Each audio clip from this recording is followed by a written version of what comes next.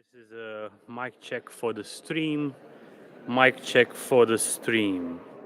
1, 2, 3, 4, 5, 6, 7, 8, 9, 10. 1, 2, 3, 4.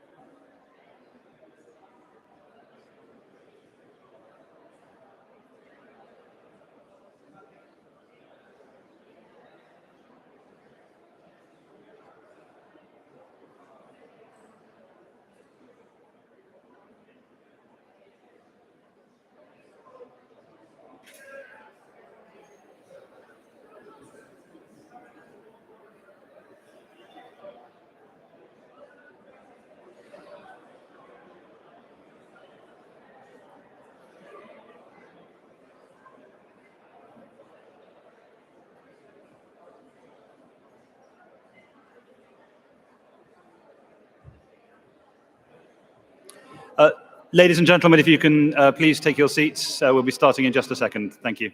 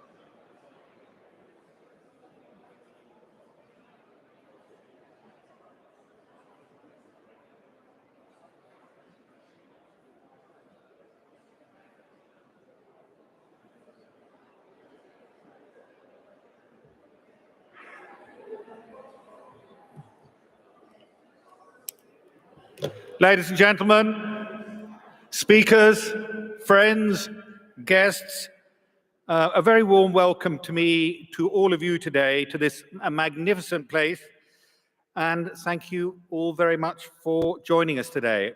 I'm Michael Spencer. I'm chairman of the Centre for Policy Studies, and those of you who've been here before will know this conference, established in honor of our glorious co-founder, has a different theme each year. And when we were thinking about this year's event, there was really only one option, because it speaks to the most fundamental problem this country faces today. When the Centre for Policy Studies was set up by Lady Thatcher and Keith Joseph almost 50 years ago, it was because there was a sense that Britain was in a state of terminal decline, that the economy had been leached of vigor and dynamism, and that we were all leading poorer lives as a result. In many ways, our lives today are immeasurably better, thanks in large part to the policies advocated over the years by the CPS. But our growth problems have, if anything, got worse. Even before the pandemic, GDP growth per capita had been falling decade after decade since the 1990s. Now, in the wake of the pandemic, we face the prospect of another recession and of further tax rises and spending cuts to balance the books. We all know these are tough times, but I don't want to leave you all feeling bloody miserable today. Instead, I want you to feel like I feel, optimistic, determined, focused, not just because of the many wonderful policy ideas that the Centre for Policy Studies is coming up with, but because today we have assembled an absolutely outstanding team of business leaders, politicians, and thinkers to come up with the answers. By the time we're through today, ladies and gentlemen, we will have cracked it. And even if we haven't come up with every single solution, at least we'll all be an awful lot wiser about the problems ahead and the solutions. So I'd like to thank you all for coming. I'd like to thank, obviously, our speakers, and in particular the Levelling Up Secretary Michael Gove, who you'll be hearing from shortly, and I'd like to thank HSBC, the City of London, and the Telegraph, who are our key sponsors for making this event possible. And now I'd like to introduce you to Chris Hayward, the City of London's new policy chairman, who will set out the thinking of the great challenges we all face. Thank you very much.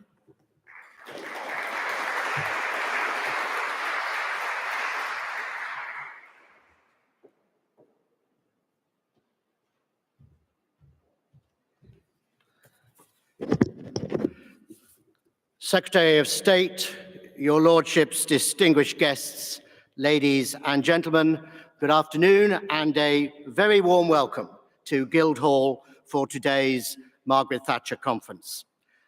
As Lord Spencer said, I'm Chris Hayward, the policy chairman, the de facto political leader here at the City of London Corporation, and it is a real pleasure to host today's Centre for Policy Studies conference in association with HSBC and the Daily Telegraph. Now, the City of London Corporation enjoys a long-standing and productive relationship with the CPS, most recently collaborating on a Trade and Global Britain panel at the Conservative Party conference, at which I was very privileged to be a part. For those of you unfamiliar with the City of London Corporation, we are the governing body of the Square Mile and the voice of the United Kingdom's financial and professional services sector.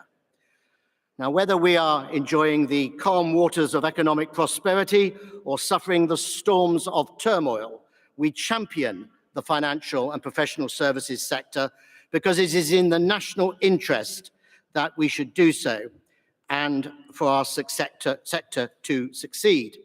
Because, ladies and gentlemen, financial and professional services firms employ 2.3 million people across the United Kingdom, 2/3 of whom work outside of London. And we produce as a sector over 10% of economic output and contribute 13% of the tax take. We underpin every transaction, every payment, whether it's a meal deal or a mortgage. It's therefore vital that now more than ever we get the economy right. And we look forward to the Chancellor's autumn statement later this week. Of course, recent conditions have been extremely challenging. Market instability, energy price inflation, and cost of living increases mean we, like many countries, face a difficult winter.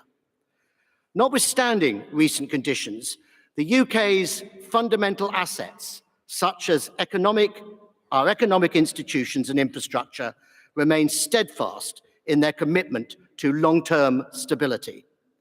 These pillars of financial security are sizable reasons that London has historically been seen as a dependable place to invest, and I am confident in their ability to retain that international appeal in the future. In his first speech as Prime Minister, Rishi Sunak outlined that growth, the theme of today's conference, was a noble aim. And since then, we of course have heard warnings from the Bank of England and others about the scale of the task before us. The challenge before us is how to overcome this economic crisis. We must, ladies and gentlemen, I believe, seek sustainable growth and retain international confidence. It is therefore welcome that the Prime Minister will place economic stability and confidence at the heart of this government's agenda. Now, gathered in this room today, we have representatives from government and business, public and private sectors, practitioners and policymakers, all of whom play critical roles in our economic development. Collectively, we must utilize today's conference as a chance to find outcomes to overcome these tough economic headwinds and find opportunities for sustainable growth as a vehicle for a more prosperous United Kingdom. Because ultimately, a strong economy allows individual aspiration to be realized, our businesses to develop, and our country to flourish. We must therefore embrace this challenge and accept the responsibility of building a stronger, more resilient, more sustainable economy. And the City of London, ladies and gentlemen, stands ready to commit itself to these crucial economic aspirations.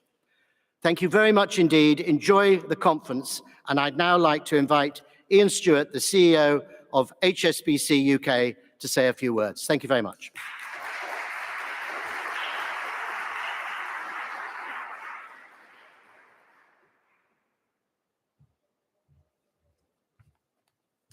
Secretary of State, ladies and gentlemen, good afternoon and thank you for joining us. Is it really 12 months since we were here in this amazing hall discussing the economic outlook in the UK? Not much has happened over the last 12 months. What a pleasure it is to see so many of you here in person to discuss the critical challenge facing all of us, whether in the public or private sector, supporting growth across the UK. Let me offer some brief reflections on the drivers of investment and growth before I make way for the Secretary of State for Levelling Up, Housing and Communities. To say these past few years have been difficult for businesses would be an understatement. But despite the challenging backdrop, I remain optimistic. And the reason for my optimism is twofold. The conversations I have with our UK customers, without doubt the best part of my job, which always reminds me just how resilient and innovative so many of our businesses are. The second is the knowledge that we have as a global bank of the untapped interest among international investors to back British businesses and invest in the UK. To my mind, a key question for today's conference is how do we unlock the potential that exists, both at home and abroad, to support growth? At the heart of the answer, I think, is partnership. Whether that's between businesses, sectors, policymakers, or communities. The economic opportunity presented by both levelling up and net zero is enormous, but no single actor can address it alone. Let me expand on that idea with 3 short observations. First, we need to secure the fundamentals. Critical in all of this is to make the UK an easy place to do business. Clarity, certainty, and predictability are needed to change the long-term investment strategies and decisions. As the financial sector, we need to show that we are open for business, to instill confidence in SMEs. We are leaning into this, having committed a 15 billion lending fund to support SMEs across the UK, which includes a specific 2 billion ring-fence pot specifically for those looking to trade internationally. Alongside that, we need proportionate and predictable regulation, trade openness, investment in skills and R&D, innovation and digital and transport connectivity, and policy predictability. Investors need to know where they stand. A familiar set of asks, you may say, but these are the things that those in this room can influence. Secondly, we all need to be innovative in building partnerships with global institutional investors, whether that be through long-term relationship building, deal brokerage, clarity on the investable project, which invariably sit one level below the headline strategies of levelling up and net zero transition. Principally, we must engage. It's why initiatives like the Investment Atlas, which is essentially a marketing brochure for the UK's investable projects, is so important and should be a living document. HSBC will play our part in welcoming international business and investment to all parts of the UK, while also backing our own exporters to grow around the world and drawing attention to the opportunities created by trade agreements. But please remember, this is a competitive market. We must compete. The third point, I'd suggest we need a clear, singular brand UK proposition to present to investors. A one front door into central government for major strategic FDI. This would simplify for UK investors. But there's no reason why the UK can't blend a single proposition with vibrant regional, national, and city identities, each with a distinctive industrial cluster. And indeed, it's already happening. Look at the work of Ben Houchin in the Tees Valley or Andy Street in the West Midlands. Both are attracting significant inward investment into sustainable technologies that will support jobs and growth in their local areas. But in order to truly address regional inequalities, we need to look properly at planning reform and invest in new housing, skills, and transport. In closing, while many of these issues are not new, the scale of the challenge is as great as any time in recent memory. But if we can get this right, working together to create the conditions that in turn can help mobilize private finance at scale, then I think the future is very exciting. I am confident, like we did during the pandemic, that we will rise to the occasion. HSBC look forward to playing our part. Thank you very much.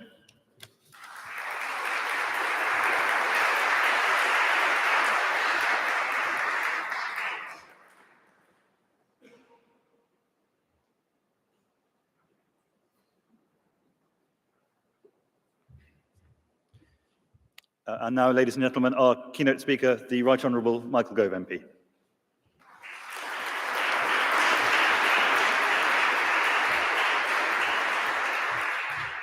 Thank you very much. It's a pleasure to be here today, and I'm tempted to say that the answer to almost every question that we'll be asking ourselves this afternoon is contained in a Centre for Policy Studies pamphlet, because almost every one of the issues which we need to touch on, whether that's regional inequality, whether that's reviving the high street, whether that's getting the housing market going, has been addressed brilliantly, originally and forthrightly by one of the team of authors that Robert Colville has brought together under the umbrella of the Centre for Policy Studies. So if there is one thing I want you to take away from today, it is these CPS pamphlets, often the keys to unlocking the change that this country needs. And I want to thank in particular not just Robert, but also Lord Spencer for the leadership that he has shown in making sure that the CPS can be true to its founding mission and go from strength to strength in generating the policy solutions to the dilemmas that we face.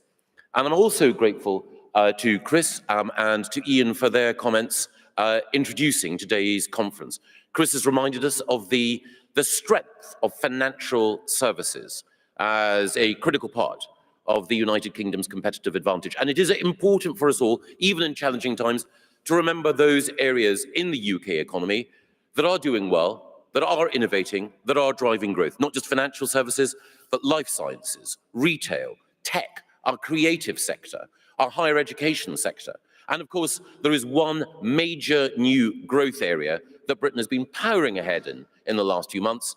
In the last few months, we have dramatically increased the number of ex-prime ministers contributing to our economy in the UK.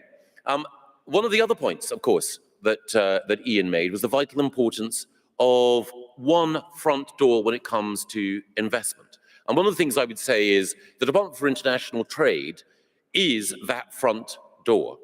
It has been the case hitherto that an awful lot of emphasis has been placed on DIT's role in both rolling over free trade agreements with those countries with which we had relationships when we were in the EU and forging new free trade deals, both enhancing our trading relationship with Japan and forging new trade deals with Australia and New Zealand, and soon to come our membership of the CPTPP.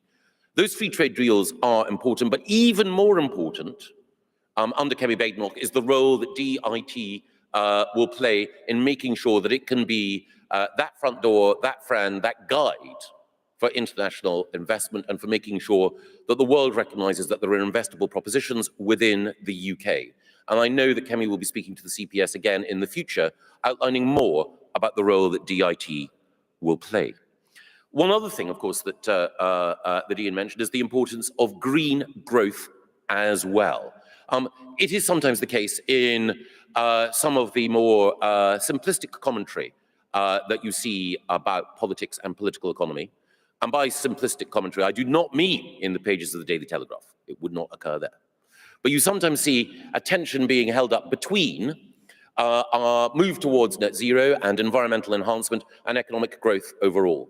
The truth is that the United Kingdom is leading the green industrial revolution as it led the original industrial revolution, that decarbonisation at whatever pace and in whatever way is a path that the world's economies are accelerating down.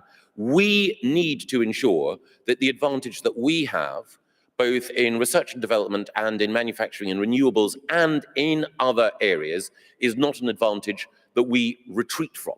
It will increasingly be the case that the technologies that we develop here will be adopted elsewhere in the world, and the political and economic leadership that has been shown in this area is something that we should double down on, not retreat from. And of course, the government is committed to being the greenest government ever.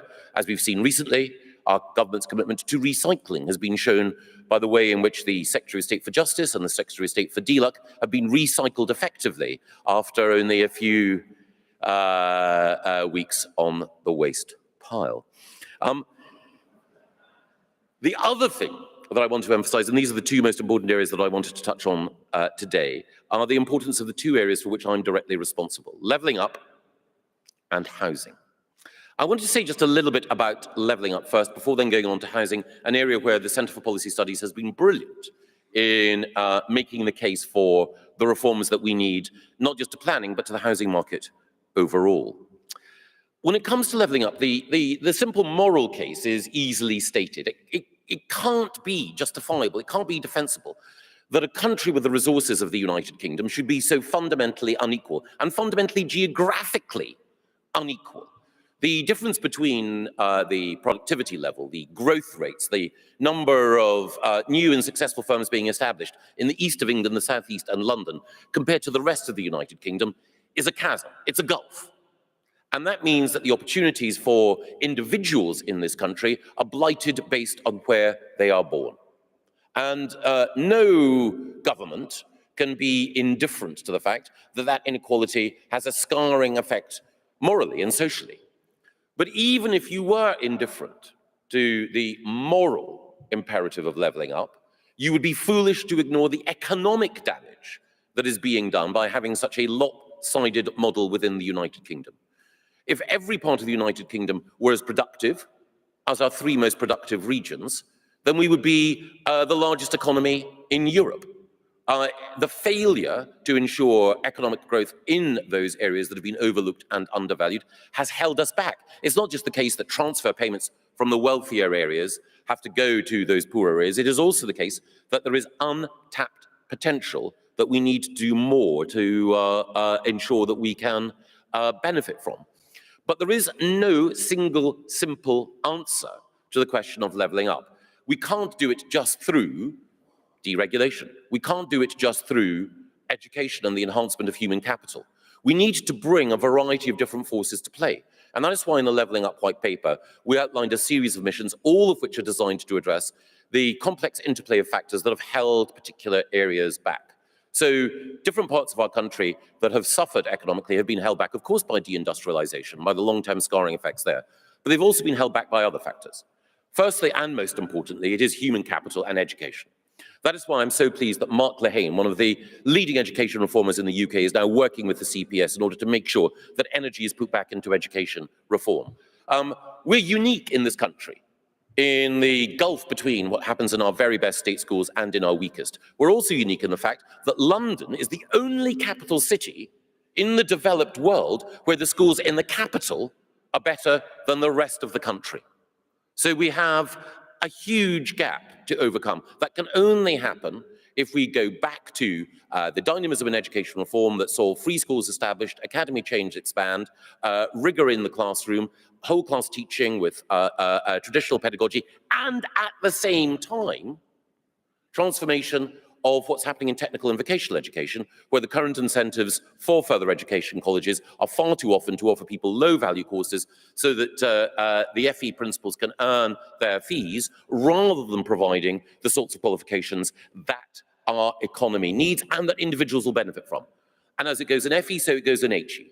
Far too many courses which have been designed for university vice-chancellors to fill their boots rather than to provide students with means of contributing successfully to the economy and to their own advancement. So we need change there, but we also need change in other areas. We need improved infrastructure, not just the major infrastructure projects like HS2 or the spread of superfast broadband, but also infrastructure within our towns and cities that ensures improved connectivity. It's just as important that we improve bus services in Bradford as it is that we make sure that our major rail links are there, because in communities and cities like Bradford, the people who are locked out of economic opportunity are the people who often lack the basic ability to get from areas of low growth and low employment to areas of potentially higher growth and more rewarding employment, even within their own urban area.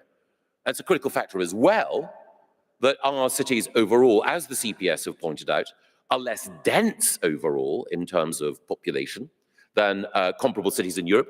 The agglomeration effects that those other cities enjoy are less apparent here. It has been the case in the last 2 decades that we've seen a resurgence in population in the hearts of our cities, often driven by higher education and students and changes to the property market. But we need to double down on that. And again, there are more changes that we need to make, not just in housing and planning, but also in the quality of local leadership. And that's the other aspect of levelling up that I wanted to touch on as well. As the CPS has pointed out, if we do want to see levelling up, then we need to make sure that it doesn't just happen from Westminster and Whitehall, but it is powered by strong local leaders like those whom Ian mentioned, like Ben Houchin, like Andy Street. But we need to make sure that that devolution of responsibility, or that devolution of power, is accompanied also with devolution when it comes to tax raising and fiscal powers, revenue raising powers, because we want to see a greater level of direct accountability for those who are local leaders. There's so much more that I can say about levelling up. The importance, for example, of also making sure that those areas that we want to become attractive destinations for investment are the sorts of places that people can feel proud of or have their pride in, given concrete or preferably, in my view, bricks and mortar expression. And that is why I'm so interested in the debate at the moment about culture. Some of you will be aware that there's a vivid and high-level debate about the future of English National Opera. Should it move from London to Manchester? ENO is an outstanding cultural institution, but I do think that it is important that we recognize that if we were a country like Germany or Italy, the idea of having an outstanding opera house and an outstanding opera company in every major provincial city would be a no-brainer. So to my mind, while I won't get into the detail of that debate, I do think that the spirit behind it, that we should be planting those successful cultural institutions, that we should be improving education, improving infrastructure, improving local leadership. All of that is critical. And why? Because we want to irrigate the soil. We want to make sure that those places that have suffered from low growth and low productivity become increasingly attractive for the private sector to invest in. Some of what we've said about levelling up, because it involves government action and leadership, has been caricatured and depicted by some as though it were a return to the 1950s and the 1960s and the state direction of capital and labour. Nothing could be further from the truth. We're not going back to the ages of Macmillan and Butskellism. We're not telling companies where they should or must go. What we are doing is saying that if the private sector is going to invest in those areas, it needs to make sure that the supply side constraints are removed. And what are the big supply side constraints? Labour market, lack of skilled employees. Transport, lack of ability to get goods and services to where they need. Local leadership, the responsiveness that you need when you're thinking about whether or not to invest in Teesside, the West Midlands, or elsewhere.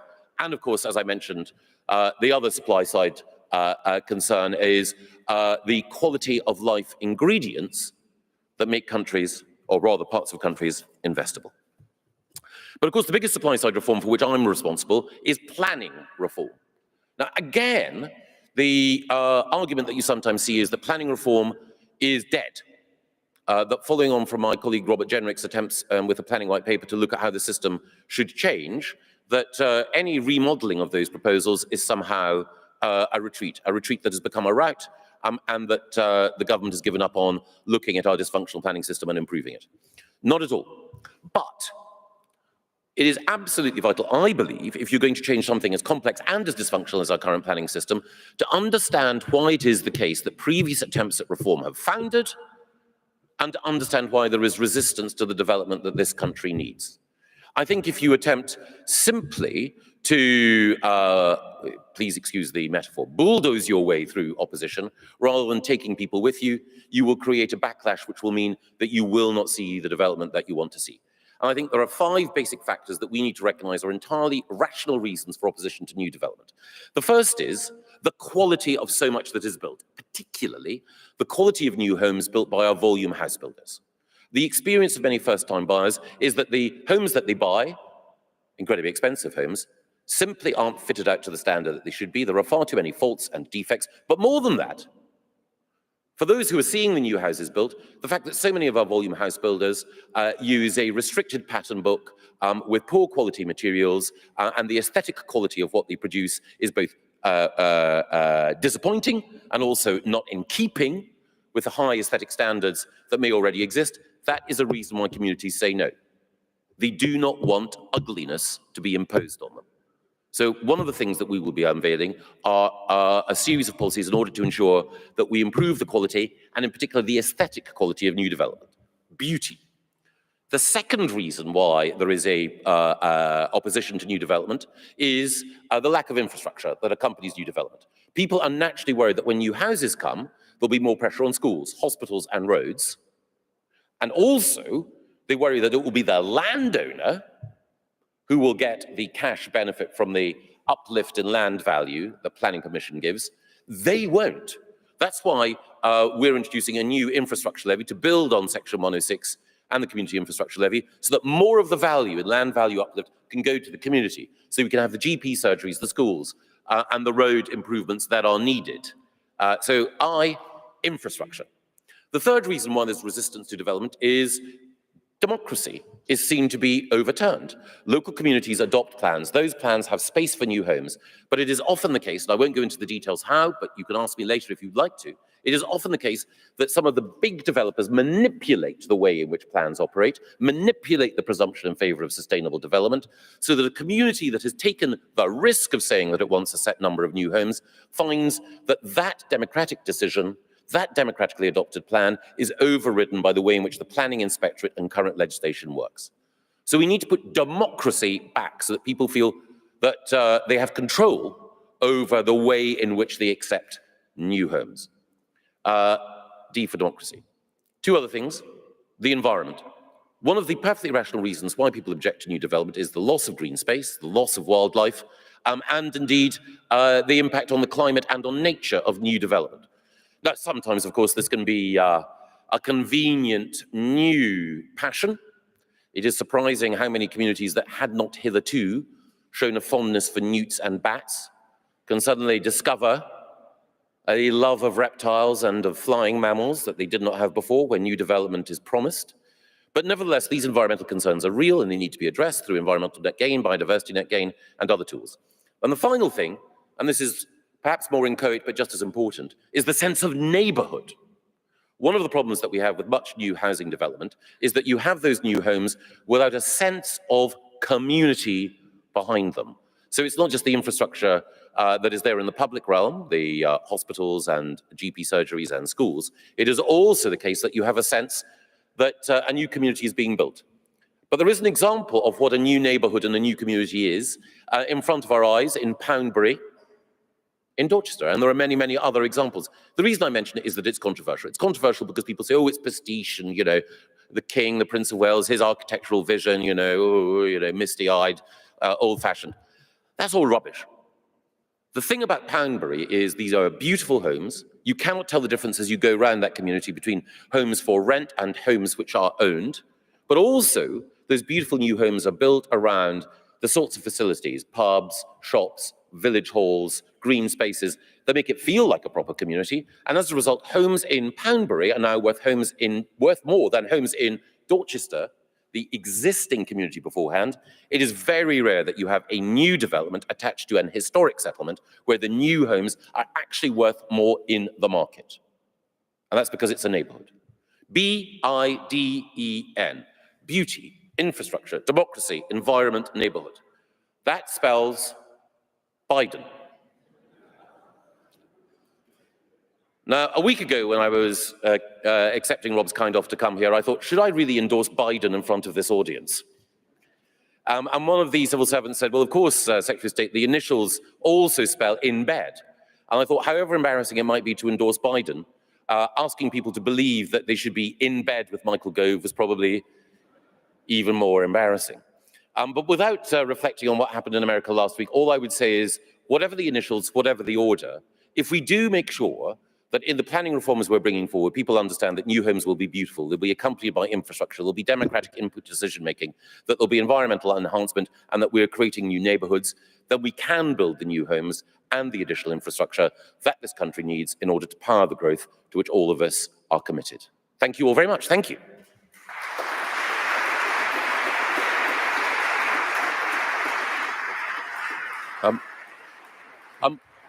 I think I've probably gone over the allocated time, but in the spirit of the CPS, the Socratic spirit that Rob and others believe in, I'm very happy to answer a couple of questions if that's okay, if there are any.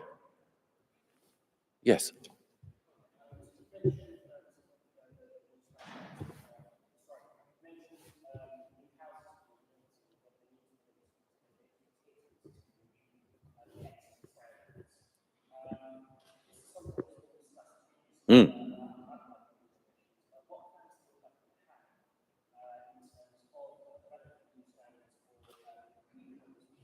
Well, We'll be taking a multifaceted approach to the whole way in which we can improve standards. And of course, there are already legislative proposals that are coming in to improve the quality of homes when it comes to their energy efficiency. But it is also the case that we will be setting up a new body, the Office for Place, led by Nick Boyce-Smith, who is an alumnus of the CPS amongst many other organizations. It will have an explicit brief to help planning authorities and councillors to better understand the importance of design. We will see the wider adoption of design codes and ways in which individuals can appreciate how it is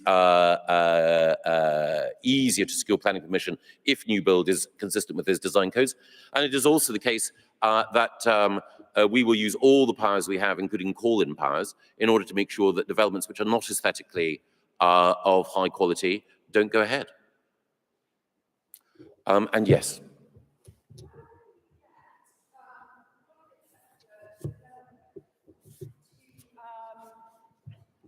To be able to work with the public sector more smoothly. For instance, where there are developments, where there are plots laid out for GPs and indeed whole new schools, as is happening in an area very close to us, the developers do come back and sometimes say, no, we left this plot for the building of a GPs or, you know, for it to be occupied.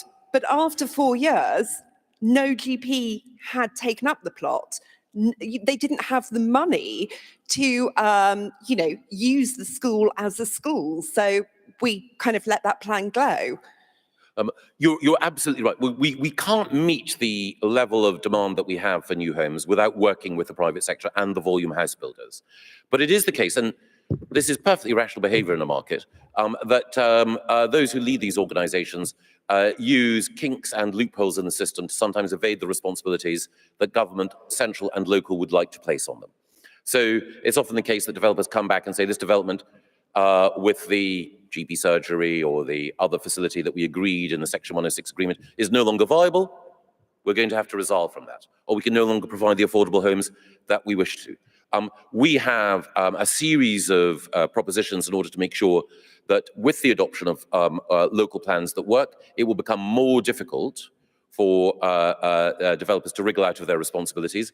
But because developers are so brilliant, inventive and creative, I won't reveal my full hand yet, because I know that those here who represent those wonderful organizations will probably be already working on how they can work the system to their advantage, not necessarily to our joint advantage. With that, I think Rob would like me to leave the stage. Thank you.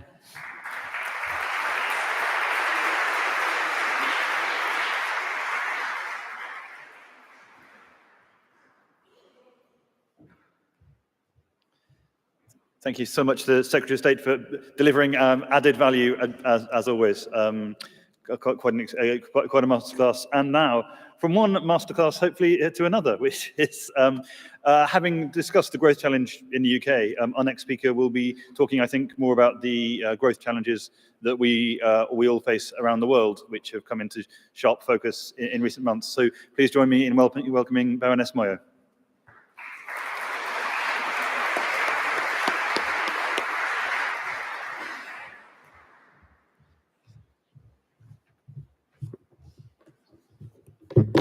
Good afternoon. Thank you so much to the Center for Policy Studies for hosting and inviting me today. I'm delighted to participate in this very important topic at a very important time. I'd like to just start off by saying that I very much view my job here today as providing an overview of the structural challenges that continue to affect the global economy. And I say global because I know that the subsequent panels will be much more focused on the UK specifically, but also will delve more deeply into not only the problems and challenges of economic growth that continue to pervade the United Kingdom, but more specifically, I believe we'll delve into some of the more immediate solutions.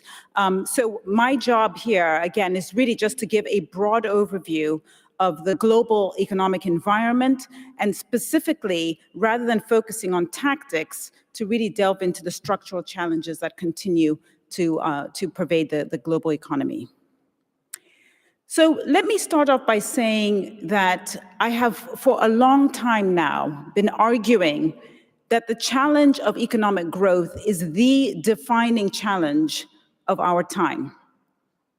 In particular, as a frame of reference, in order for an economy to double per capita incomes and to essentially put a dent in poverty, an economy needs to be growing by at least 3% per year. Not only are countries that are developed, like the United Kingdom, struggling to attain that 3% number, but across the emerging markets, the largest economies that have at least 50 million people are also struggling. Places like Brazil, Argentina, South Africa, and across parts of Asia.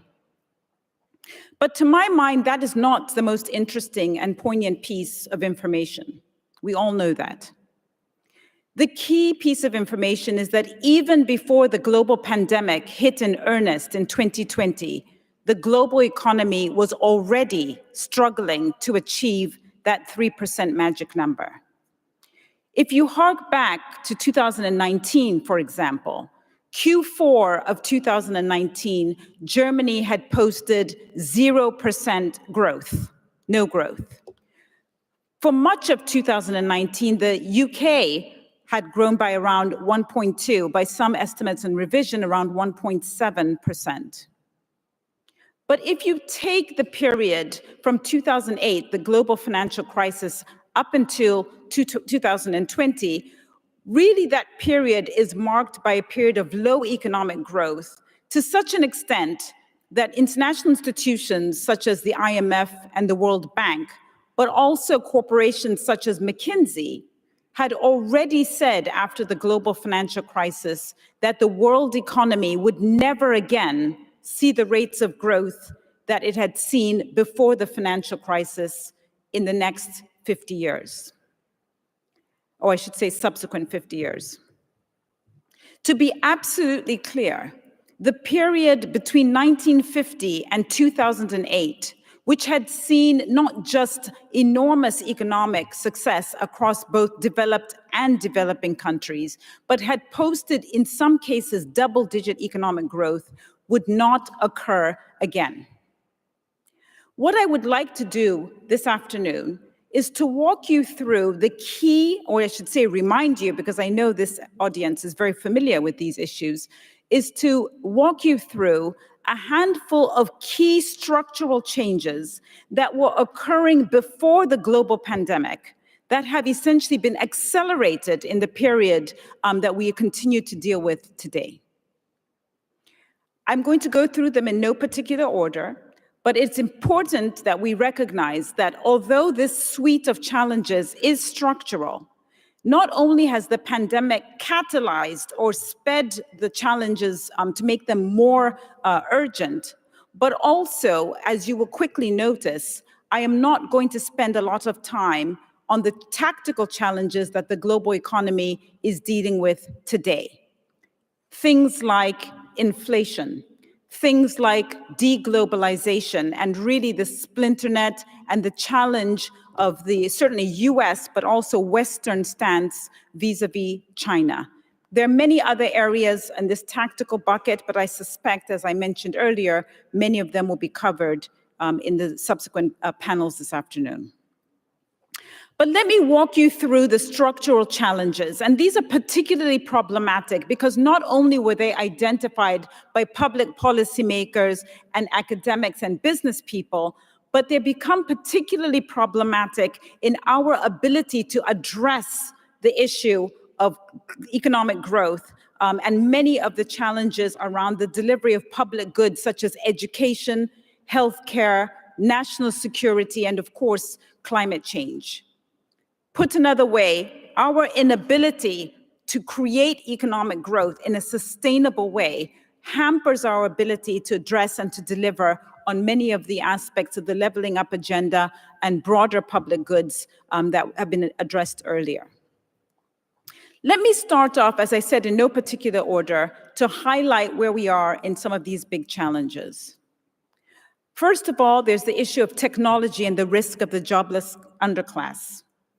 a problem that has continued to really become more and more entrenched. The World Economic Forum had estimated before the pandemic that approximately 85 million jobs would be displaced over the next decade because of automation.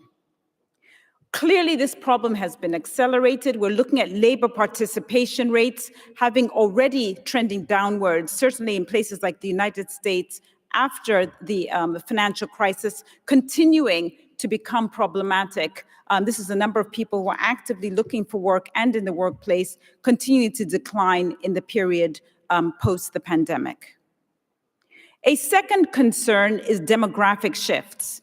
And it seems quite apropos that we're having this conversation today, but specifically the point about demographics, because according to the United Nations, November 12th, which was Saturday, was the first moment in which a recorded, records are showing that we have surpassed 8 billion people on the planet. But perhaps that is not the most interesting thing in their forecasts and their estimates. They believe also that November 12th was the moment in which India surpassed China as the largest economy by population in the world.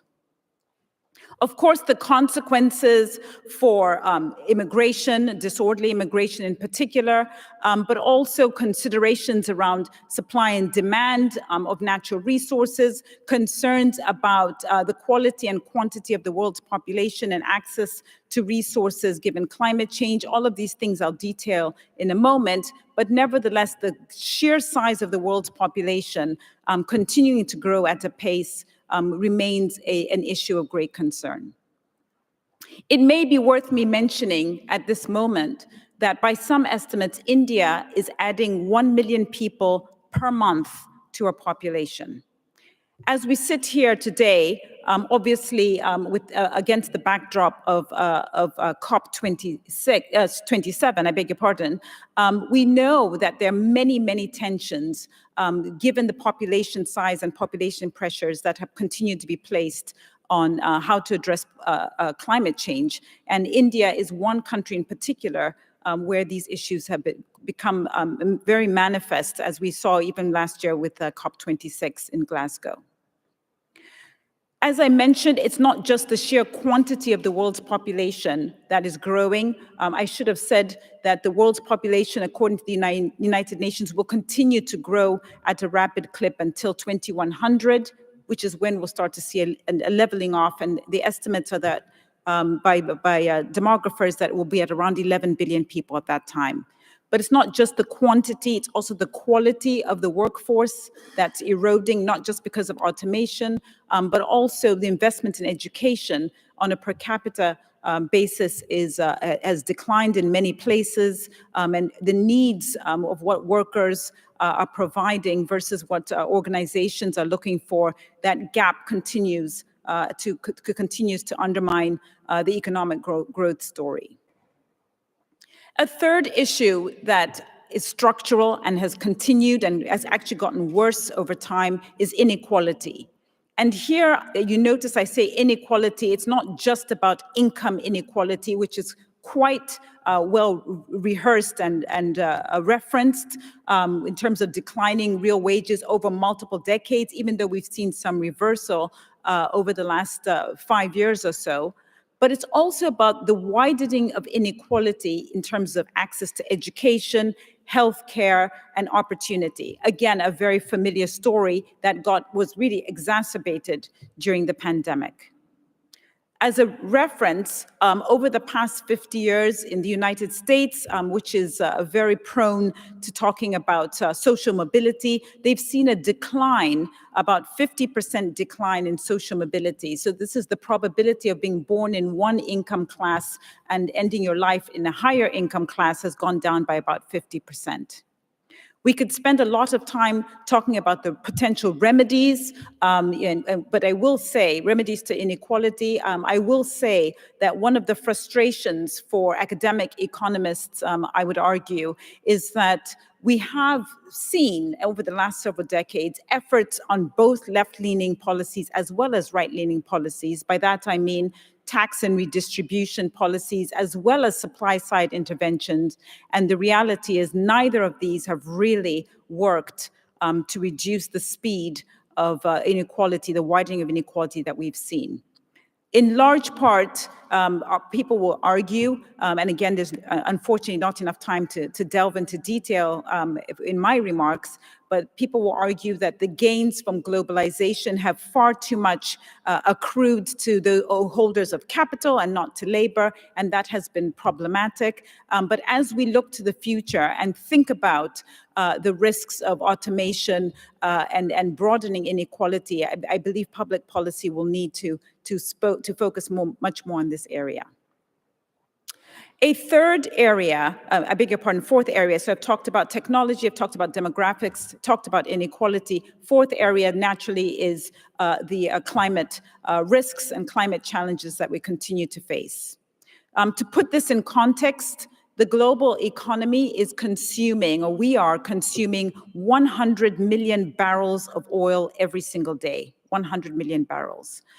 Very often when I have the opportunity to speak to American audiences, I like to put into context that when the American administration, certainly the president, talks about releasing new energy supplies through their strategic reserve, he's really talking about 1 million barrels of new supply from their strategic reserves and strategic holdings.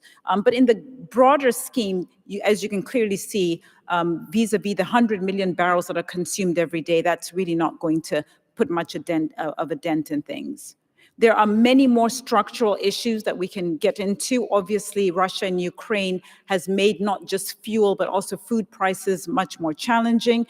And that doesn't undermine the fact that we do know that there's about 50 billion tons of emissions that have continued even through the pandemic while we were all at home in quarantine. And that underscores the challenge that the global economy continues to face. The ongoing tension between energy as a source of economic development. So thinking again to the fact that there are over 1 billion people, particularly in the emerging world, where 90% of the world's population lives, have no access to energy in a sustainable, cost-effective, and reliable way. But that's just one part of it. That's just the energy aspects for development, which is creating the disorderly migration risks that we're seeing. But there's a bigger problem, energy security, which we're all feeling here, and of course the threat, which I don't subscribe to, but nevertheless has become very commonly referred to, is the risk that the current energy environment will undermine climate change. With respect to the disorderly population, I should say that the International Rescue Commission estimates that there are now 100 million people who are refugees or displaced, and this is the highest number on record.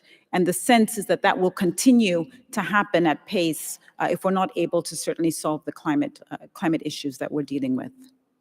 A number of other things worth highlighting. The debt, sheer amount of debt. I don't really need to say too much about that, given what happened with gilts in the UK, but it's probably worth just estimating or underscoring here that today over 300% debt to GDP ratio globally.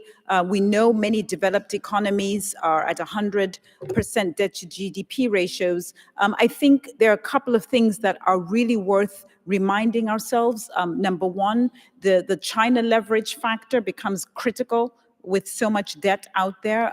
By that, I mean China remains, if not the largest, certainly one of the largest foreign lenders to the US government.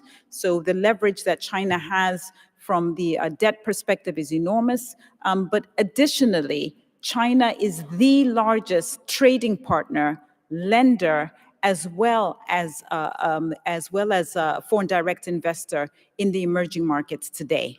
It's bigger than the World Bank, it's bigger than the IMF, and it's bigger than Paris Club. And to the extent that China has this influence, certainly in the debt markets and in an environment of rising interest rates, this has become another more poignant issue to deal with on the geopolitical stage. And indeed, I think all eyes, aside from being here in the CPS, all eyes will be looking to the G20 meetings, certainly between President Xi and President Biden. Perhaps, not to depress you much more, but I'd like to just highlight one other thing, which is around productivity.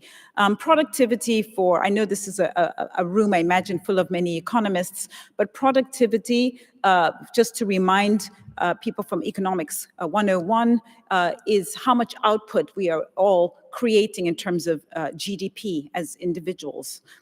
This is an important estimate because by many studies, actually, not just some, but a number of studies, really productivity explains 60% of why one country grows and another one does not. And so getting productivity right, this is the ability to take capital and labor and to convert it into GDP or output, is absolutely central to progress for long-term economic success. Well, if you look back in the last 10 years, we've actually seen that the story around productivity has been, certainly in the developed world, pretty depressing.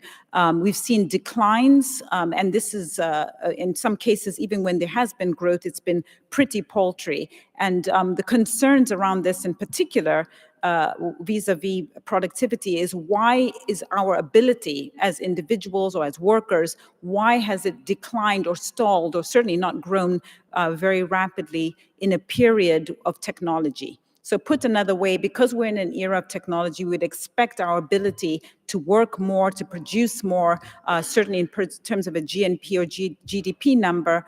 But what we have seen in a broad sense, even though there have been some improvements in some places recently, is a decline.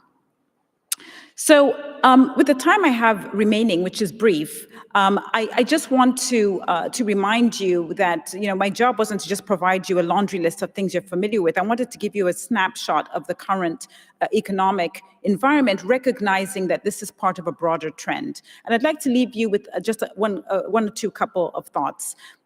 So moving forward, the expectation is not just for a recession, as we've heard here in the UK, but globally. If you look at the IMF and World Bank trackers, the sense is that we're in for not just 1 year, but certainly multiple years of slow and slowing economic growth. The advent of deglobalization, that is the diminution or breakdown of trade, of capital flows, of immigration, so movement of people, but also multilateralism and this sort of unified view around how the global economy works. All of those are under challenge. And in fact, many people are familiar that 2006 is in many people's minds seen as a high watermark for globalization and trade in particular. And that has been challenged, not just because of supply chains, but also really a schism that has emerged between the West and arguably the rest. So where are the opportunities? And I think today really is what this conference and this gathering is about. It's about recognizing that the UK is in a broader competition that we know for talent, for labor, but also for capital, and for ways to actually enhance productivity. And that might entail taking another look at regulation, clearly uncertainty, thinking about uncertainty, not just in a sort of directional UK-focused way, but thinking about these issues in comparison to many existing developed economies, but more sort of upstarts and competition coming from the developing world. I did get the finger wag from Robert, so I'm delighted to have been able to contribute. Hopefully that gives you a springboard for the rest of the conversations for today. So thank you so much for your time. Thank you.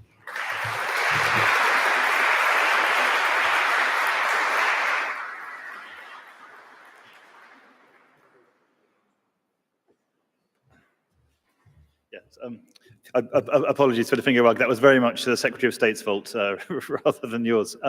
But now, if that wasn't a depressing enough portrayal of the situation, we're going to move to our first panel on the International Growth Challenge, which I hope in the spirit of Michael's opening remarks will be suffused with giddy optimism, but I suspect may merely serve to wish we'd laced the coffee with cyanide. But let's see how we go. So thank you all very much, and Jeremy, I'll let you take it away. So my name is Jeremy Warner. I'm an associate editor at the Daily Telegraph and also a columnist on the economy, political economy, business and finance. I mean, this session is about going global, the International Growth Challenge, and what a mess we seem to be in at the moment. I mean, once again, we stand at a kind of watershed moment in the international economy. I think it's no exaggeration to say that we are indeed moving from, transitioning from one economic age to another. And the pandemic and the war are plainly the galvanizing factors in this, but the roots go much deeper. I mean, the old certainties of low inflation, low interest rates, hyper-globalization backed by rules-based multilateralism, they've gone. And rarely has trust between the developing world and the advanced economies of the West been as low as it is today. I think, you know, it's also fair to say not since the Second World War have the forces of national identity and self-interests tugged so violently at the political psyche. A war is back, inflation is back, social tensions are rising, debt is soaring, advanced economies are becoming poorer, and democracy is confronted by resurgent autocracy from China to Turkey and beyond.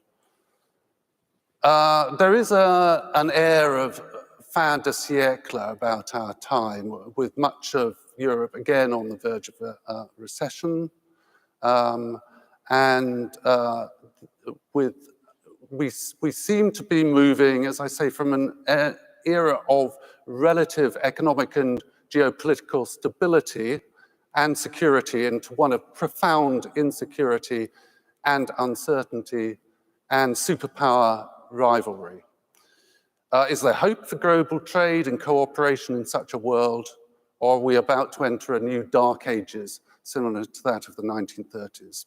Well, with me to discuss these issues and many more, we have to my immediate left, Stephen King, who's Senior Economic Advisor to HSBC, where he worked for many years as the bank's chief economist.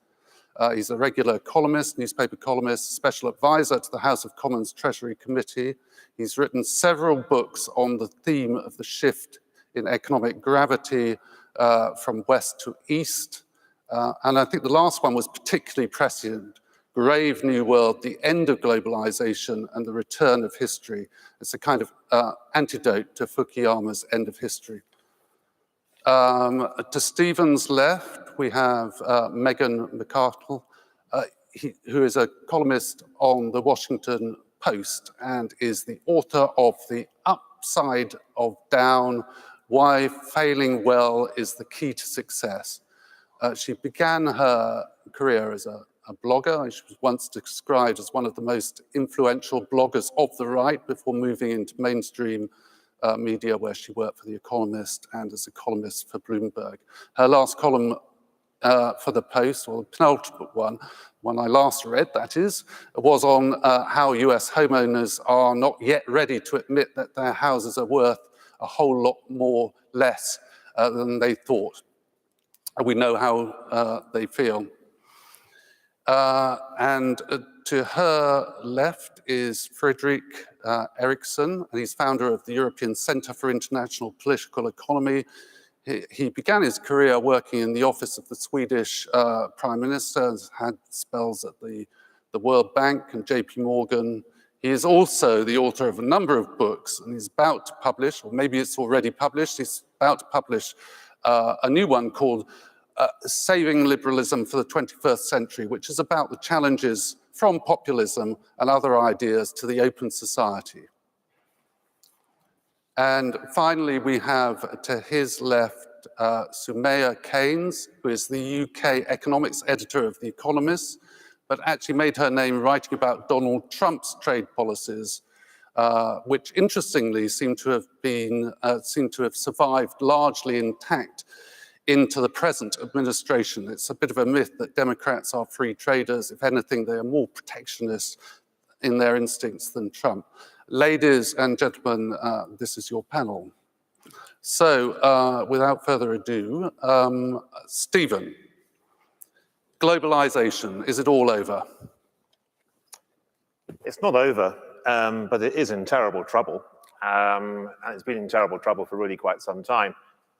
And just going back to that Fukuyama argument, I mean, when the end of history was being pushed around in sort of 1989 when the Berlin Wall came down, and the argument in one sense was that liberal democracy and free market capitalism had triumphed, that the Soviet system clearly had failed, and that countries elsewhere in the world would naturally gravitate to this Western model. And it struck me, at least for the benefit of hindsight, that this was a slightly odd argument, that the only issue that was worth knowing about was the sort of battle between capitalism and communism, and there was nothing else that was particularly relevant in terms of world history. I thought was really very peculiar. Anyway, to cut a long story short, I think what has transpired subsequently is a series of developments that really hadn't been anticipated back in 1989, or indeed when the Soviet system collapsed a few years later. The most obvious, perhaps, is the rise of China as a tremendous economic success, a story of a huge transformation of people's living standards in a relatively short space of time. But whereas I think the hope in the West was that China would go through an economic transformation and at the same time some kind of political transformation, that it would eventually embrace maybe a Japanese or South Korean style democratic system, that clearly hasn't happened. And of course now we have a situation whereby the US and China are competing for superpower status and superpower influence on the rules of the game in the rest of the world. And of course, for much of the post-Second World War era, it was the US primarily that was writing many of those rules. I think when the Berlin Wall came down, there was an assumption it would carry on writing those rules, but now you have two countries that have different views as to what those rules should be. So that itself is difficult. And I think in terms of Russia, I think there was a sense when the Soviet system collapsed that this was great news, not just for the West, but also for all Russians as well. But I'm not sure that anyone asked all those Russians that they actually agree with that. And what we have now is a situation where a new form of, if you like, Russian, an old form perhaps of Russian nationalism has emerged, which has been deeply destabilizing, of course. And so in the book I wrote 5 years ago, I was making a comparison between where we are now and what was contained in George Orwell's 1984, because in that book he talks about three sort of warring empires. Typically it's 2 against 1, and those warring empires are Oceania, Eurasia, and East Asia. And I thought to myself, if you simply change those names to the US, Russia, and China, you have something which approximates to where we are currently. So I think we're in trouble in part because we have these emerging rival powerhouses in different parts of the world.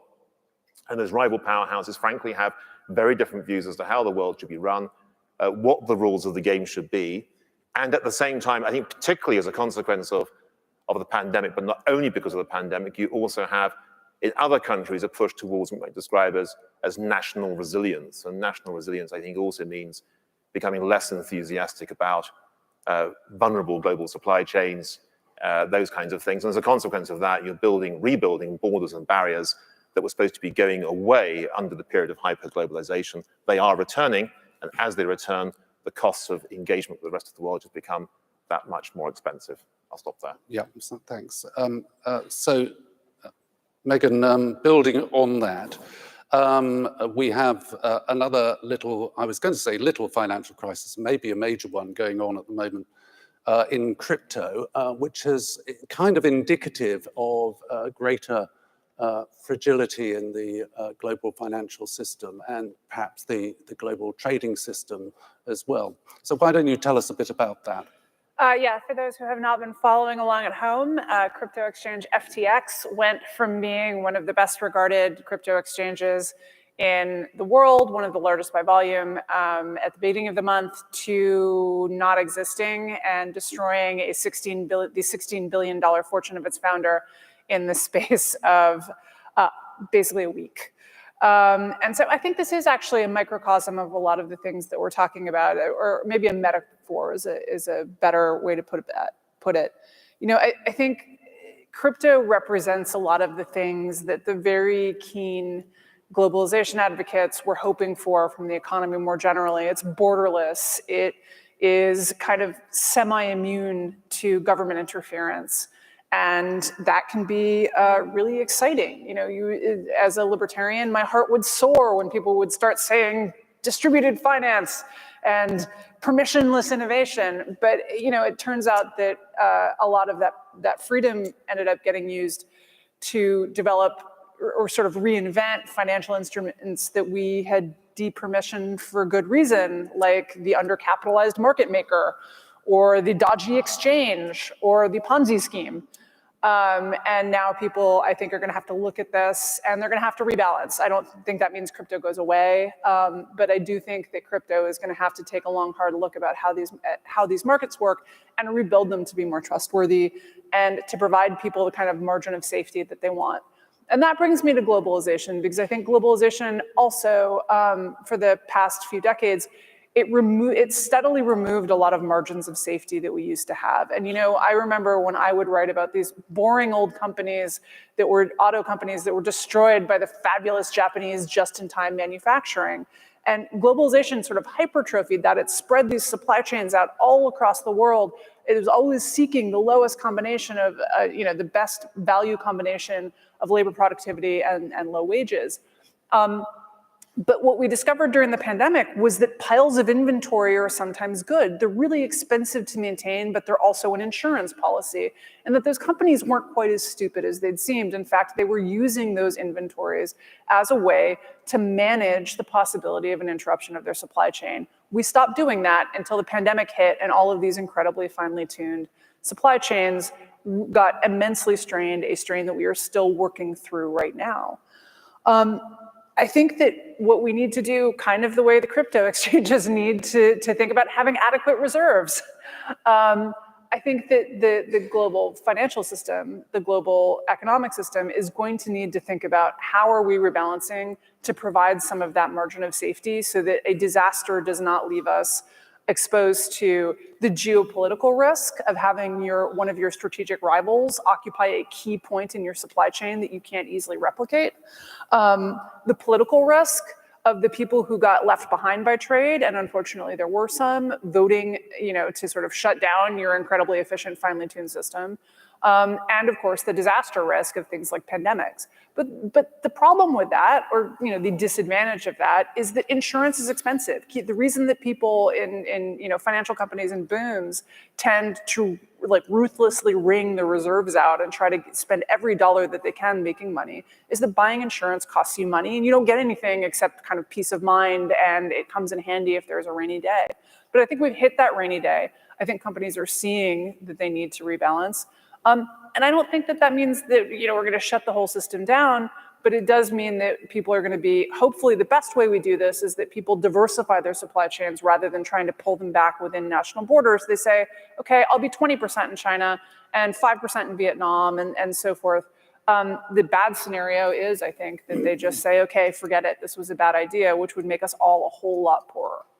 Yeah, I think somebody called it moving from a just-in-time to a just-in-case economy, Exactly. which is very good soundbite. Frederick,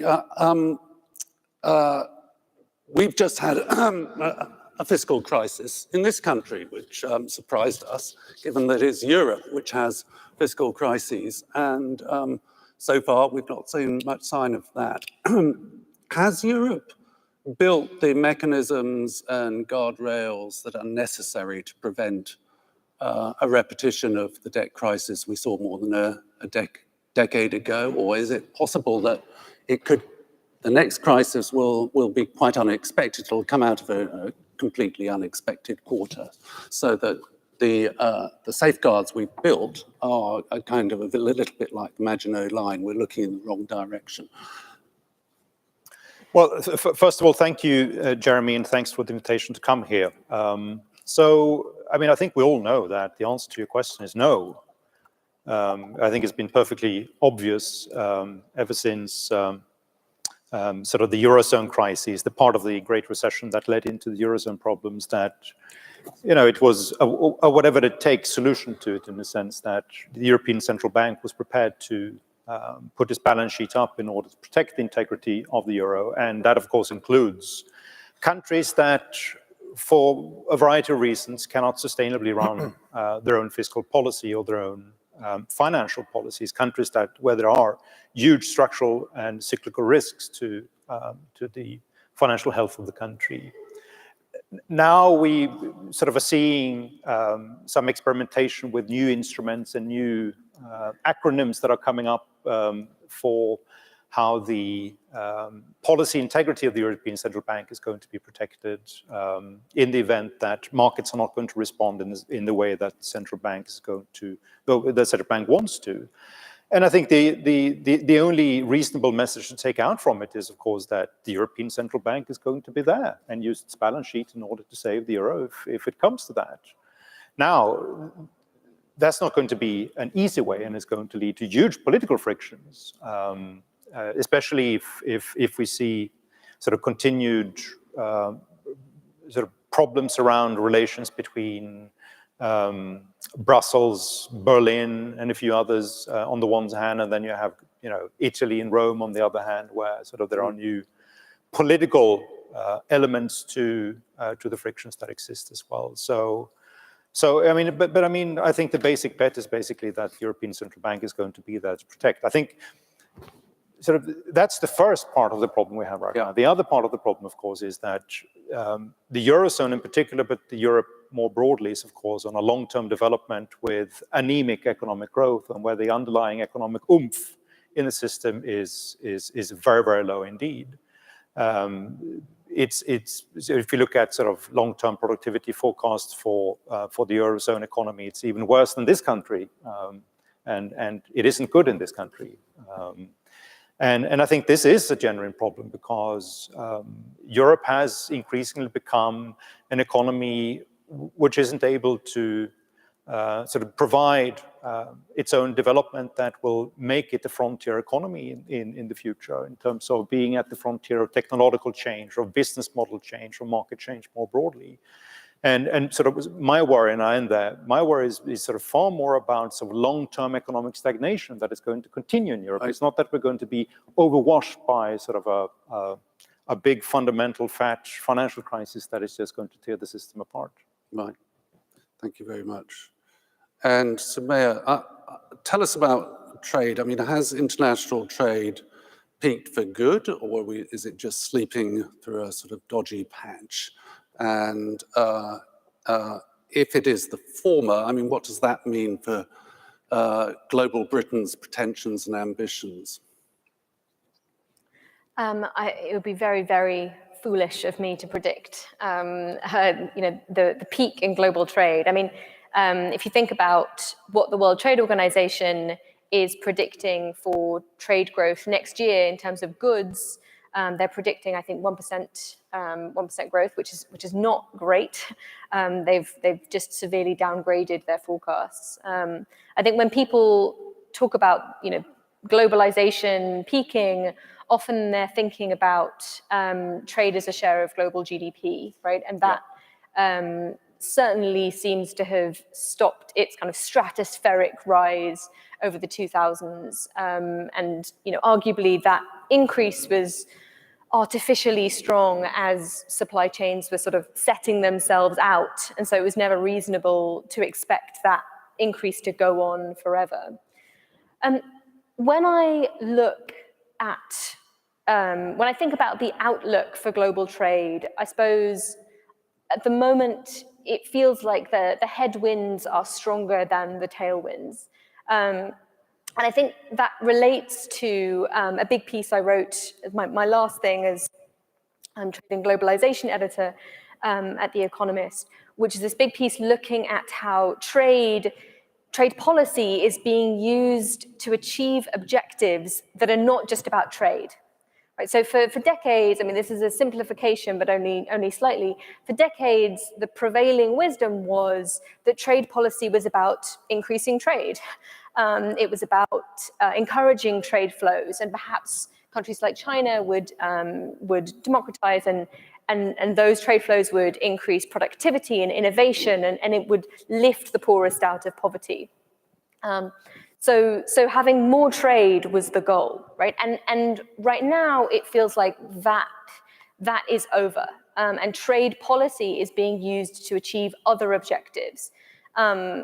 One obvious example is trade policy being used to achieve national security objectives, right? And there's actually an interesting kind of tension, I think, between those who argue that actually there was a problem with the way that trade was set up before, right? In that it may have been very efficient when things were going well, but actually when a crisis hit, it was not robust at all, right? And so you had all these pandemic-related bottlenecks. And so the argument there is that if you focus more on resilience, if you diversify your supply chains, then actually that could promote trade growth. It could promote GDP growth when you get hit by these shocks, because you can recover from them more easily, right? So in that version of things, there may not be such a trade-off between increasing resilience and kind of, increasing, I guess, prosperity. I think the question though is, right, there are clear risks, right? The main one is that we end up living in what my colleagues have termed a subsidized bunker.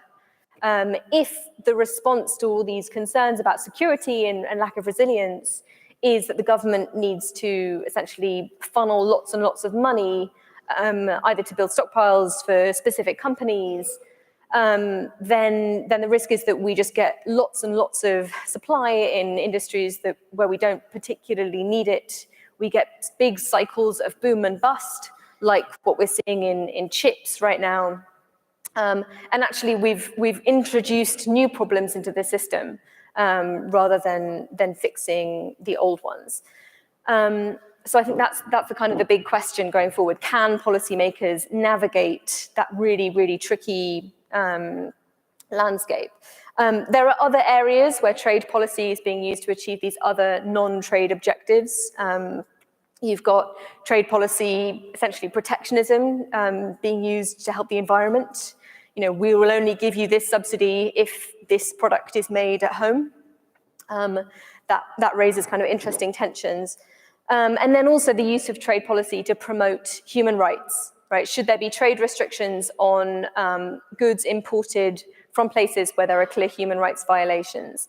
That brings up really, really difficult questions about proving that there is a connection between those two things, and potentially requires lots more trade infrastructure than we have right now. And the risk is that well, there are obviously advantages. I guess one disadvantage is that it will be very costly to get there. So yeah, I'm a glass half empty kind of person. Right. Now, plainly, we've got a bad bout of inflation at the moment, and that's mainly caused by the disruptions of the pandemic and the war in Ukraine. Have we now moved into a new era of inflation, much like the 70s and 80s? Or is this just a temporary phenomenon? And there's a theory out there, isn't there, that China's economy has slowed dramatically, may even be in recession. Inflation is beginning to come down in the States, and so on and so forth. So China will move back into a kind of deflationary force in the global economy, and we'll be back to where we were for the last 10 years. So, Megan, perhaps you could start with that issue. Oh, wow. What do you think? Where are we? I think predictions are hard, especially about the future, but Look, I think that, yes, we're starting to see inflation come down in the US, which does at least offer some evidence for the happy story, which is that we had a supply shock. We also had in the United States and Britain and a lot of other countries a monetary shock, a positive monetary shock, where all of the money that was given to people to help them weather the pandemic just sort of got stashed in bank accounts because there frankly just wasn't a lot you could do with it when everyone was stuck in their houses. And as those two things collided, you're going to get a temporary bout of inflation, but that is eventually going to subside, albeit, we are really somewhat poorer when we have lost, again, to go back to trade decoupling, as trade decouples, we get poorer. That's a real shock, and that is going to have to be recognized by monetary or some other means. So I do think that we are not going to be able to go back to where we were before the pandemic, even if inflation eventually reverts to about where it was, say, in the neighborhood of 2%, which is normally where people were targeting, because we have scared the heck out of central banks, right? Before the pandemic, there was this wonderful theory called modern monetary theory that was getting a lot of currency in the United States, which basically said you could spend any amount of government money you wanted, and if there was inflation, you would just raise taxes to try to take some of that money out of the economy. And it was less of a real coherent theory than it was a kind of Gnostic experience that its practitioners seemed to be having, directly apprehending some economic model that no one outside of that group was able to follow. But it got really popular. And you saw this on the policy side, where Democrats and Republicans were both just either cutting taxes or raising spending without any thought about what sorts of effects this might have on inflation. And that's over. What we've discovered is A, voters hate inflation, and B, it's bad in all sorts of ways for economic growth. And the Fed and other central banks are going to be extremely determined to jump on anything that looks even a little bit like inflation, which means that we're not going to have these massive expansionary balance sheets. We're not going to have this massive expansionary fiscal policy. Obviously, Britain has had their scare. And I think that is going to change permanently how things are done. Stephen, what do you think is inflation going to be stickier than we thought? And are central banks really are they really prepared to condemn us to a permanent state of very low growth or even recession in order to get inflation back to 2%? What are your thoughts? Well, I have to offer some shameless advertising at this point, because I have a new book coming out in April of next year, which is called We Need to Talk About Inflation. So I can promise you I've written it. Okay. I'm slightly fearful it comes out too late, but there we go. So I'm not so convinced that inflation's sort of easily under control. I don't know whether it is or not. No, fair enough. I'm agnostic on that point. The first thing I'd note is that it is true that central banks have done an awful lot relative to what people had expected 6 months or a year ago. But actually, to date, inflation's done an awful lot more in the sense that inflation's risen faster than short-term interest rates have risen. And if you simply measured real short-term interest rates, so taking the current policy rate minus the current inflation rate, which admittedly is not in any way a perfect way of doing it, you would point out that currently real policy rates are hugely negative in a way that we haven't seen in many a year, in fact, many a decade, possibly even many a half a century. So there's something peculiar, I think, about what's going on currently. So on the one hand, you can say central banks have been absolutely quick to raise rates compared with what the market was expecting. On the other, I would say, well, given where inflation is headed, they were slow to respond in the first place, the central banks, and they've actually done a rather limited amount. And the reason for saying that is that if you go back to the 1970s and 1980s, there's a very big difference in terms of policy responses in the US in those 2 decades. In the 1970s, real short-term interest rates were often negative. And in other words, the Federal Reserve was trying to raise rates to keep ahead of inflation, but never really got there. And moreover, as Arthur Burns admitted after he was out of office, the Federal Reserve was always rather quick to cut rates on the first sign of any kind of recessionary pressure beginning to come through. So although it appeared that they were on top of inflation, the urgency to cut rates was so great that they never really got on top of it properly. And one point that Arthur Burns made in his sort of valedictory speech after he left the Fed was to say, well, the political climate just didn't allow us to do what we needed to do in terms of inflation. Volcker, he comes along a little way afterwards, also is happy to admit that he got lucky in one sense because the political climate at the beginning of the 1980s had finally woken up to the fact that inflation was enormously damaging, and you weren't likely to come out of the recession permanently. You weren't likely to reduce unemployment unless you actually had fundamentally dealt with inflation in a really significant way. And I think at the moment, I worry that the political debate is rather forgiving of inflation, that it's rather focused on the idea that inflation is very much temporary.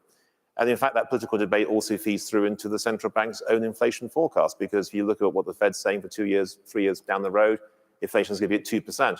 If you look at what the Bank of England is saying on the basis of market rate expectations at the moment, it'll be down to 1.5% in 2 years' time before heading towards 0 in 3 years' time. Now, these things are possible, but they're making a huge assumption that the central banks themselves remain credible, despite the fact that they have effectively allowed inflation to be pretty high over the last couple of years, and were, I think, slow to the party in dealing with it. So I slightly worry that we've moved away from a world of cozy price stability. I think it was Alan Blinder, the former Federal Reserve governor, who said at one point that price stability could be defined as the situation where no one is talking about inflation. I'm afraid to say that today an awful lot of people are talking about inflation, and therefore it strikes me that it has become part of a narrative that we've forgotten about for the last 30 years or so. And the importance of that is, of course, it then starts to feed through into people's wage expectations, people's wage settlements. And it's interesting that currently, for all the good news in terms of goods inflation beginning to fade, which was picked up very much in those US CPI numbers the other day, service sector inflation, particularly wage inflation, is moving ahead. It's true that real wages are coming down, but nominal wage growth is building. Labor markets are very tight still. So I wonder whether we really are on top of inflation quite the way that I would previously have said we were. Frederick, these security issues we've been talking about, building greater economic resilience and so on, that's bound to involve a lot of duplication across economies. And that is presumably going to be inflationary in itself. Would you agree with that? Yes, I think that's true. I think it also depends crucially sort of on what type of reorganization of trade and trade flows that we're going to see. Whether American government, European governments, Chinese government are going to push for sort of a lot of reshoring and cutting ties with international markets, or if they are going to go along with a development where it isn't so much that we're reducing trade, it's more that we are reducing exposure to very, very particular countries. And that can be China or it can be Russia. But so far, I think sort of even if the jury is still out, I think it's going to be extraordinarily difficult to sort of, on national security ground, reorganize sort of the global economy profoundly, in the sense that America is going to be sort of trading substantially less with the rest of the world, and that Europe is going to do it. I think to the extent we're seeing these trends, it's more specific to certain technologies or to certain goods. But I mean, I think that's also, it's only one part of the broader development. Another part is, and perhaps throw in a bit of optimism into the panel, is that when you look at globalization today, there is one angle or one part of globalization where we've seen not much as happening for quite some time, and it's sort of an old trade oriented, goods-focused globalization, basically sort of the globalization that we got used to with the rise of China. If we look at other forms of globalization, we've seen extraordinarily fast expansion of it. If we think about digital economic integration, digital trade, if we think about ideas exchanges across borders, if we look at workplace integration and how offices are organizing the work, I think we see much more intensified contacts between countries than we did previously. And that's been sort of pushed by the pandemic, by new technology, and it's highly likely that it's going to continue to go in that direction. What's striking about that globalization is that there is no trade policy for it. We don't deal with it in trade agreements. This is something which is invisible to most trade negotiators, and that perhaps is for a good reason, because it's just very difficult to do anything about it. I mean, if you are an architect developing good ideas for building a nuclear plant in another country, it's going to be very difficult to stop you sharing that work with people that work in other parts of the world if they have the expertise necessary for it.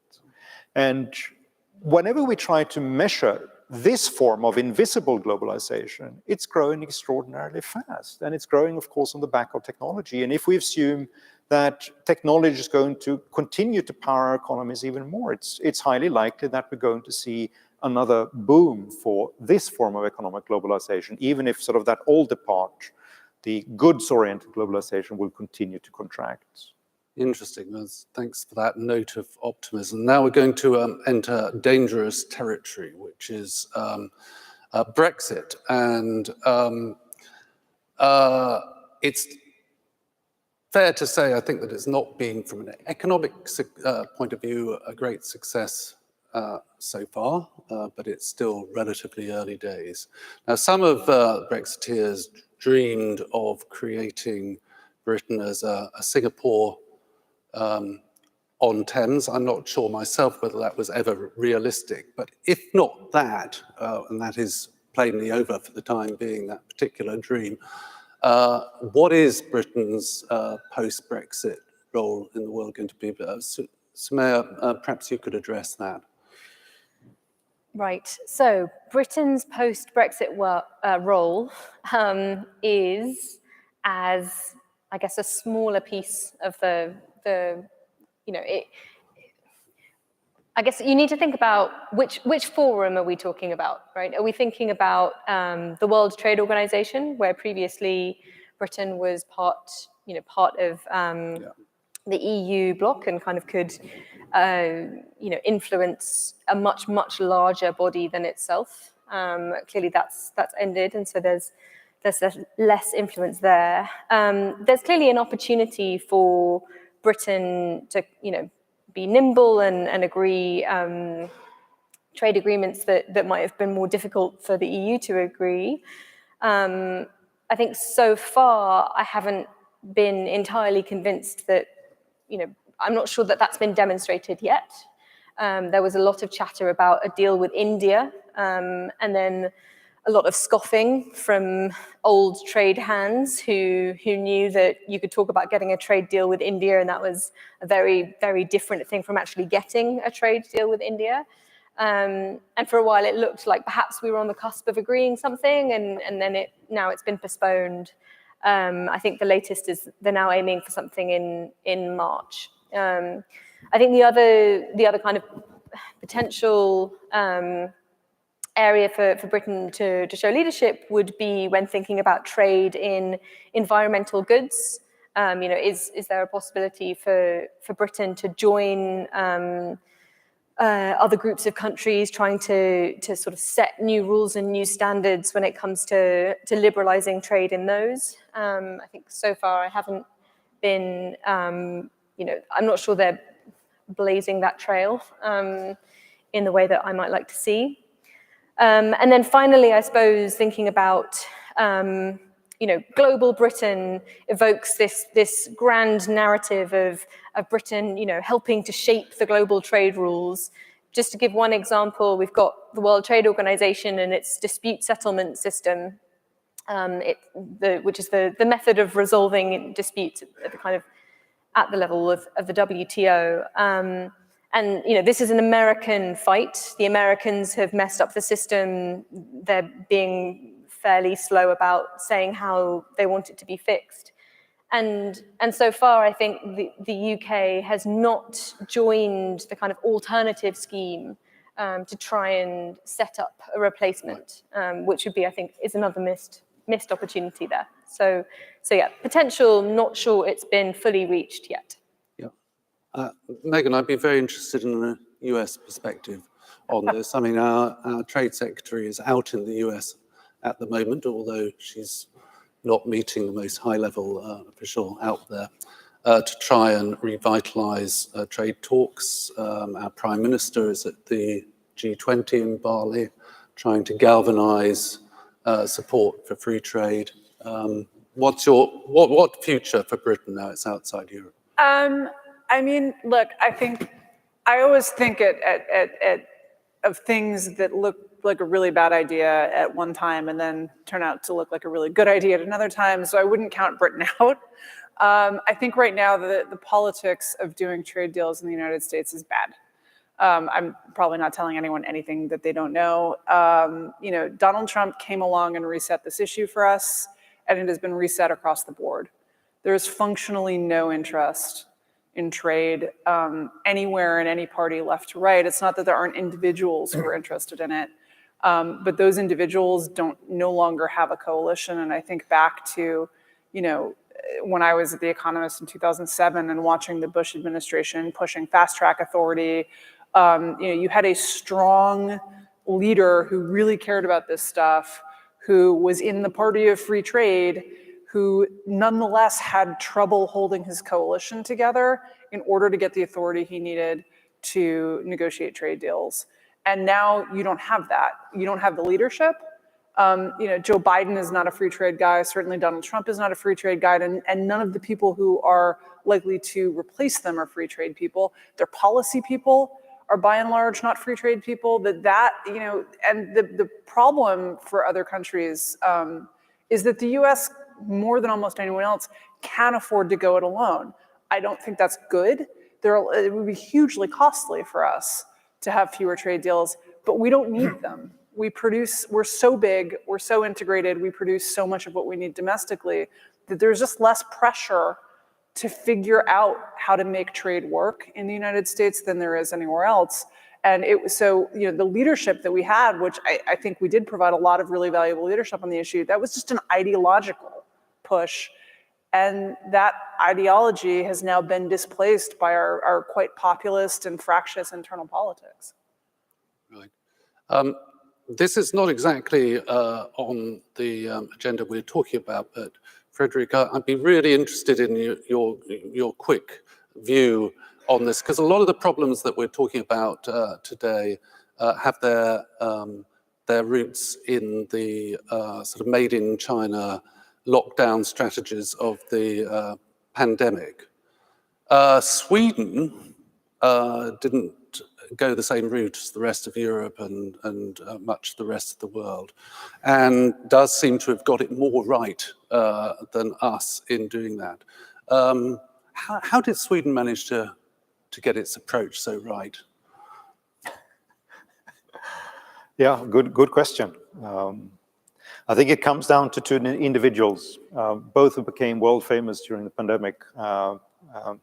One was the chief epidemiologist called Agnes Tegnell, and the other one was his old mentor at the Public Health Authority. They had the independent power to resist pressures from the government to lock down, and they were, perhaps for bad reasons sometimes, insisting that their strategy was going to work, and I think they were largely proven right. Mm. Is it something in the Swedish mentality that allows kind of a sort of go-it-alone Anything approach? particular you're thinking about? Vodka? Look, we've got about 10 minutes left, and I'm keen to open this session to the floor for questions. So let's start with the woman over there with her hand up. Is there a microphone or no? You'll have to speak loudly then. There are mics at the back, actually, but... Yes, we can hear you.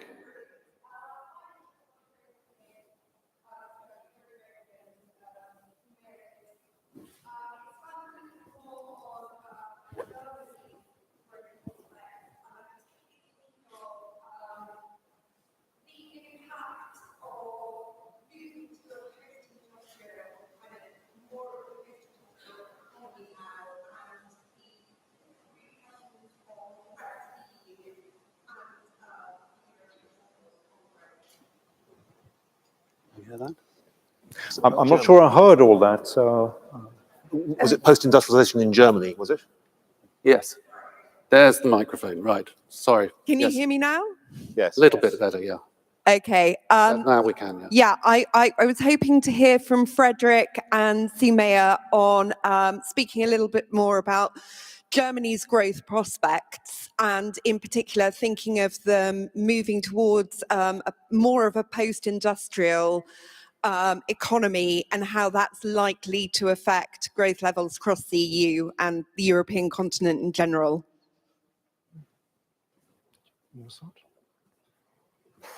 Right. Yeah, this is really an area I'm expert in. I mean, so clearly what we're seeing right now is kind of huge challenges in Germany as they're dealing with high energy prices. They're kind of much more sensitive to that because of their very strong industrial base. I mean, I guess the question is, you know, if they were to move away from that, then yes, there is a lot of kind of integrated manufacturing supply chains. So if those were to unwind, that would have fairly significant consequences for Germany's neighbors, right? I mean, the model has been that, you know, that German industry has been able to take advantage of wage differentials, you know, across between Germany and some of its neighbors. So that would, if that were to end, that would have consequences there. Yeah, it's a great question. I'm gonna cop out though, and I'm gonna hand over to Frederick. Yeah, no, I mean, to build on what you just said, Sumaya. So, I mean, I think the process of structural change in the German economy has been going on for quite some time now. I mean, if you take many of these traditional German industrial firms, I mean, most of them are already big service producers already. I mean, that's where the big margins are. That's where the value added is, and the way that they have sort of accommodated technological change over time is to gradually sort of going in that direction. Now, it is not a development which is going fast, and it's not being extraordinarily successful either. And it's partly because, for reasons that Sumaya mentioned, which is, I mean, if you look at the overall macro framework over the past 12, 15 years, I mean, I think it's been sort of supporting that industry first type of mentality which has existed in Germany.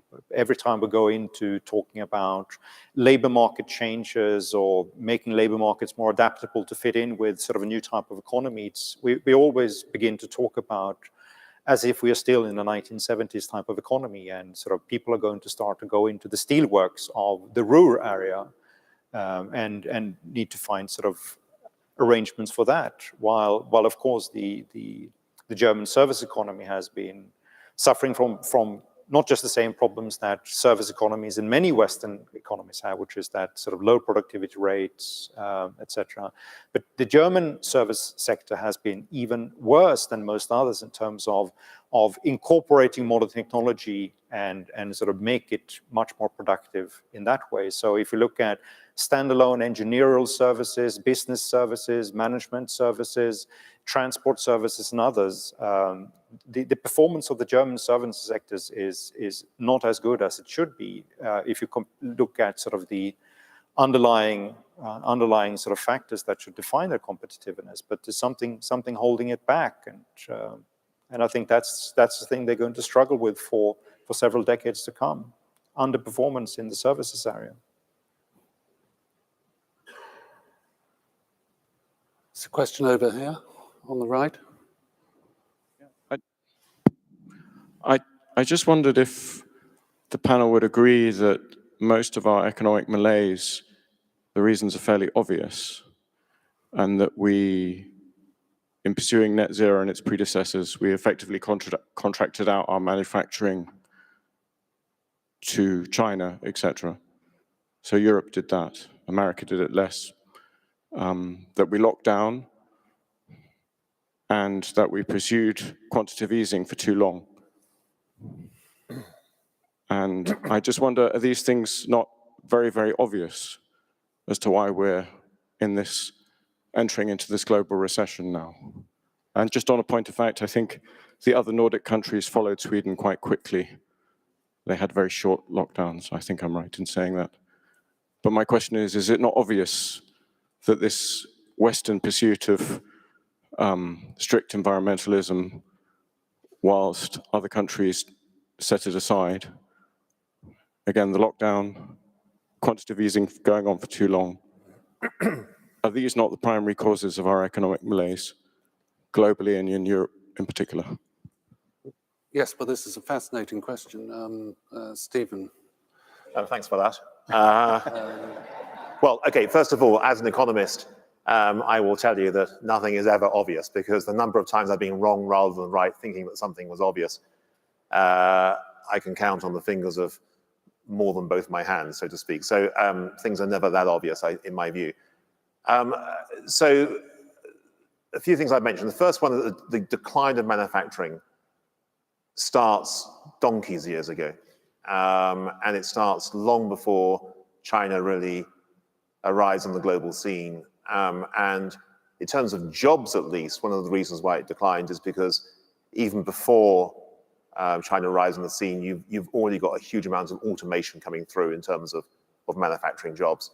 So if you look at, for example, the US and manufacturing jobs as a share of total employment, it's declining from, I think, about 1960 or 1965 onwards. It's a continuous process, and it's quite difficult to spot on that chart the specific impact of China. So I think the first thing I would note is that manufacturing, at least, has been in decline in the West for far longer than the process of outsourcing and offshoring to China. The second thing I note is that from a political point of view, I think that a mistake that many people made was to assume that globalization, by raising the volume of economic activity, would make everyone better off. I think it potentially might make everyone better off, but actually globalization also triggered a whole series of relative price shocks. In some cases, prices went up, in some cases, prices went down. So if you were unlucky enough to be a manufacturing worker in parts of the US and your job was being outsourced, of course, your wage fell. On the other hand, if you happen to be someone who was thinking of working for Google 20 years ago, your wage went through the roof. So there were a series of wage shocks that came through, and there were, if you like, an arbitrary emergence of both winners and losers. And there was, I think, an unwillingness to think about how the losers should be compensated from a process that was actually quite heavily redistributional, particularly within countries, in a way that perhaps people hadn't expected. On the QE front, I do have some sympathy with your view, in the sense that when QE was first adopted, I think it was adopted for very much the right reasons, that there was a collapse in what we might describe as trust in near money. And we know from the 1930s and the Great Depression and everything that Friedman wrote about it, is that if you have a collapse in that circumstance, you need to replace near money with actual money, which is exactly what QE arguably was doing. However, I also feel that QE thereafter persisted for far longer than it was ever intended to persist for. And where I think it had an impact, which I think central bankers have been unwilling to concede, is that it's distorted capital markets. It's led to a mispricing of capital in lots of different ways.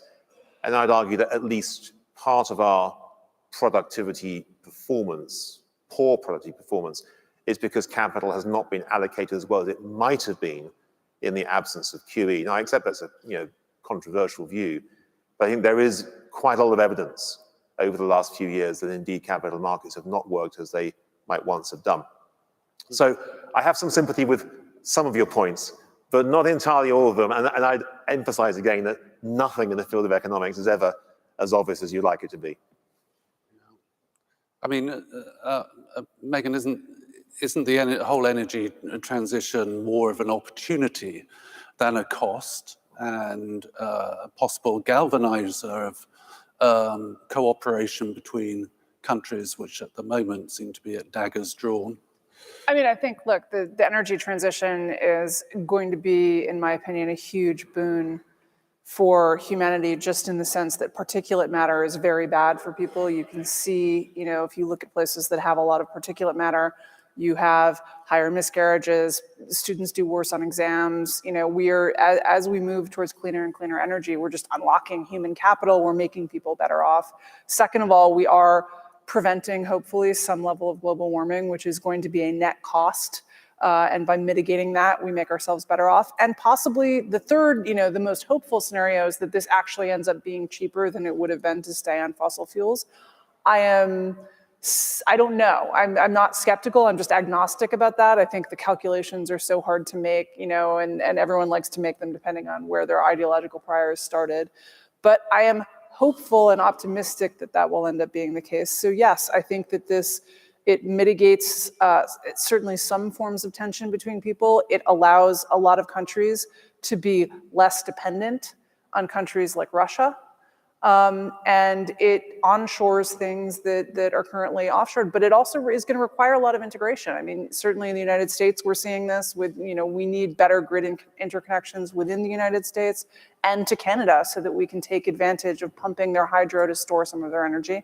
Britain is attempting to make those sorts of connections. So I think on net, it hopefully will be extremely good, both in terms of deepening the international relations needed to make it reality, and allowing us to skirt bad actors, notably Russia, in making sure that our population has its needs. And also, cheap energy, the marginal cost of this energy is often quite low, and low marginal cost energy is great. It allows us to do more stuff. It allows us to be more productive. And I certainly hope that that's where it ends up. If it's a very, very quick question, because we're out of time, I'm being hassled to wind up proceedings. So if we can be very swift, let's do it. Thank you. It's actually continuing the net zero question. And implicit in your slides, your heading for this section, and indeed all the speakers, is that growth equals a growth in GDP. And I'm going to put to you that if we want to get to net zero by 2050, and all the current projection says we're not, we therefore need a transformation and not a transition. And therefore, my question is, can we have growth and get to net zero? I mean, I think we have to have growth to get to net zero. And I think that this is one lesson that the crisis with the Ukraine crisis is teaching us, is that it is simply not popular. No one in any country is willing to meaningfully reduce their lifestyle in order to reduce their carbon footprint. I leave aside whether they should or not, they're not going to. And so I have long thought, first of all, that global warming is a huge problem, and also that it is absolutely necessary to find a cost-effective, low-carbon solution, which means working on research, not austerity, because austerity is a political loser in any country that you try it. Well, I think that a slightly more optimistic note is a good place to end. I'm not going, we've wandered far and wide, so I'm not going to attempt to summarize all the areas that we've covered today. So it remains for me to thank our panel. It was a terrific session, I think, and absolutely fascinating and insightful. So thank you very much.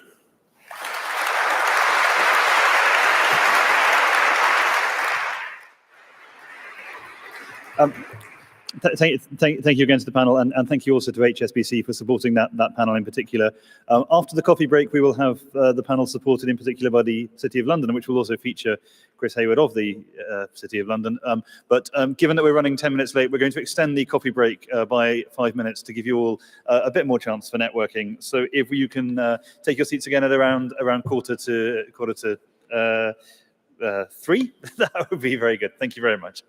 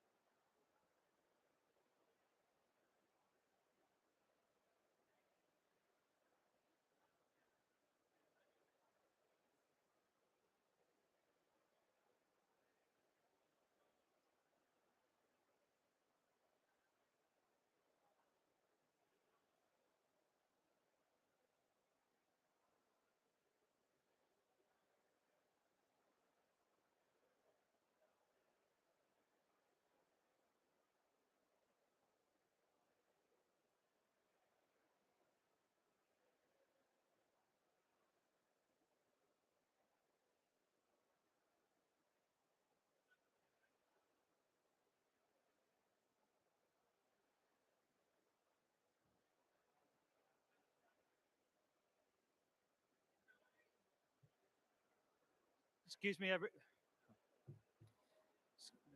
hello? No, okay.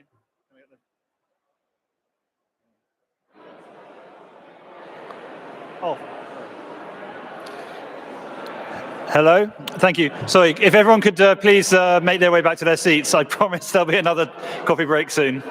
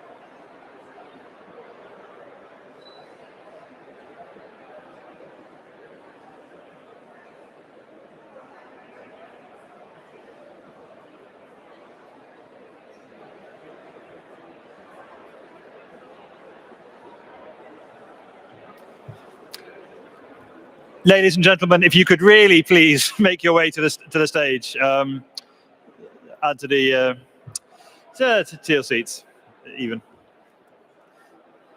All right.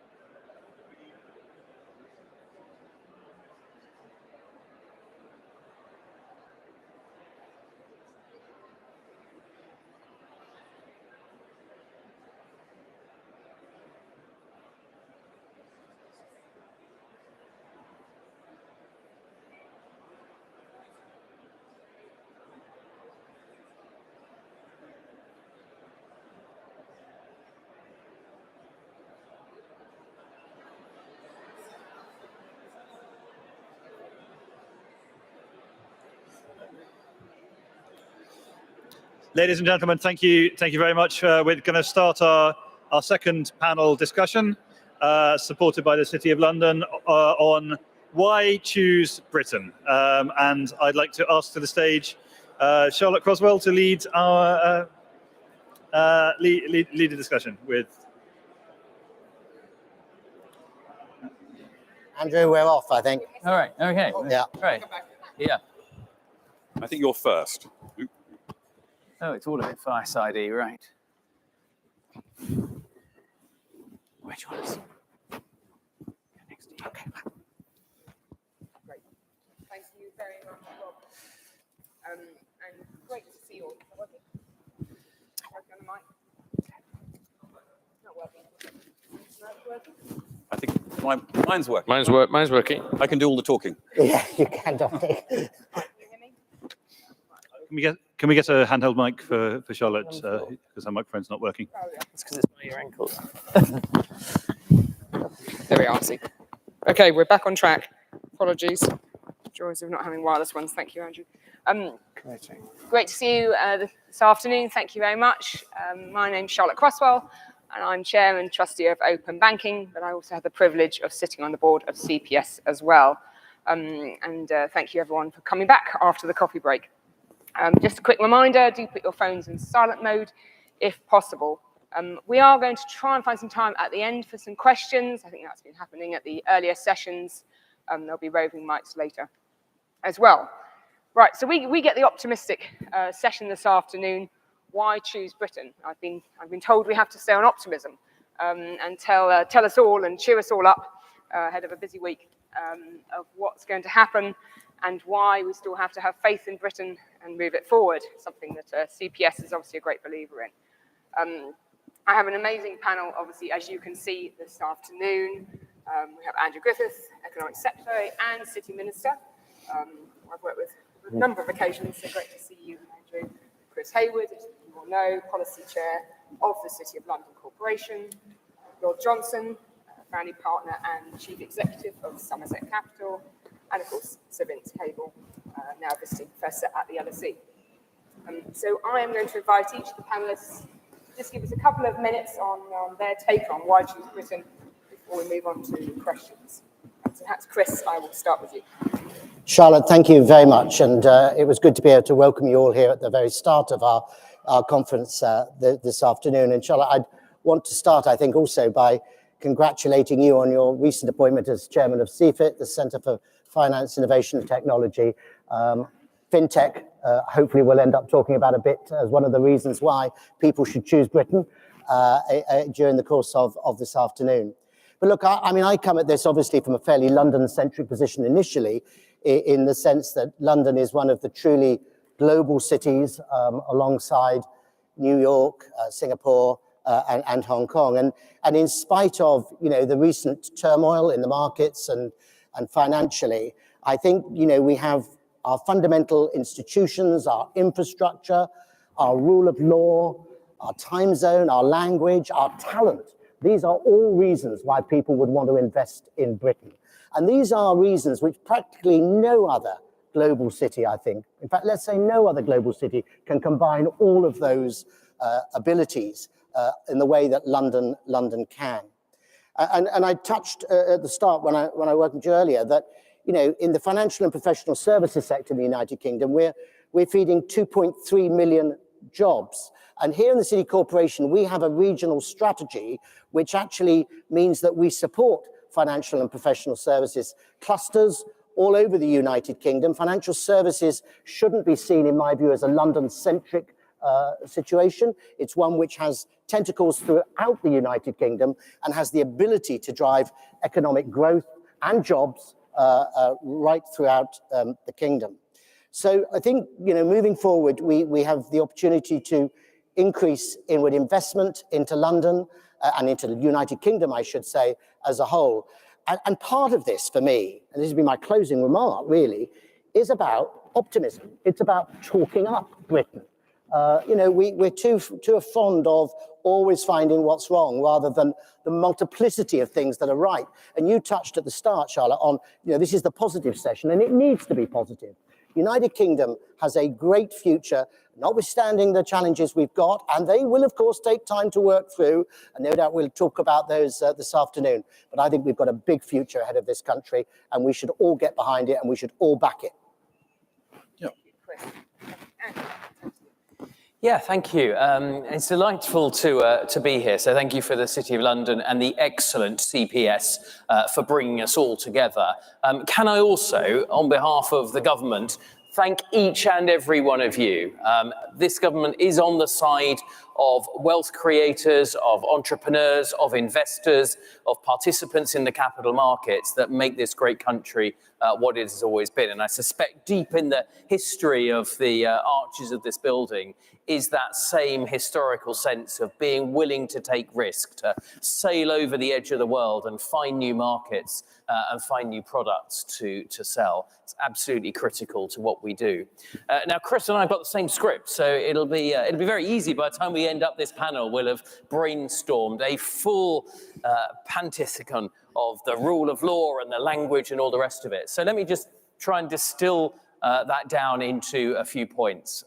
To me, if you think about the successful factors in every enterprise, particularly private enterprise, but this would be true equally of social enterprise or even, perish the thought, government.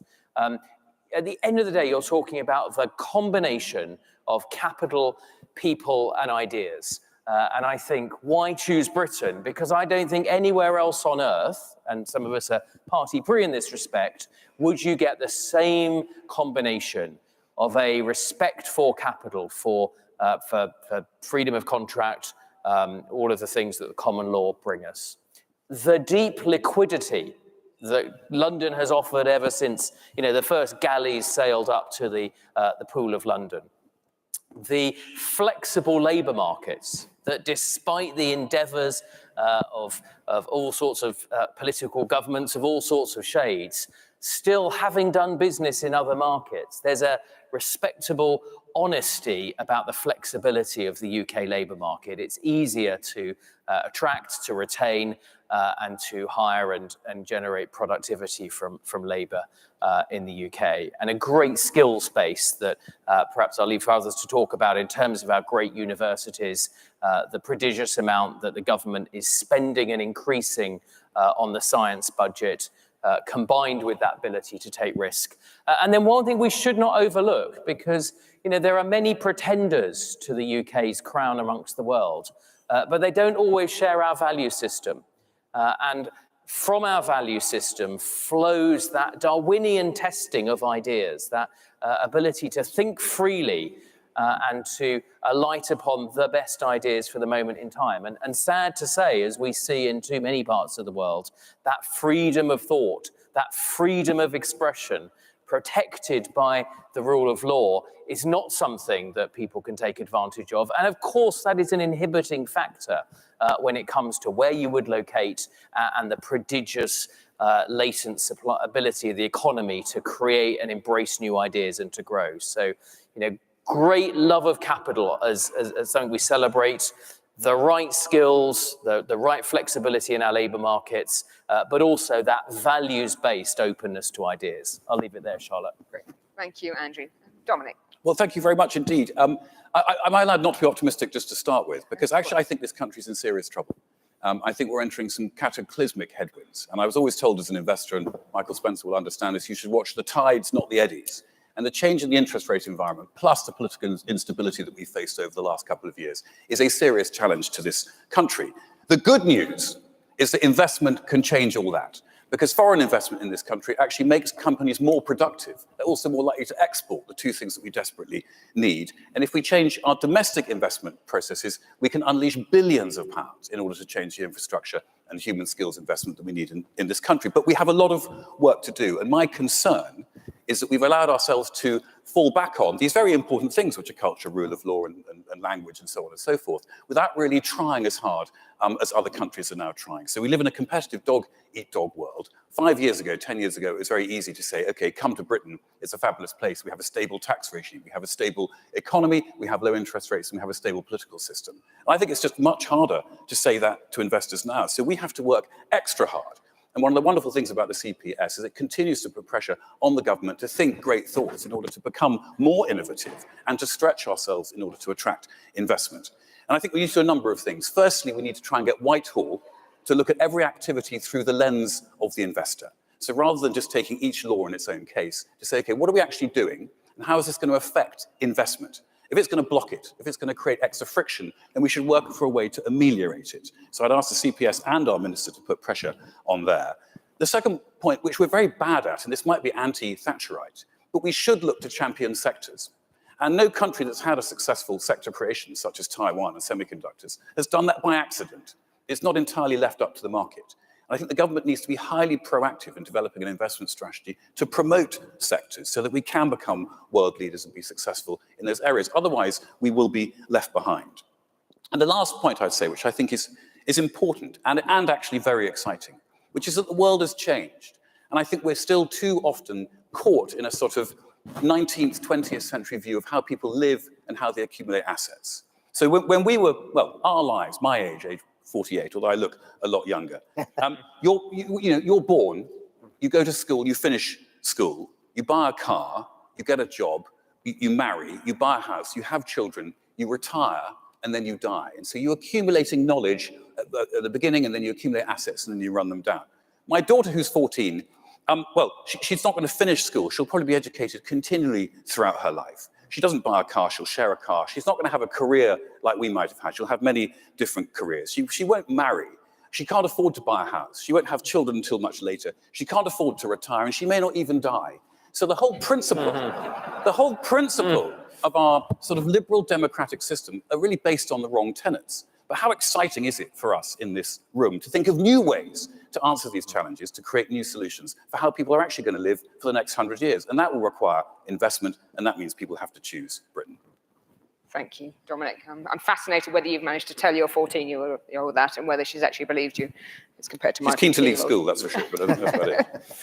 Vince.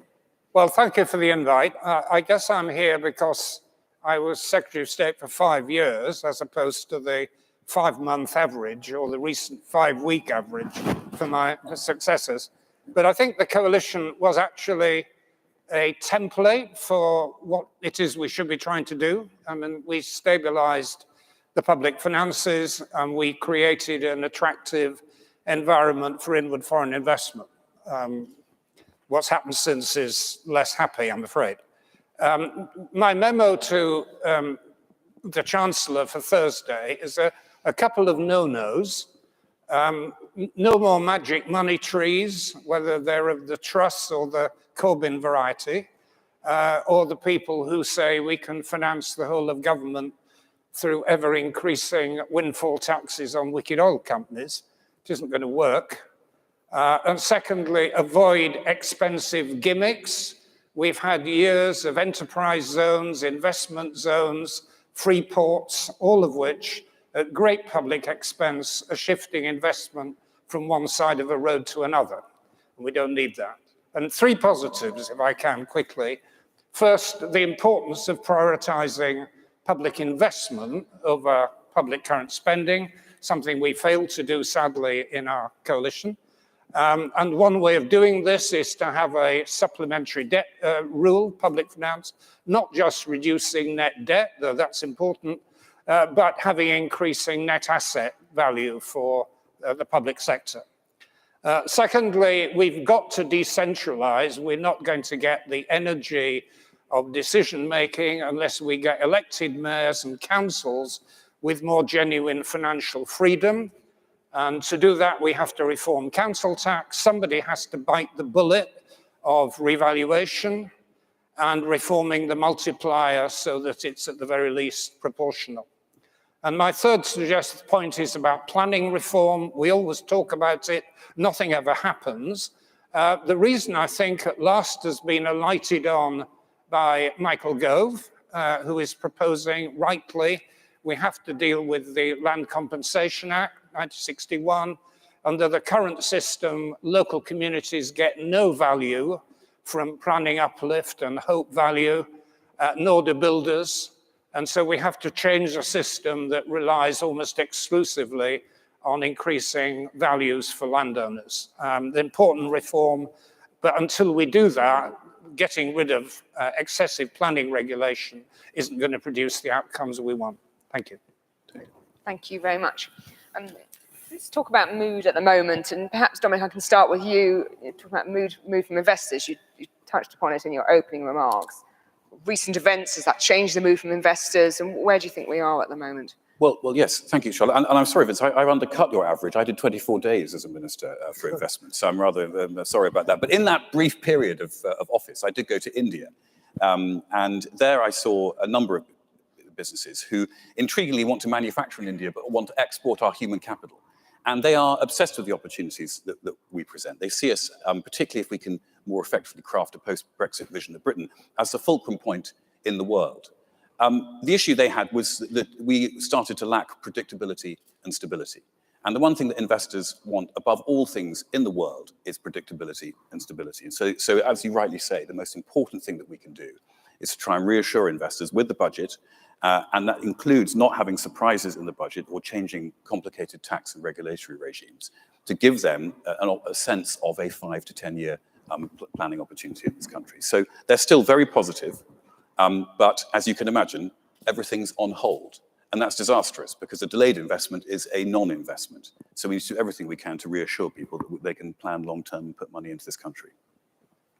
Chris, are you hearing the same from your role? Yeah, so I mean, clearly there are nervousness in the market, and we've been through market instability, we've been through energy price increases, we've been through cost of living. But these are not incidentally unique, of course, to the United Kingdom.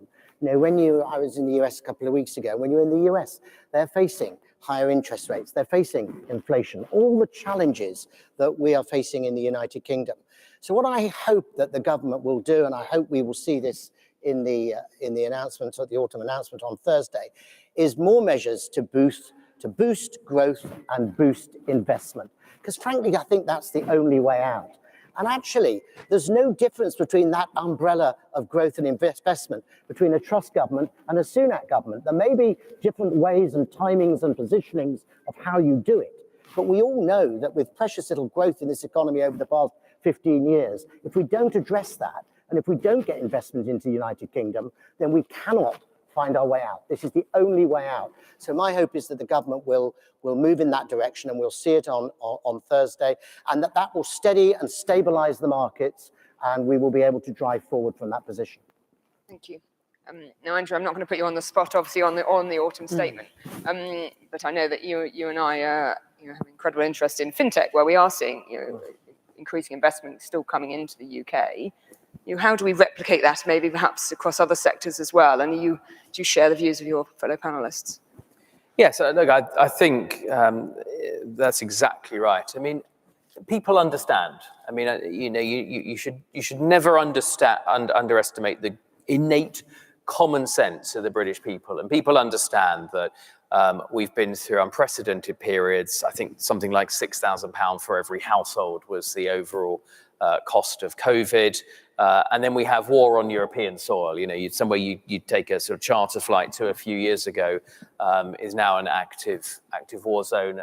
And because of the nature of energy economics, and everything ultimately has a huge embedded energy cost in it, we're seeing the supply side pressures that we are. So, I think people understand that governments, and this government in particular, have to take cautious choices, and that those won't always be the easy choices, that you've got to be responsible and put in place that basic building block of stability, but also, as others have said, that is just table stakes. That's what you need to build the architecture of a modern economy on. And there, I'm very positive. As you know, 7 out of 10 of every pound invested in fintech, and that's a huge growing sector. And it's just one that we could talk about. It continues to flow into the UK because of some of the advantages that we talked about. I agree with Dominic. They have to be earned, right? You can't just sit back on your laurels and say, because we've got some heritage in some of these areas. And that's my day job. Charlotte. So as you know, because we're starting to work closely together already, how can I deliver for the Chancellor and the Prime Minister what the mandate they set me is to have competitive financial services, because it is just such a big part of the economy, and all of the new energy infrastructure, this huge clean tech revolution that's going to see every part of how we plumb our basic energy systems, how we build our economy, how we get into sectors like, green, clean living, automotive, all of those are going to have a sustainable investing component. And therefore it's imperative that London remains, London and the United Kingdom, but we'll say London just right here, but we mean the whole of the United Kingdom, have a leadership position in that. And it won't happen just because, you can't just will the ends, you've got to will the means. And that is often quite painstaking, detailed regulation. There is something that you can all take away with great excitement, which is the Financial Services and Markets Bill. That's a long term, but what it is it empowers the government, having repatriated powers from the European Union. It gives us the ability to control our own rule book, working with the regulators hand in hand. But for the first time, we can do that. For the first time in 42 years, you can actually wake up in the morning and say, Charlotte, what are we going to do to try and unlock the fintech opportunity? And then go back in the afternoon and look at the rule book and reopen it in the belief that we can actually change it, which we could not have done before. Great. So Vince, maybe I'll turn to you, and perhaps we can talk about autumn statement. And what would you like to see in fiscal policy that allows us to unleash this investment destination? Well, I would start by not reinventing the wheel. I mean, actually, I'm glad that Lord Johnson mentioned this point, and the Economic Secretary, that we had a perfectly sensible framework for sectoral policy, not just manufacturing, but services, professional services too.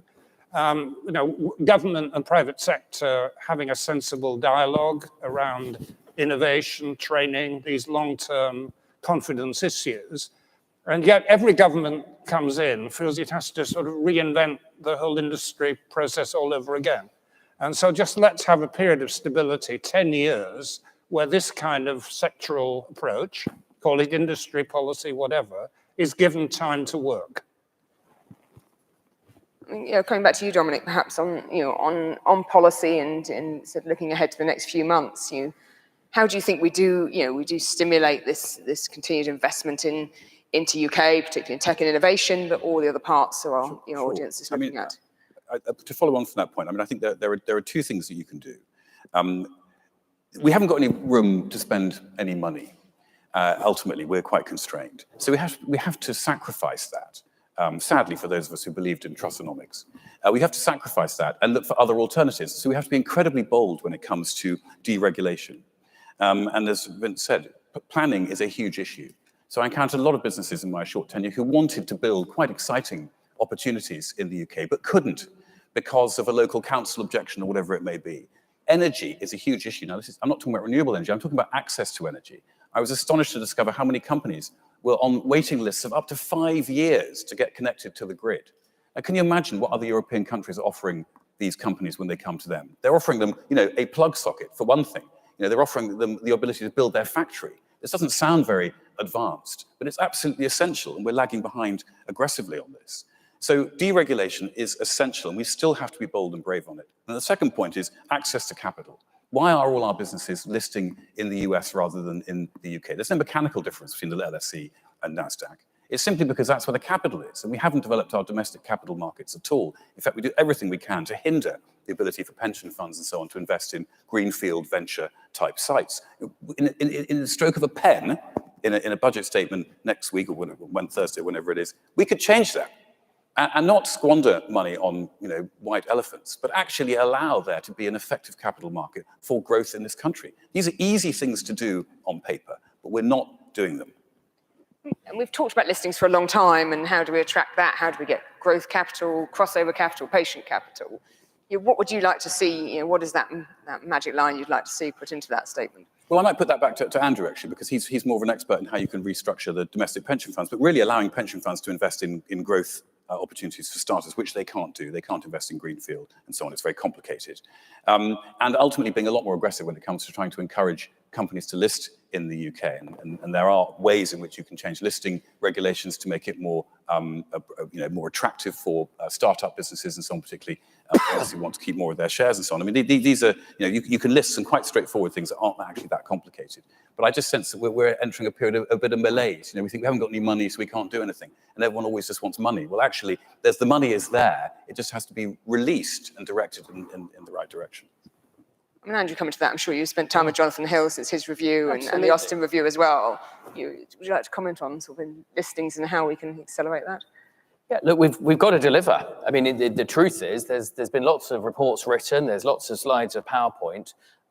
What we've got to do at this particular moment in time, and the legislative framework is non-trivial, right? So you have to put that in place. We don't live in a, fiat command economy where you can just wish things. But that legislation will be on the books before Easter, before the Easter bunny hops along. And then we will be able to take work that was done on making the London markets more attractive on listings we'll be able to take that forward. We'll be able to do that, the Skiot review on ring fencing capital, the Khalifa review on fintech. So lots of these measures, I would say, we know, I mean, it's tangible in front of us what we need to do on Solvency II, the great unlock of all of our pensions, deploying that capital to lift up the economy in new and renewable energy. That is on our to-do list. That is something that we will proceed with at pace. And if I can make one more thing, because this is a CPS conference, and you're not just looking at the here and now, but you're opening up new areas of policy that we need to address in the longer term. A lot of this comes down to the attitude towards risk, the culture of celebrating entrepreneurship, being comfortable with the idea of wealth creators and embracing wealth creators and making sure that the United Kingdom is a brilliant home to found and grow and to scale a business really successfully. So, you can look to your sort of transient ministerial team to move the peanut forward on legislation, and we will. And then we will turn these golden keys of unlocking some of these big opportunities, so productive capital flows. But we also, a broader issue in society, and those who come to the Centre for Policy Studies, HSBC City of London Telegraph Conference, also have to play up here.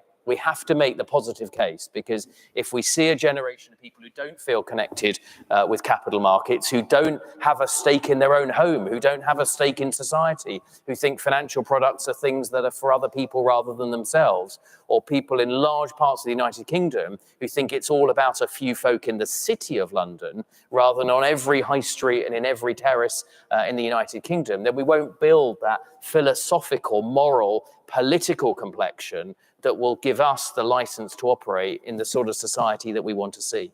So well done, CPS. Keep going. Yeah. Chris, I think a lot of people have been talking about tax and business tax, and obviously I'm sure you hear a huge amount about that, not just from the whole of the UK, but also actually the City of London Corporation itself and how you operate that.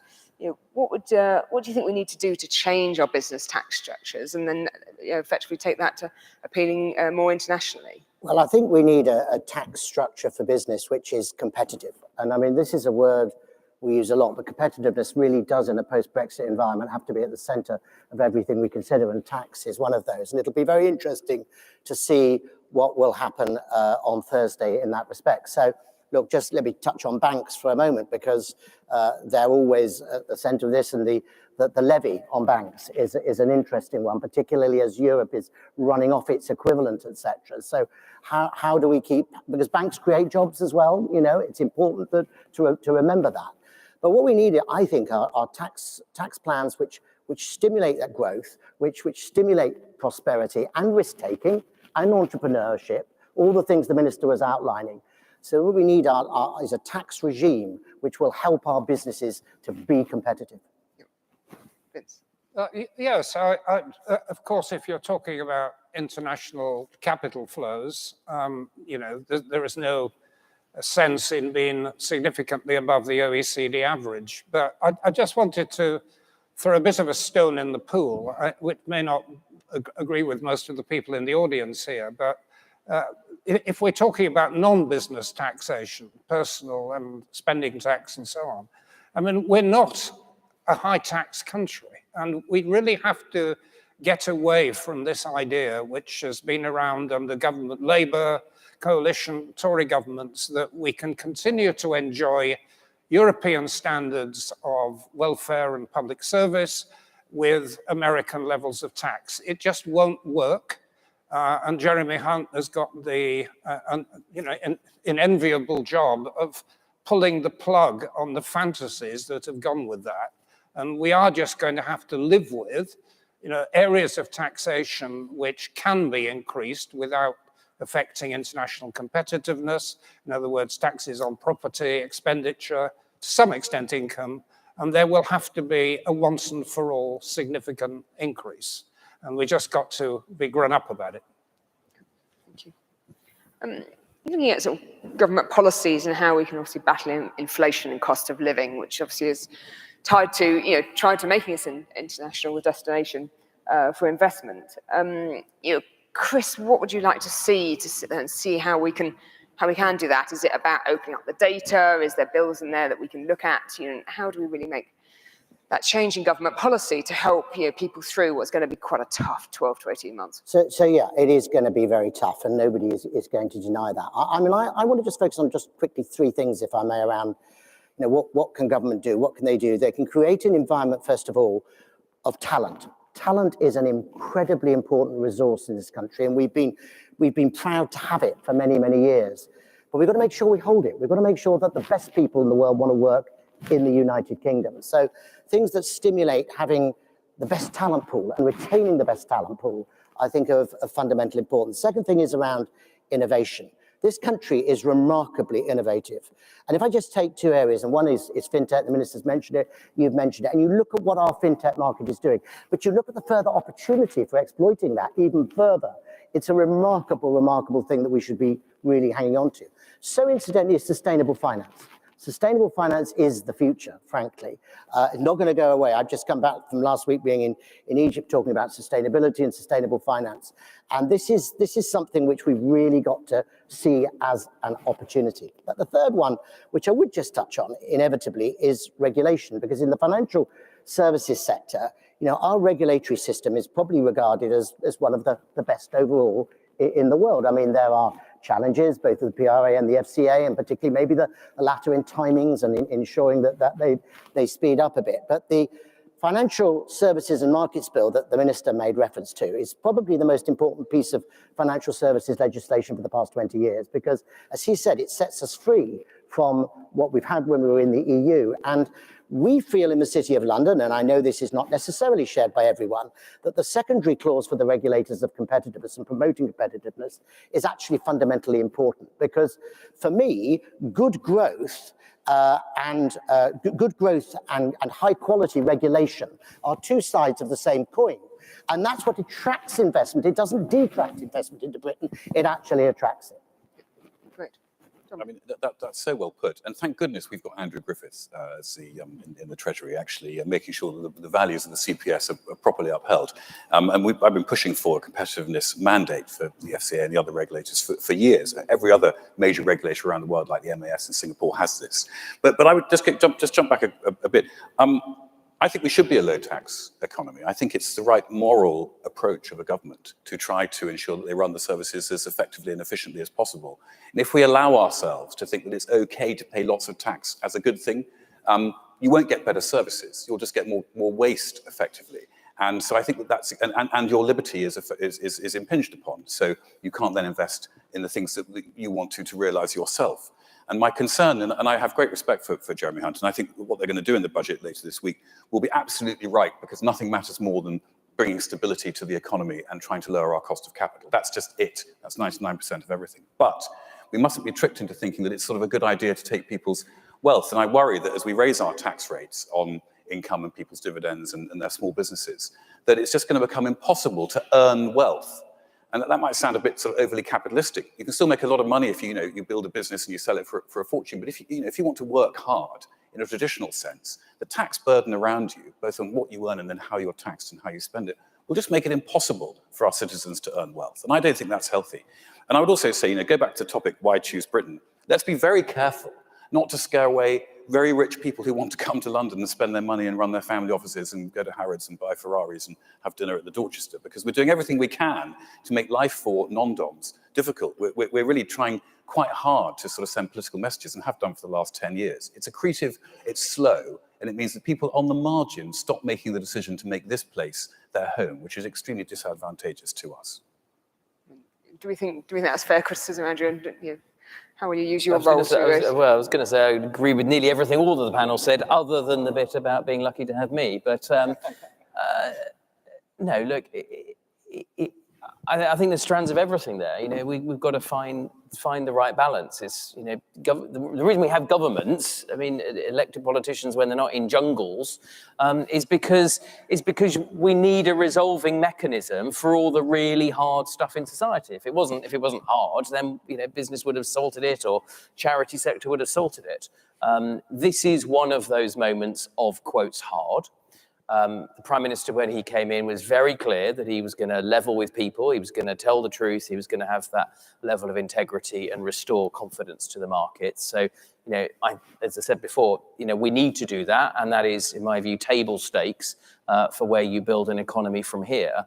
But then you do need that plan, and you'll be hearing more from the government, in all of the domains that have been covered by this conference and others, about how we do go on and build, a fair, but also an economy that's going to grow and unlock the prodigious capacity of the British people. That's, why choose Britain? Because we're just a wonderful country. We're a great place to live, where you can enjoy enormous freedoms. You can make the best, you can be the best version of yourselves. I often say, people say, do you want to be Singapore or Paris or Frankfurt or New York? No. We want to be the best version of ourselves. The best version of ourselves is a wonderful thing to be. And when, we've just got sometimes a little bit risk off, or we've just not quite lifted our eyes to the horizon to see how wonderful this country can be and our enterprises can be, we've just got to lift our eyes a little bit. And I think that once we get through this week or, this winter, depending on how you frame it, we've got to get back to talking about how we unlock all these opportunities, in area by area. That's what government should be focused on. And a lot of that now, because of where we are, because of the time that, frankly, the fuse that the government's burnt down over the last, 2.5 years due to COVID, due to the macro environment, it puts the remaining time of this parliament at an even increased premium. So I and my colleagues, you should be challenging with us, and I and my colleagues need to work at an unprecedented rate to actually deliver all of the good ideas that have been well oxygenated here, but also in different forums over many months. Let's turn to regulation. And looking at the regulatory burden on businesses, we talked about obviously FSMB, and I think one of the key asks from industry is better dialogue between the regulated and the regulators. Now we've left the EU. I've literally never heard anyone say they want a better dialogue. They want better outcomes, Charlotte, and they should get them. So, we should have, brilliant, well-resourced, but accountable regulators, where there is a proper place and a respected place for the voice of enterprise, for risk takers, and that the regulators hold themselves to account, as well as the statutory process hold them to account, to make sure we get that thing that we all want, which is proportionate, timely, but relevant and respected regulation. So, sorry, forgive me, I didn't mean to cut you across, but I don't think it's the dialogue that people want, it's being listened to. I suppose that's what I was trying to get to. But yes, I agree. How do we lighten that? How do we, Chris, how do we lighten the regulatory burden? I'm sure you hear about this. Well, yes, you do. I think regulation needs to focus around our most exportable commodities globally as well. And I'm thinking of services again. So financial services, we talk about things like fintech, we talk about sustainable finance, regulation around those areas that promotes these commodities, because, we are the biggest exporter of financial services in the world, and we shouldn't forget that. So, helping, regulators can have a role of helping us to do that. And I think you just mentioned, or you mentioned in your question, a little bit about the EU as well, and where should we be with that? Now, look, for me, the divorce is over, right? We need to move on. And I mean, I appreciate there are outstanding issues like the Anglo-Irish Agreement, which need to be resolved. But a strong UK, a strong financially secure UK, trading with a strong EU is actually good for both. And I think we've really got to get over this, history that we've had, which is actually damaging to both parties. We need to pick up and actually start to drive forward the agenda with Europe again. And I mean, I totally agree, because if I think of the fintech sector, all we hear is we want to go to Europe first, then we want to go to the rest of the world. At the moment, they're not quite sure if they do want to go to Europe or not. Exactly. And then we obviously hear EU hubs coming over here, wanting to increase those relationships. So definitely, maybe now's the time. I mean, Dominic, talking about regulatory burden, and what do you think we need to do to lighten it? Well, I quite like the idea of exporting our regulatory superiority, because I actually do think we've got some fabulous regulators. And one of the feedbacks from business, including mine, is I don't want change. In a way, it sounds a bit glib, but I'd rather have a not very good regulation that I could manage for the next 10 years than something that changed the entire time. But one of the things we could think more aggressively on is our trade agenda. And I'm always surprised that we don't think geostrategically enough about how we link the world together with our special sectors or whatever it may be, and how we look at countries in very siloed ways. So if you take the Middle East, you look at the Middle East, you say, okay, we want their oil, we want to sell defense to them, we want to get investment from them. But actually what you're much better off doing is trying to create a much more sort of elaborate web around them to bind them in, so that they really see us as their friend and we go back to being the fulcrum. So I would push, rather than for regulation, I would push for stronger trade deals, such as the digital deal we did with with Singapore, and the enhanced trade deal we did with Japan, which would enable us then to leverage off our human capital, which has no boundaries. So rather than just focusing on, I don't know, steel exports, which I think is important, but clearly isn't the growth sector for this economy, we should be looking at ways in which we can capitalize on data flows, human capital, professional qualification recognition, and both business mobility. And that requires, I think, quite forward thinking. But if we did that, then the only place to be in the world, frankly, would be the UK. On this whole regulation issue, I go back to my basic point about not reinventing the wheel. I mean, we had 5 years of red tape challenges and 1 in, 2 out and all these other ideas, and some very clever people, Oliver Letwin, Francis Maud, and others, who were crawling through every aspect of British regulation in order to get rid of redundancies. And apart from getting into dangerous areas like getting rid of fire regulation, we didn't leave anything on the table, apart from planning, which has, of course, its own separate set of logic, which really, where there's much scope for doing more. If we're talking about the financial sector, let's not forget that almost 15 years ago, the system crashed. As a result of that, the government I was in had to bring in, working through the Bank of England, tighter capital adequacy ratios, and so on. George Osborne and I worked on the ring fencing within banks that was unpopular in the city, but had to be done. And as a result, the banking system, maybe not the shadow banking system, but the banking system is now very stable and not going to crash in the way that it did before. And I think when I hear people saying, let's get rid of all the regulation around financial institutions, I mean, there may be some stupid things that can be ditched. The bonus regulation was a good example, but in terms of the mainstream financial regulation, it has helped create a stable financial banking system that isn't going to collapse and leave a big hole in the economy. We should be very careful about rushing down that road again of thoughtless deregulation. Thank you. One more question maybe, and then we'll turn to the audience if anyone has questions for the panel. Look at the sectors where Britain has a natural advantage. Obviously, we're mostly in the heart of financial services here, so I'd love to talk about that. What do we need to do to support those more? Perhaps that's talent. We talked about regulation, exports. What more would you like to see? I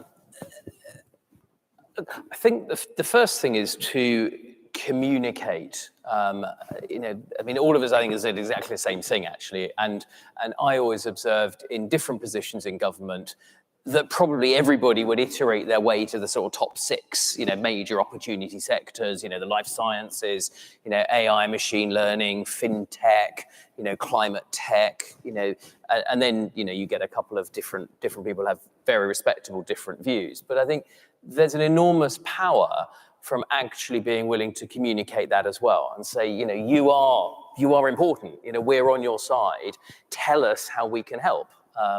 It's not a thing. I mean, when I speak to financial services audiences, I want them to know that government is on their side. I want them to know that, a key tentpole of our economy, 10% of GDP and hopefully rising, is the financial services and professional services sector. And that almost reverses the presumption of that conversation. So I think the first thing is communicate. The second thing is there is always an opportunity for government to work more horizontally. I mean, the machinery of government, I don't think this is a dull topic. I think it's actually a really important topic, is still in too many areas, like the old 1970s corporation, sort of a bit command and control, a bit verticalized.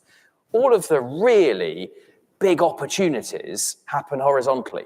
If you think about the life sciences, something a bit far removed from me to be talking about it, to be honest, from my portfolio. If you think about the life sciences, you want to take, the data in our nationalized healthcare system, and you want to combine that with capital, both productive capital from the state, from the private sector, mostly from the private sector, and then all of the incubators that sit, typically in the Department for Business. So you've got 3 or 4, even before you start looking at treasury and legal reform, you've got 3 or 4 departments. So I'll stop there, but I think there's 2 things. One is you've got to be clear and focused about, which are the sectors that you're going to, make a choice. To govern is to choose. You can't have a strategy that doesn't embed choices within it. And the really hard bit is you've got to say what you're not going to do. Right? If I'm going to help these things with a limited amount of resource, even if that resource is merely time, then I'm going to have to accept that there's some things I'm not going to be able to do. And an honest government, will surface those choices and try and build consensus around those. And then secondly, try and, really join government up. Government, when you can join it up, as we saw during the pandemic, can be super powerful, right? It can get things done. It is possible to have a modern, progressive, activist state that delivers good results and good outcomes, but it's quite exceptional, and you need to try and make that exception process a little bit more common if you really want to unlock these opportunities. Vince, five years in government, as you said, do you think we can do that again? Well, I'll just make one point. I think one of the things that the coalition government overlooked and which the Boris Johnson government got right was the importance of the economics of place and the left behind areas of Britain. And when we're talking about sectoral policies and so on, I think we mustn't lose that. It's got lost in all the fog and the confusion of the last few months, but that really does need to be reinstated as a sort of fundamental principle lying behind government-private sector relationships. Yeah, agree. Well, audience questions. Hopefully we've got a mic over there. We'll go here because you're next to the mic, and then we'll come over here, please. Thanks. Hi. One of the things that Do you mind just saying who you are? Sorry. Yeah, my name is Gary Ling. One of the things that hasn't been mentioned is that all of the main political parties seems to be accepting the consensus that Sir Vince outlined on the stage, which is that, we want this great European state, welfare state spending and taxes and so on. Well, of course, the last election didn't reflect that. And of course, the trust budget touched on areas such as IR35, small business, freeing small business. I know that's not the topic necessarily today, but these are the backbones of what makes Britain an entrepreneurial society. And so until we actually break from this mindset that collectively seems to be consuming the panel, with the possible exception of Lord Johnson, then I think that there isn't much hope for Britain, because we're just going to be in further decline. I think that was a question, Andrew, but I'm going to pass that to you to respond to. Look, I think it was a statement more than a question, and I will set out my credentials. I mean, I said, I'm pretty sure I said, but I can never say it too often, that government needs to be on the side of people who take risks. Starting and running a business is an enormous amount of risk, if only the piles of paperwork may one day topple down and crush you under all of the regulations you face. So there is always more to do, and you know, we need to get to a point of stability and build from there, Gary. But there's nothing, I hope there's nothing I've said that fundamentally leaves you either feeling undervalued, underappreciated, or that this government does not have that philosophy. And those who know me, I don't think I'm some soggy, Rob, come on, help me out, Robert, some soggy European consensus. You know, I was 27 years in business. I've been about 27 months in Parliament and government, and, you know, well, one was more enjoyable and potentially more productive, but we'll see. No, I think, Gary, you're absolutely right. It's a terror that we're going to fall into this consensus that somehow it's okay to have very high levels of taxation in very large states. That's not how I want to live my life. It's not to say that we don't need to have the right level of taxation, and it's not to say that the budget coming up has to put predictability and stability of the system ahead of everything else, because if you've got too high a cost of capital, you can be as free as you like, but you'll be bankrupt. So but the important thing is we mustn't forget, and I'd like to hear more voices here, and I'd like to hear more voices like Andrew in the government who actually purport to represent the values that we know actually make people richer and give us longer, happier lives. There's a gentleman over there, yes. Hi, Charlotte. Nice. Congrats on CFIT. Yeah. I've been speaking to many people. My name's Dan Feeney, and I've been in fintech a long time. And can I change the question from why to when? When will the UK grab the nettle on digital identity? The trust framework is a beginning. It seems to be bounced around between BEIS and DCMS and Cabinet Office and Home Office, and the technology has moved a lot forward since the days of Tony Blair. So please, when? Thanks, Dan. Sorry, the lights are preventing me from seeing the question. No, I didn't plant the question. Andrew, digital ID, in or out? Too early, in fairness. Come and talk to me. The issue, clearly, you know, technology moves at a prodigious pace. There are always safeguards and protections that can be built in. So, you know, we should have a chat about how best to do that. One thing I've started calling it is a financial passport. I feel it sounds more palatable maybe than digital ID. Yeah, and you know, the ultimate thing is the use case. I mean, people are very happy to, you know, pass vast amounts of their data around in some domains and not others. You know, it's a proper conversation, but due course. Lady at the front here.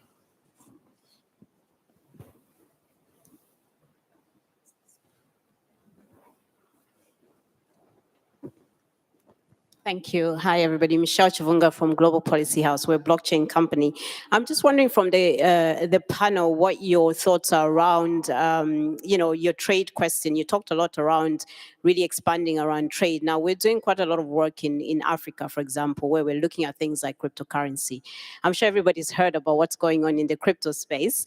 So one of the things that I am advocating for, and I've been advocating for some time, is actually regulation and bringing in regulation to help our businesses to be able to be looked at as credible businesses around the world. So what are your thoughts around really pushing ahead? I know the UK has been looking at crypto assets, for example, right? Can we actually expedite and move faster when it comes to regulation, number one? And then do we have enough appetite to actually be brave enough to do business in other parts of the world, especially in Africa, given, you know, the growth prospects in Africa? Thank you.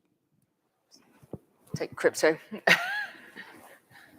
look, we've got to absolutely, I mean, distributed ledger technology isn't going to be uninvented. We've got to embrace that. So it's the process of creative Darwinism that, you know, new industries form, people innovate, they take risk. You know, some of those risks pay off, some don't. But we're at the very nascent stage in that. And if you look at the arc of growth of how industries grow, you know, they often do start, you know, in a very unregulated domain. There gets to be a point where that lack of regulation holds businesses back. It doesn't give consumers typically the knowledge to be able to transact safely. And then it's right that regulators step in, not to stifle, not to have a conversation about risk that somehow confuses and says you can remove the risk, but so that people can understand that risk, it can be properly surfaced, and then consumers can make smart decisions for themselves. So that's philosophically where I am. I think the government has, when I've looked at what we've done in the past, has lent in a bit, and there's further that we can go on in that space, and that's a file I'm working at the moment. Thank you. I mean, Dominic, you talked about trade and Africa. I know that obviously trade is something after your own heart. It's absolutely fabulous, and I think the free trade area in Africa is going to be dependent upon blockchain. I mean, one of the things, I know we're jumping around a bit, but if you take Europe, what frustrates me is that we could do a lot more to support the small traders exporting to Europe through using technology, single trade windows, collecting tax at source, and using things like blockchain. And we're going to liberate ourselves. Talk about the exciting future. One of the things I forgot to mention in the old life cycle is you probably spent lots of your years, or will have spent lots of years shuffling paper from one point to another. That's all going to end. We're going to be free. The shackles of paperwork will be gone. So I'm enormously excited, and I think not only can we be more innovative, and I know the government are thinking about these things, but could obviously always go further on how to harness crypto rather than be afraid of it, but also to bring in sort of investment in testing for other concepts, whatever that might be, if it's life sciences or biosciences or whatever, so that we become the capital, as I say, of regulation. So we export our regulatory agenda and thus actually dominate the world and make us the must go-to place rather than just a choice. I'll just add one small and rather obvious point. I think there's a reasonable political consensus around this, that we have a tax regime that penalizes equity risk capital at the expense of interest and borrowing. And we talked endlessly in my government about how we were going to correct this balance and stop giving such generous interest relief and rather supporting risk investment. And it's proved extremely difficult in practice to do it, or else governments have taken their eye off the ball. But that's a fundamental issue within the tax system we've never really addressed, the effective subsidization of interest relative to equity. Thank you. Maybe one more question. Lady just there, blue shirt.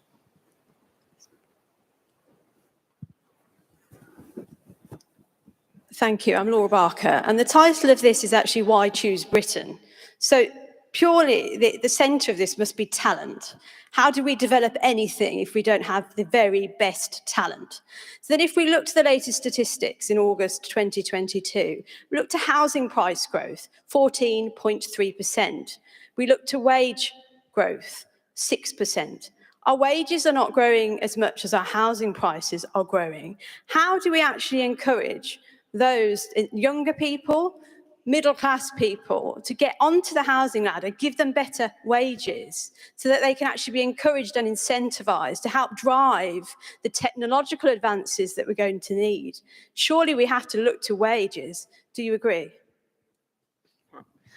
And that's not going to be the answer in the next couple of minutes. So what I'm going to do is I'm going to wrap that question perhaps into final remarks from our panel, sort of talent growth and why choose Britain. And how we do get ready for the next stage of innovation. Chris, can I start with you? Well, look, I mean, I talked about talent earlier in my remarks and addressed it because I think it's too often overlooked. You know, we talk about everything else, but we don't talk about the talent we need to drive the future of the economy. And that does mean not just educating our young people well, and which we do, but it means holding them here. It means keeping them here. It means engaging them here so that we don't get a brain drain, as we saw years ago, into the rest of the world. And that's about having a strong economy. We've got to be able to afford to pay those wages. We've got to be able to get people onto the housing ladder. I agree with you. The housing ladder today is almost unthinkable for most young people. They could never potentially afford to get onto it. So we've got to drive that aspirational culture that makes young people want to stay here and be part of our future. Dominic. Well, that's so well put. I mean, I think a culture of aspiration and success is vital. But I'd also look at the universities. You know, we've done everything we can to make the funding for universities as complex and as limited as possible by not being brave and owning up to the fact that A, we are going to have to pay if you want to have a good university education. It's going to have to be paid for. And B, you should encourage universities to make as much money out of their inventiveness as possible and actually celebrate that and rejoice in it rather than see it as something that's sort of complicated and that has to be managed. But at the end of the day, I'm very optimistic because we do have all these natural attributes. We have the human capital already in this country that it's so desirable and it's so exportable. So all we have to do is make sure we don't stand in the way of that. And that really is the mission of the Centre for Policy Studies and the core of Thatcherism, which is to release our inner instincts and capabilities to achieve what we can. If we can do that as a government, if we can reduce the friction and the hurdles that investment encounters, we will be able to really achieve anything we like. And I'll say one just last comment, which is that there was a question on the sheet which was never asked, which is which countries do you see are your main competitors? Well, everyone is our main competitor. And I heard extraordinary stories of the Spanish investment minister and the Indonesian investment minister sort of calling prospective investors at sort of 3 a.m. to try and get them when they were in bed so that they could then invest in the UK. But the real success is the fact that the French investment brand is called Choose France. It's in English, so I sort of think we've already won. Well, maybe I should just take the cue about universities, which I think was a very good point. I carry the scars on my back from having introduced a rational system of pricing of university education. And as a result, universities are much stronger and our higher education sector is now solvent. It wasn't before.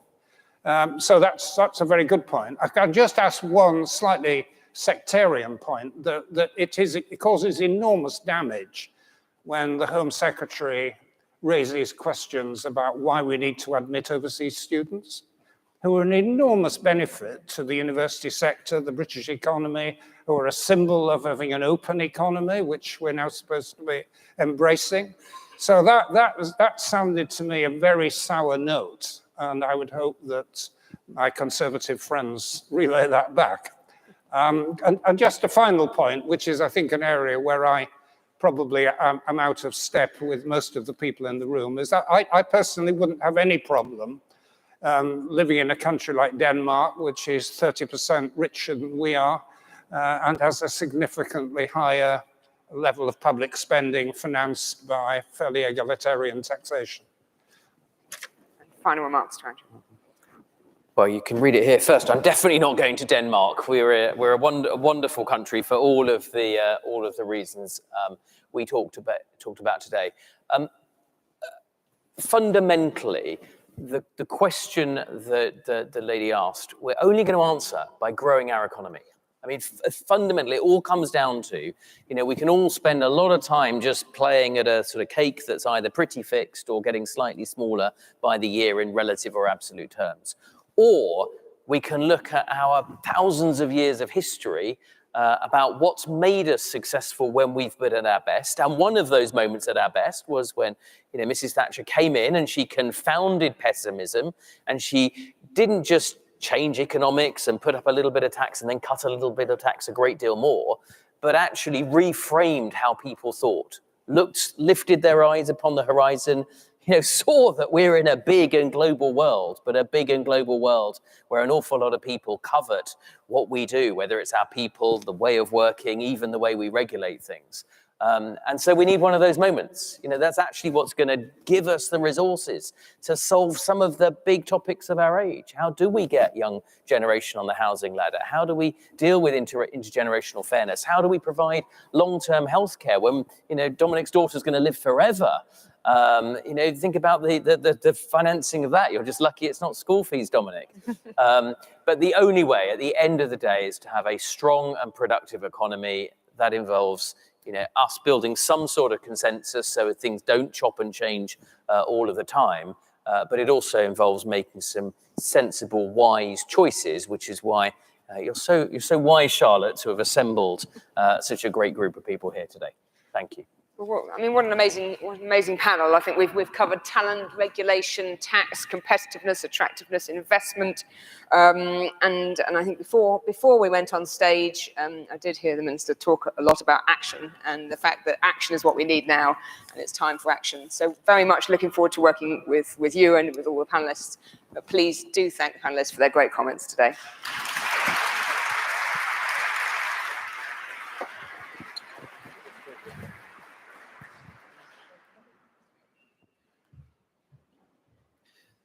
Thank you so much to all of our panelists. And now Up next, we have a speaker who has not just talked the talk, but walked the walk. In fact, like our glorious chairman, Michael Spencer, he is one of the few people in this country who has actually built a world-class company from pretty much nowhere in a remarkably regulated and ossified industry. Octopus Energy started in 2015, is now the 4th largest energy company in the country, making extraordinary advances in terms of use of technology, in terms of the renewables and the energy transition. So I'm very, very pleased to welcome to the stage Greg Jackson, the founder and CEO of Octopus Energy. Thank you.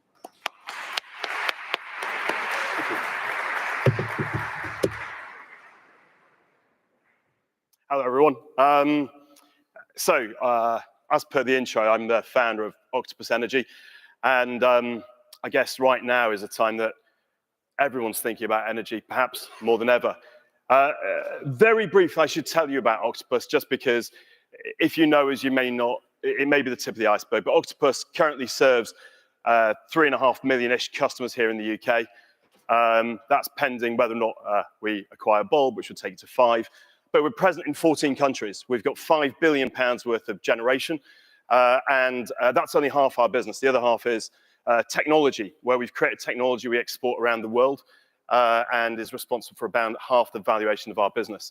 And I think just to highlight the opportunity in the world of energy, we've raised over £1 billion, initially from UK investors and now from some of the biggest energy and fund investors globally.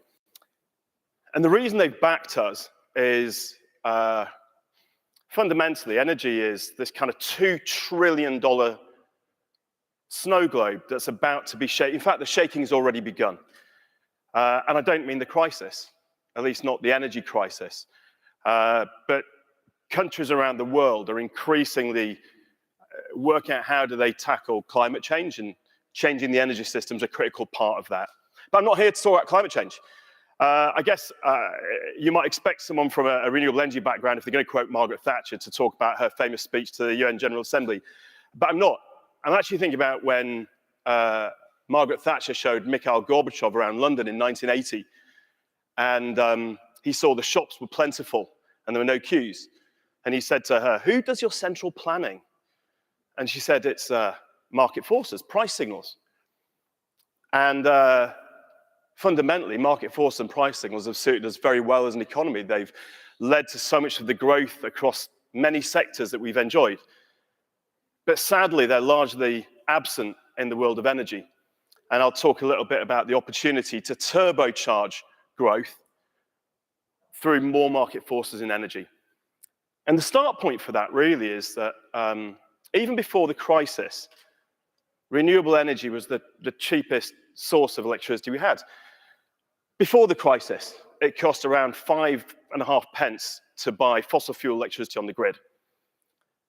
And the cheapest renewables going in today are at 3.2 pence, i.e., even before the crisis. Crisis aside, we as a society, not just the UK, but around the world, have built enough renewables. We've driven the cost down to the point it is absolutely, unarguably cheaper to consume electricity from renewables than it is from fossil fuels. Now, of course, people will then say, "But Greg, there are times it's not windy and times..." By the way, I've got 5 billion quids worth of stuff. I do know about this. There are definitely times it's not windy and times it's not sunny. But the great news is that at the same time as we're changing the way we generate electricity, we're changing the way we consume it. An electric car holds enough electricity to power a typical house for maybe 5 days. Now, today, there's only a few 100,000 electric cars on our roads, but 25% of the cars sold in London in Q2 this year were fully electric cars. Within the decade, there'll be maybe 6 million electric cars. I mean, by the way, the estimates vary. You can choose 4 million or 8 million. There will be a lot of electric cars sitting on driveways. And within maybe 15 years, pretty much every driveway that today has an internal combustion car will have an electric car. And by the way, that's not going to be driven by government policy. It's because fundamentally electric cars are better experiences for drivers and owners. My first electric car, I owned it for 3 or 4 years, the total consumption, the total service bill was 120 quid. There's just not so much to go wrong.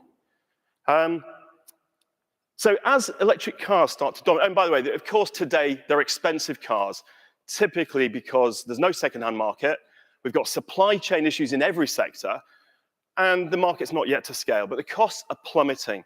A decade ago, an electric car was a two-seater for £109,000. Today, cars are coming down to sort of 20-ish thousand pounds for a sedan, a 5-seat car, and they're plummeting. So over the next 10 or 15 years, we're going to have this enormous well of batteries sitting on people's driveways. What that means is that when it's windy, we can charge the cars, and when it's sunny, we can charge the cars. And we don't need to worry as much about intermittency as we did in the world where effective electricity was about making sure your lights came on in the evening. Now that's cars. And by the way, I should say, the average UK commute is about 9 miles. So if your car's got a 200 or 300 mile range, you don't need to charge it every day. With artificial intelligence, what we're able to do is start matching the times and locations that we're getting cheap energy generation with the electric cars. So if it's not going to be windy for a couple of days, the cars that don't need charging can just sit there not getting charged, and then we'll charge them when it's windy. It's incredibly simple. It's just not like for like with the world we're used to.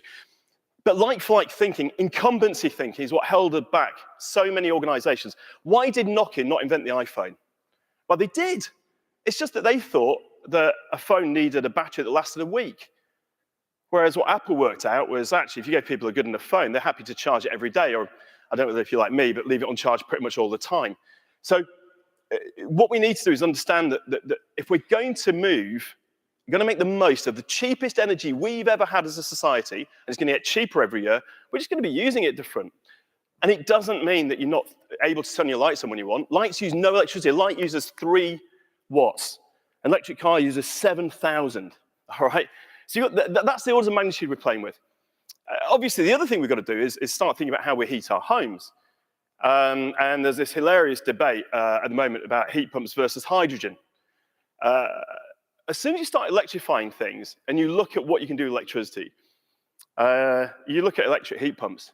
An electric heat pump turns 1 kilowatt hour of electricity into 3 kilowatt hours of heat. It's magic. A gas boiler or a hydrogen boiler will turn 1 kilowatt hour of fuel into less than a kilowatt hour of heat. Electrifying heating enables us to make the most of this phenomenal efficiency. And once we start electrifying everything, we can do things no one's ever thought of before.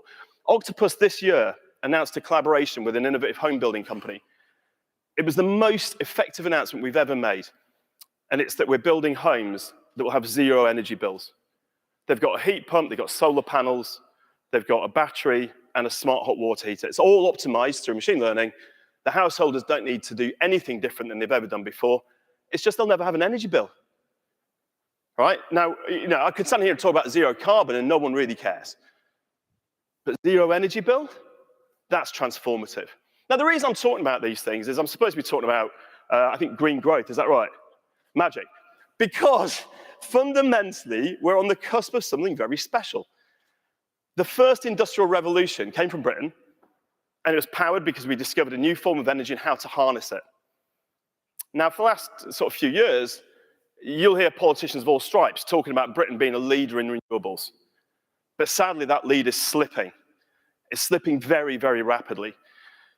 And it's slipping because fundamentally we've got, I think you said, an ossified energy system.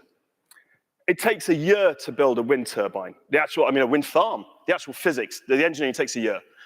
But the planning process, and that's assuming you're allowed to do it, but the planning process and the grid connections takes up to 7 years, right? Now, I was recently quoted in a national paper saying national grid's not fit for purpose. And I've got to be clear. When I say the national grid's not fit for purpose, I'm not talking about the company, but our national grid, the physical infrastructure, is not fit for purpose. And neither is the governance for it. We have a monopoly system. If I want to connect new forms of generation, the cheapest energy we've ever had, you join a queue. By the way, you join a queue that sometimes has coal power stations that never get built, but they occupy a queue place. And if the grid won't connect you, if they say it's going to be a few million quid and however many years, or they won't do it at all, you've got nowhere else to go. Some countries around the world are beginning to make their grids contestable. If you can't get a grid connection, then you can commission your own or you can build your own.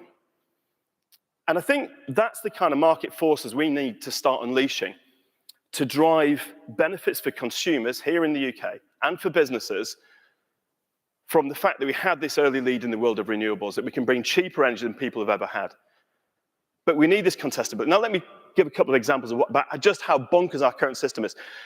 During the energy crisis, we need all the energy we can get. And yet when it's windy in Scotland, we turn off the wind farms and we pay hundreds of millions for the privilege because our grid isn't capable of bringing that electricity to England where the consumption is. And we're not giving Scottish people cheap power to make the most of it. There's no price signals, there's no market forces, and there's no access to change this infrastructure at the pace that we need. There are whole swathes of West London that are being told, they've got restricted development for the next decade on housing, data centers, and warehouses because we don't have the grid capacity. I mean, how can we not have seen that West London might enjoy some economic growth? All right? So we have this, and by the way, all that offshore wind we're building, we don't yet have the grid connections to bring it onshore. All right? So wherever you look, we're held back by this insufficient, out-of-date governance for critical infrastructure. And the reason this really matters is if the first industrial revolution unleashed growth, and we're enjoying the benefits of that today because of its access to cheap energy. We've now got access to cheaper energy than that. It'll get cheaper every year. The technology of renewables keeps bringing costs down. The ways in which we can use it are bringing costs down. But if we can't bring this to market, first of all, Britain will fall behind other countries. British consumers and businesses won't get access to what they get elsewhere. Secondly, we miss the opportunity to genuinely be a global leader, to build the businesses that understand how to deliver this to countries around the world. We've got them today, but we're rapidly losing our advantage. So I guess for me, what I want to say is cheaper energy that gets cheaper every year. The technologies that enable people to make the most of it with electric vehicles, electric heat pumps, homes that don't have energy bills, the companies that can build the technology that the rest of the world needs for this could all be born here in the UK. And we could drive employment and growth here, export it around the world. Or if we're not careful, we could be the laggards, the ones who kind of get there. It's all going to happen eventually. It's just, do we lead and benefit, or do we hold our feet back? Do we hold back? And I guess for me, the best bit of this was a joke. Forgive me, someone from the IMF told a brilliant joke about this, right? Which is a surprise. But she said, look, she was Israeli, so her example was Moses. She said, God said to Moses, I've got good news and bad news. Which do you want? And Moses said, look, just give me the good news. I need some good news. And God said, you can wave your hand, part the sea, and your people can walk to safety. And Moses was like, I mean, that's such good news. Nothing could be bad after that. And God said, but first you must do an environmental impact assessment. Thank you.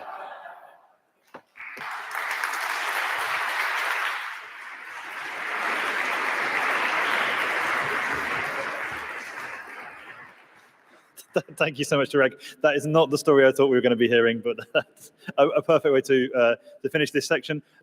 Again, there'll be coffee at the back if we reconvene at 4:25 for our final panel, and then our in conversation between Fraser Nelson and Tyler Cowan. Thank you very much.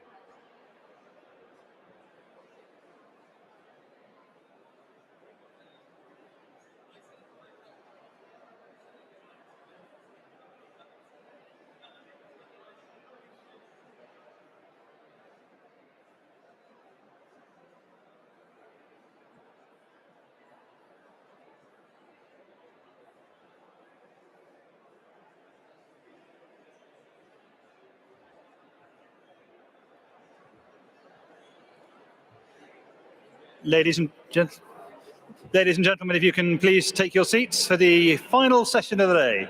Thank you very much.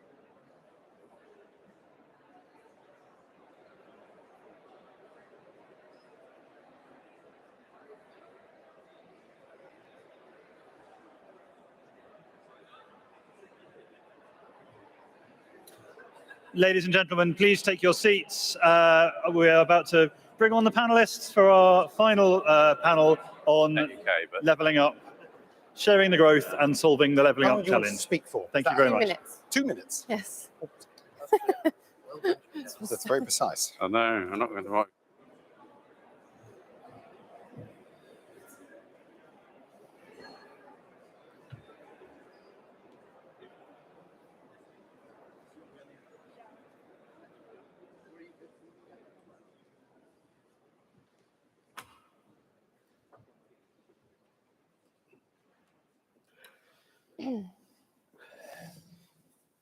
Hello and welcome to this panel, sharing the growth, solving the levelling up challenge. So we've had a weird back and forth where we seem to go over the summer away from levelling up, and now we've come back to it. So we've sort of, on the end of this roller coaster, we've ended up coming back to this mission of the government's, which seems to still be the mission of the government, or at least they still have a department named after it, so they've got to do something of that kind. So to discuss this, we have a great panel, of experts on the economy and on this particular policy. They're each going to speak for 2 minutes. My name's Juliet Samuel. I write for The Telegraph, and we are going to start with Guy Opperman, who is MP for Hexham, has been MP for Hexham since 2010, and is now Minister for Employment. So kick us off, please. So good afternoon. As you probably were expecting, Ben Houchen, I must pass on his apologies. And so, as you probably know, when you are booking someone to be a speaker, you need to book the Prime Minister about a year in advance, the Chancellor about 6 months in advance, a regional mayor about 3 months in advance. So when I was called this morning and asked to attend today, I was deeply honoured to step in for Ben. And it was a great privilege and honour to be here.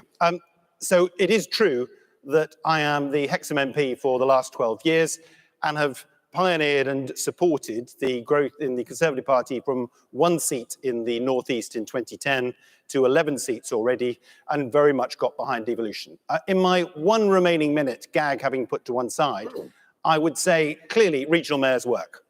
And whether you are from the West Midlands or whether you are from Teesside or whether you are from Manchester or whether you live in London, mayors work and drive forward growth. The second is education. There is a massive need for a reform of education. The Gove reforms made a difference. I would really point to things like T-levels, the greater funding for FE, the greater emphasis on apprenticeships that is coming forward. And the third is, how do you create clusters of growth? Much like I think Michael spoke to you this morning about, and my final quick 20-second pitch would be, as the former pensions minister for 5 years, how do you drive forward outside investment, which isn't state investment or private sector, to boost what is already existing? And I have seen with the various pension funds I worked with, the obvious one will be Legal & General, the massive investment that can take place to take real change. Thank you. You stuck admirably to your timing. So we are going to move secondly to, I think we have Sir John Peace, who's former chairman of Berkeley and Standard Chartered, and is now chairman of the Midlands Engine Partnership and Midlands Connect. It's me, Julia. Good afternoon, everyone. And I've been fortunate enough to be here for most of today's conference. And I would congratulate CPS for putting on an excellent conference and with some excellent speakers. But I kept thinking to myself, if I was a Martian, having listened to all these presentations, what would I be thinking right now? Because as a business person, that's the lens I look at it through, not as a public servant as such, is I really do believe this is one of the deepest recession potentials that we've had for decades, maybe for millennium.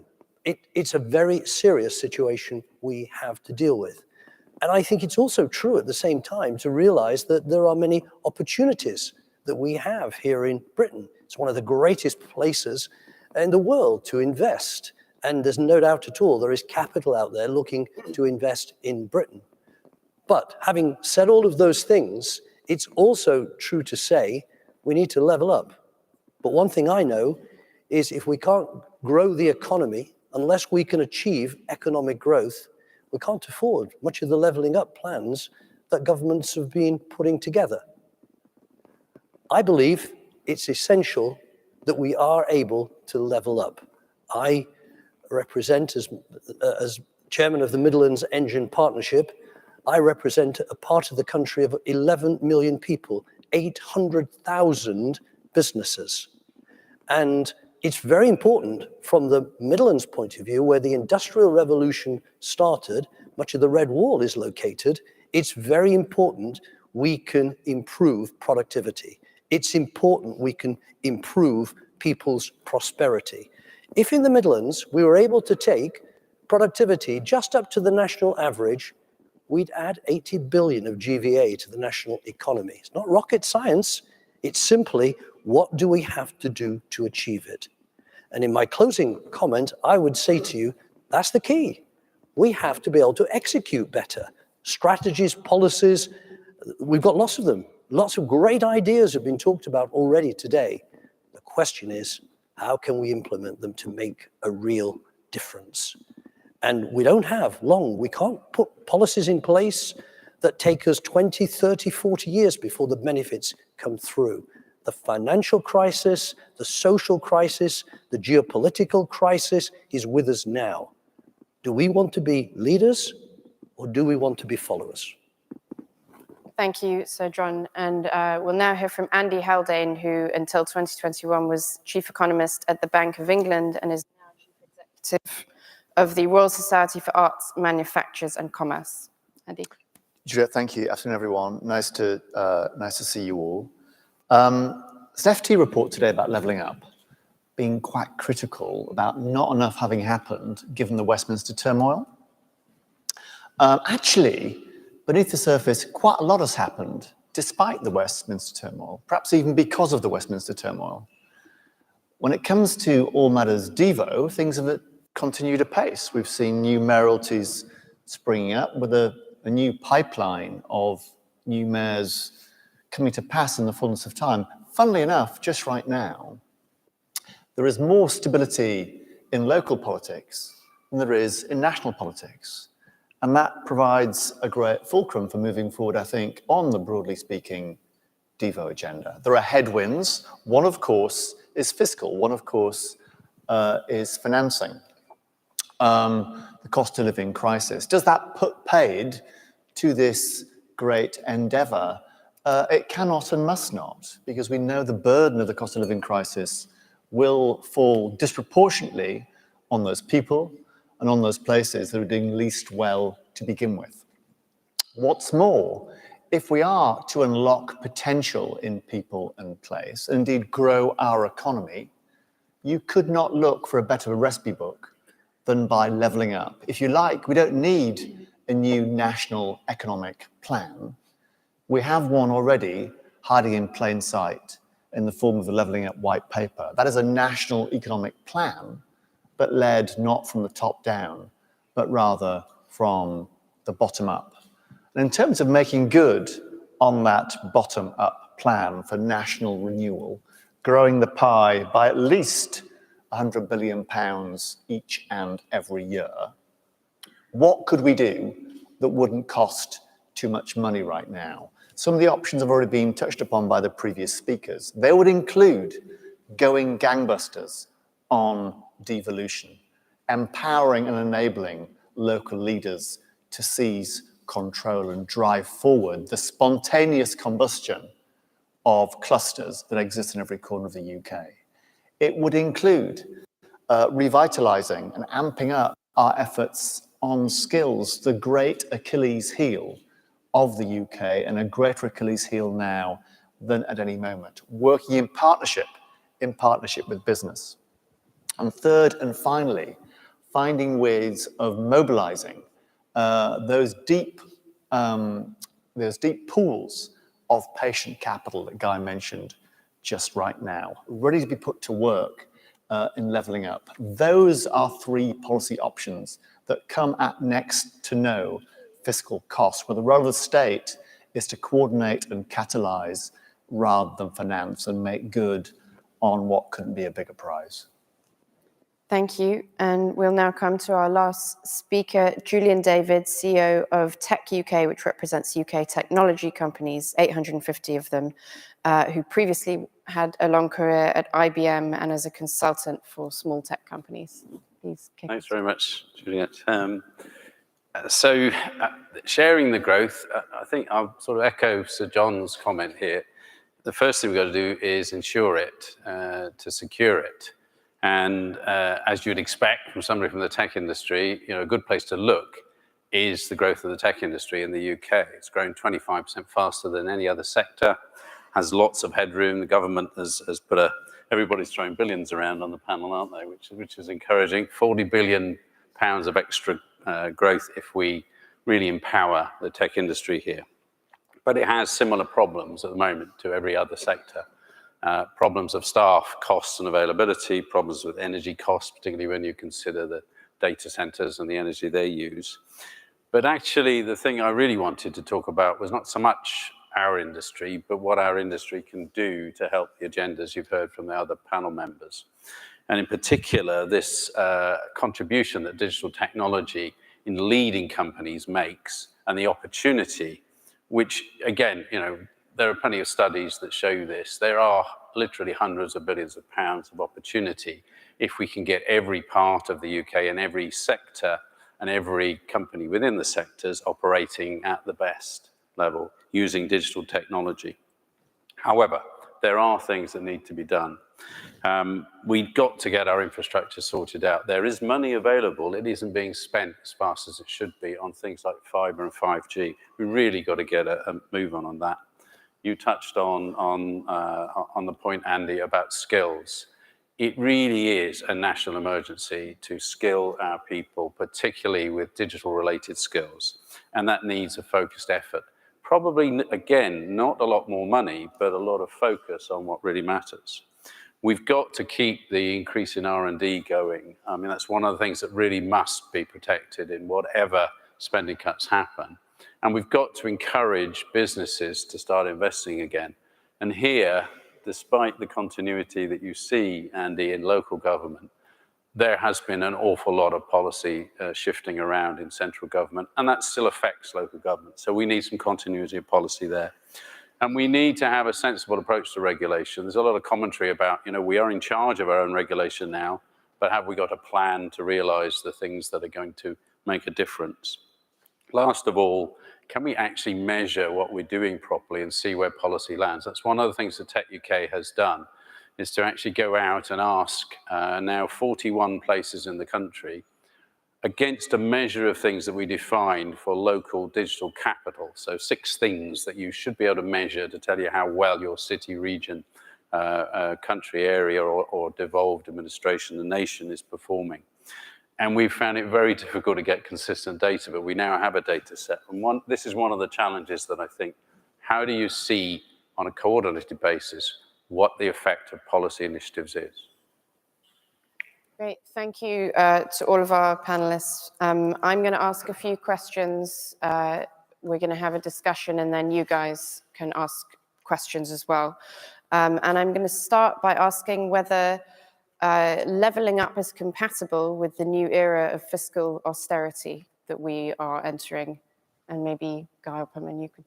So the great advantage I have is that I can park that until Thursday, when doubtless you will receive a much fuller and more responsible and greater and more eloquent answer. Maybe you could give us a general answer. Yeah, my answer to that is I think it's happening already. And I'll go back to Andy's point, which is, so everybody wants to badge things as, oh, well, levelling up started 3 years ago and it didn't exist beforehand, and that basically we may have stopped now. That's utter cobblers, totally wrong. So long before levelling up was a word, there was the Northern Powerhouse. Long before that, there was efforts made by successive governments to try and address this. The big thing is we've got better. And how we've got better is we've accepted, which governments of different persuasions didn't accept for years, that devolution works. And the London example showed quite conclusively that people saw, right, we can do this elsewhere. They saw it happening in Germany, they saw it happening elsewhere.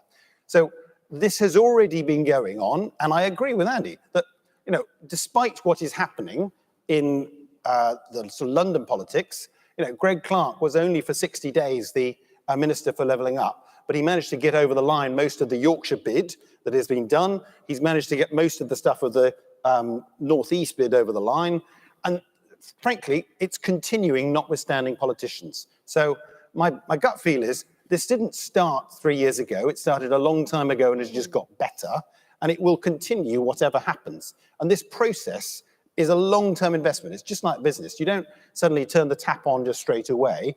It's just, can we give the support that's there? I think my final comment would be, Michael Gove returning to the Department for Levelling Up is a very, very good thing. I am a massive supporter of him. I think he will drive forward real change, and there is good people there. Perhaps, Andy, you could answer whether you explain how the new era of fiscal austerity we seem to be going back into is compatible with an agenda of levelling up, or maybe they're nothing to do with each other. Well, I wouldn't go that far, but equally, I absolutely do think that the success or not of levelling up does not stand or fall, and should not stand or fall, on how much public money alone is going in. I mean, think back, not so long ago, it feels like eons ago, to March, April this year, when we published the white paper. There was not loads of extra money around then either. But for me, that absolutely did not preclude us making real progress on that front. I was across in America a couple of weeks ago, chatting to some of their people about regeneration of American cities and the model they use for regeneration of US cities. And broadly speaking, caricaturing only a little bit, is the impetus comes from private sector leaders with projects in place. They are the initiators, they're the leaders. It isn't reliant on monies forthcoming at the state or federal level. They may well form part of the financing stack alongside private sector financing and philanthropic financing. But the success of that project does not stand or fail on what a government official, local or national, does. We are not quite at that point just yet. Too often, even now, local leaders are looking up to central government before initiating. But the model we need is that one, where the impetus, where the go forward is provided from the private sector, where the financing comes from the private sector, and where the role of the state, as I say, is as catalyst and coordinator rather than financier of last resort. I couldn't agree more. I mean, you look at Manchester, the largest commercial development there is the West Tower, funded by a pension fund. Yep. You go to Newcastle, the largest commercial development is also funded by a pension fund. It is where local and central government can play a role is they are an enabler and a permitter of the conditions that allow the private sector to step in and to do the investment that you want. And there are certain ways, particularly in housing and in capital projects, that you need help. But by and large, it is the private sector that will drive it. And by and large, nothing that the Chancellor will or will not say on Thursday should impact on that. But can you actually have a levelling up policy if capital spending is being, and in particular, we saw with the example of Northern Rail, project being scaled down so that we're going to get half of it. We'll get the railways, but they won't be as fast, and the train stations won't be in a convenient place. I mean, is that levelling up? Yes, most definitely we can still do levelling up, notwithstanding the points that you're making, and without a shadow of a doubt you can. And it is a direction of travel, and it is sending out the signals to local leaders and to local infrastructure that that is where you are going. There will always be issues on pace and who gets which priority first. But the idea that it is solely dependent upon the state is very much not a Telegraph approach and very much not the approach of the government. I wonder if either Julian or John want to say anything about capital spending or public investment and its role on this agenda.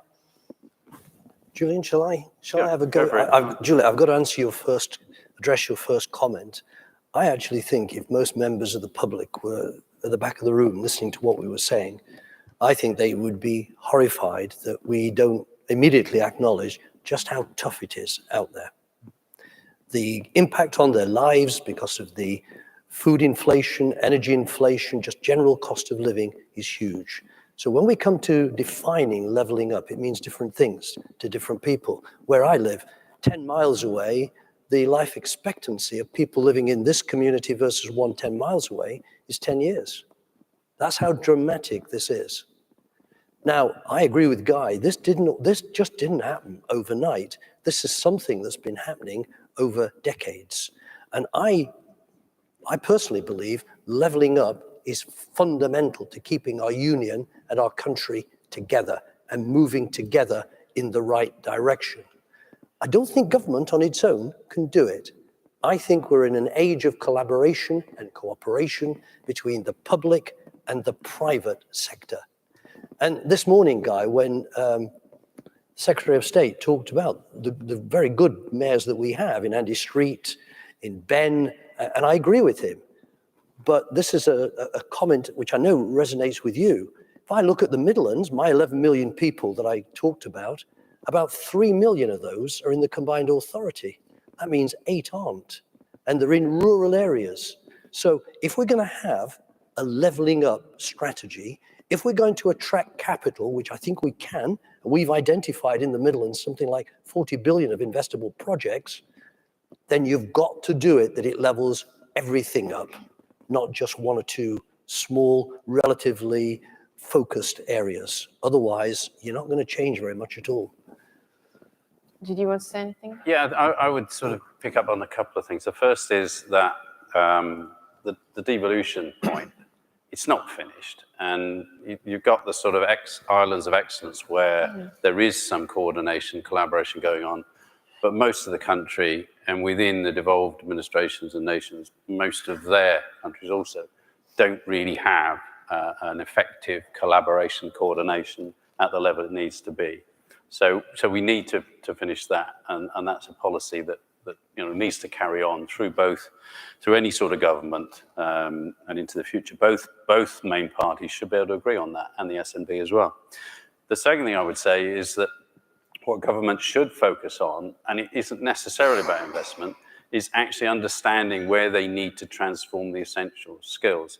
And we talk about London. One of the big things that happened in London was they set about the education system some time ago, and they've made it very effective in London. It's much better than anywhere else in the country. And it did have some more money, but mostly it had focus and drive. And I think, connect that to the first point I'm making, you can solve some of the big picture issues without having to spend an awful lot more money.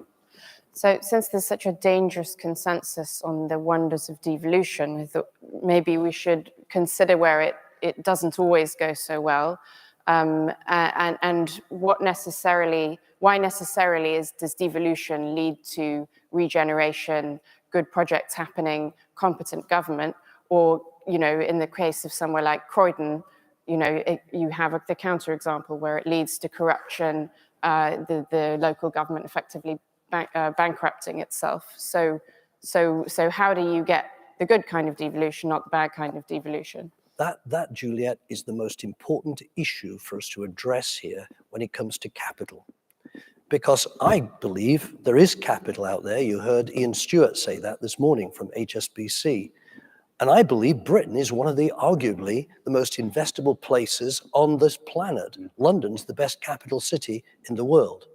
But unless you put in place the right governance, unless you put in place the mechanisms, the structures which enable us to use that capital widely and deliver on the promises and the investment returns that were anticipated at the beginning, then investors will very quickly begin to think that maybe this isn't as investable a place as they thought in the first place. And I think the government white paper, and I do agree with Guy, I think the Secretary of State, he really understands that, the need to actually get the right structures in place for the delivery, not just simply about the idea and the theory.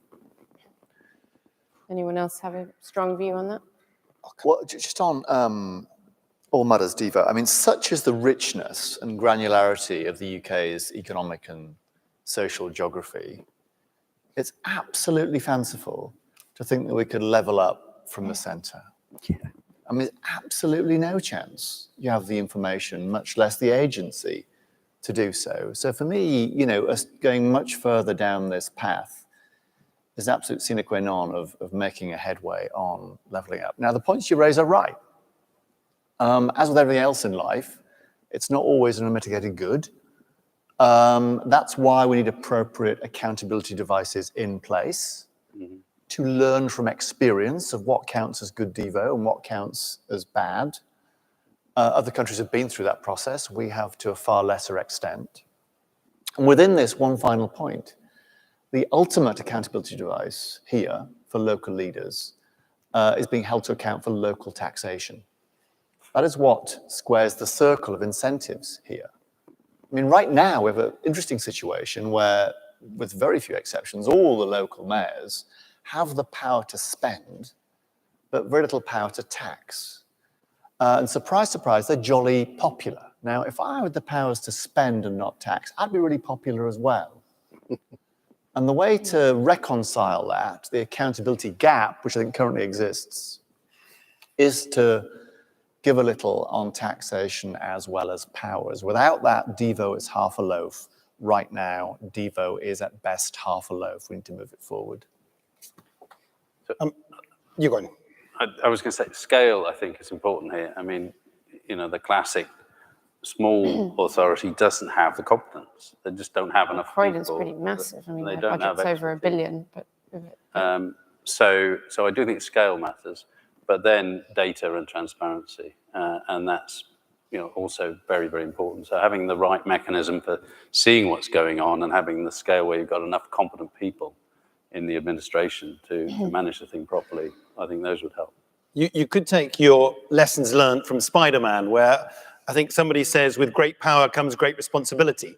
The point being, if you are the local leader elected locally, you can be kicked out or rewarded. And you look at Ben Houchen, who obviously I am his living deity today. When he had his re-election in May of last year, and I accept it was good economic times for Conservatives, he got almost North Korean results. You know, this is a man in the northeast of England getting over 70% of the vote. That is genuinely unheard of in places like Hartlepool, Middlesbrough, Darlington, and the like. And that genuinely because he was delivering. And it's about delivery on a local level. The point is fairly made that not every example will be successful, and journalists and local people can push back against those and get upset about them.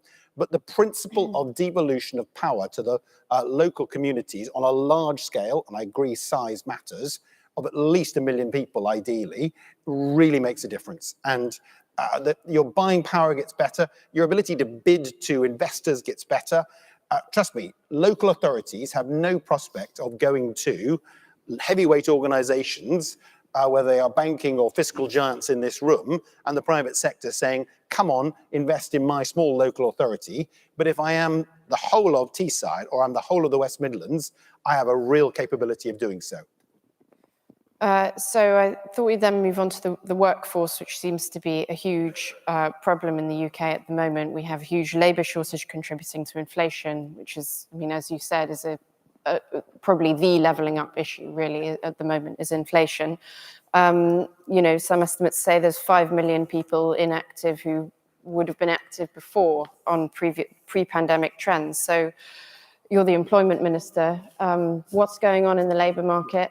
How is it going to be resolved? Ask me a nice broad question. So I don't necessarily recognise your 5 million inactive post-pandemic. Clearly, there has been a change. I think the simple truth is we are blessed with a very positive employment situation, which is something that is a very positive thing. You know, it's the best figures in 50 years. But at the same stage, there are clearly 1 million vacancies. And my job, the job of the Secretary of State at DWP and the job of the government is to try and marry up those vacancies with the cohort that we have, some of whom are on benefits, but some of whom also have left the employment situation. I mean, there is well over 100,000 people who have chosen to retire early, taking all their capability as an over 50s, 30-year experienced person, and have decided, I don't want to do the present job I'm doing. In fact, I'm going to retire early and opt out of the workforce. How do we incentivize those people to come back? How do we address the expression you used is economically inactive? And how do we make conditions for businesses that have the skills and the capability to take this forward? It is a massive job and something that we're very keen to focus on. Andy, I have to ask you about the labour market since you're an economist. Yeah, well, I mean, look, here's where we are. We have 1 in 6 of the working age population reporting themselves as long-term sick. Among 16 to 24-year-olds, the healthiest cohort, we have 1 in 8 reporting themselves to be long-term sick. These aren't something that have spontaneously sprung up as a result of COVID. These are trends that have been in place for at least 15 years. We don't fully understand them, I think it's fair to say. Certainly I don't fully understand them. It's a whole mix of conditions and ailments, many of them mental health related. COVID turned what was a slow build of ill health problems and took it up several further gears. Where this leaves us now is having made, you know, a difficult situation even more problematic when it comes to staff shortages. Some have left the workforce, as Guy said, for reasons of lifestyle choice. They might be quite tricky to entice back in, but it's definitely worth trying. For others, it's about caring for family and friends. For a decent chunk, the largest chunk, it's about ill health in its many and various forms. We need to look at each and all of those and see what we can do. I mean, the truth is, pretty much all of the growth in UK PLC's productive potential since the global financial crisis has come from increased participation in the workforce, rather than the productivity of that workforce, up until 2 years ago. So the single cylinder of growth has now gone into reverse with the contracting workforce. And that just underscores the importance of Guy's job, underscores the importance of this issue, I think, for driving forward genuinely supply-side improvements in growth, which I think is just what we need. I'll move on to a next question so that we can get more in from the audience on skills, which is why isn't the market and why are not companies not producing the skills that they need? We hear so much complaining about the government not doing this. Why aren't companies doing it? And Julian, maybe you could answer us that. Yeah, I mean, it is an interesting question. You'd think for their self-interest they would do it. And I think a lot of the problem is what they're encountering when they try to bring people in. And that's back to this point about, real focus at the education system level. And then you've got to look at how easy is it to understand what new skills you need and then to do them. And there have been some really good initiatives by government in recent years and longer term. I mean, the concept of the apprenticeship levy, the point about it was a good one. It was that measured against any other country that we cared to look at, a developed country, we were investing less in training and developing our workforce than anywhere else. And maybe some of those reasons are the ones you talked about, which is let's get more workers in and we'll solve the problem that way. The famous car wash example is always quoted, isn't it? So I think there's got to be a real focus on helping companies understand that they can change their productivity, and I've got to say it, by digitizing much more of what they do, but also then focusing policy interventions in making it easy for them to do that. And the apprenticeship levy in its first years wasn't easy, and it was restricted. And we should really not be looking at that. We should be taking the other ambition of the government, which is lifelong learning, put all these policy initiatives together and make it easy for companies to do this, and make it easy for supply chains to do it. If you're a small SME somewhere in the supply chain in the Midlands, John, you may have seen this every day of the week, how do you find the effort to invest in apprenticeships? Who's going to help you do it? And surely the way to do it would be through the supply chain and have the companies that buy the end product invest in helping you skill up your own company. And another element of levelling up, or one that gets a lot of criticism, is the notion of industrial policy or having some kind of manufacturing support. And people say, well, how can we compete with the US or China or Germany, places like that? Is this really a good idea? On the other hand, we've allowed a lot of UK capacity that we used to have, nuclear telecoms, to wither. So what should be the approach? Is, the fear of old 70s industrial policy that stalks government, is that unfounded, and how should we do it? John? I don't think governments should try to pick winners or back winners. I think it's important that governments put in place the right policies to encourage businesses to invest and to grow, and industry sectors to develop and grow. But I can tell you in the Midlands today, it's changing rapidly from being a place where we made cars into a place now where there's much more high tech. I'm a founder of Experian. So the tech sector, I can just see what is happening there in terms of growth. Life sciences and so on are also creating new opportunities. I think the issue we have is, one, the question, if I may, Juliet, change the question. What can we do to encourage much more local support of these industries?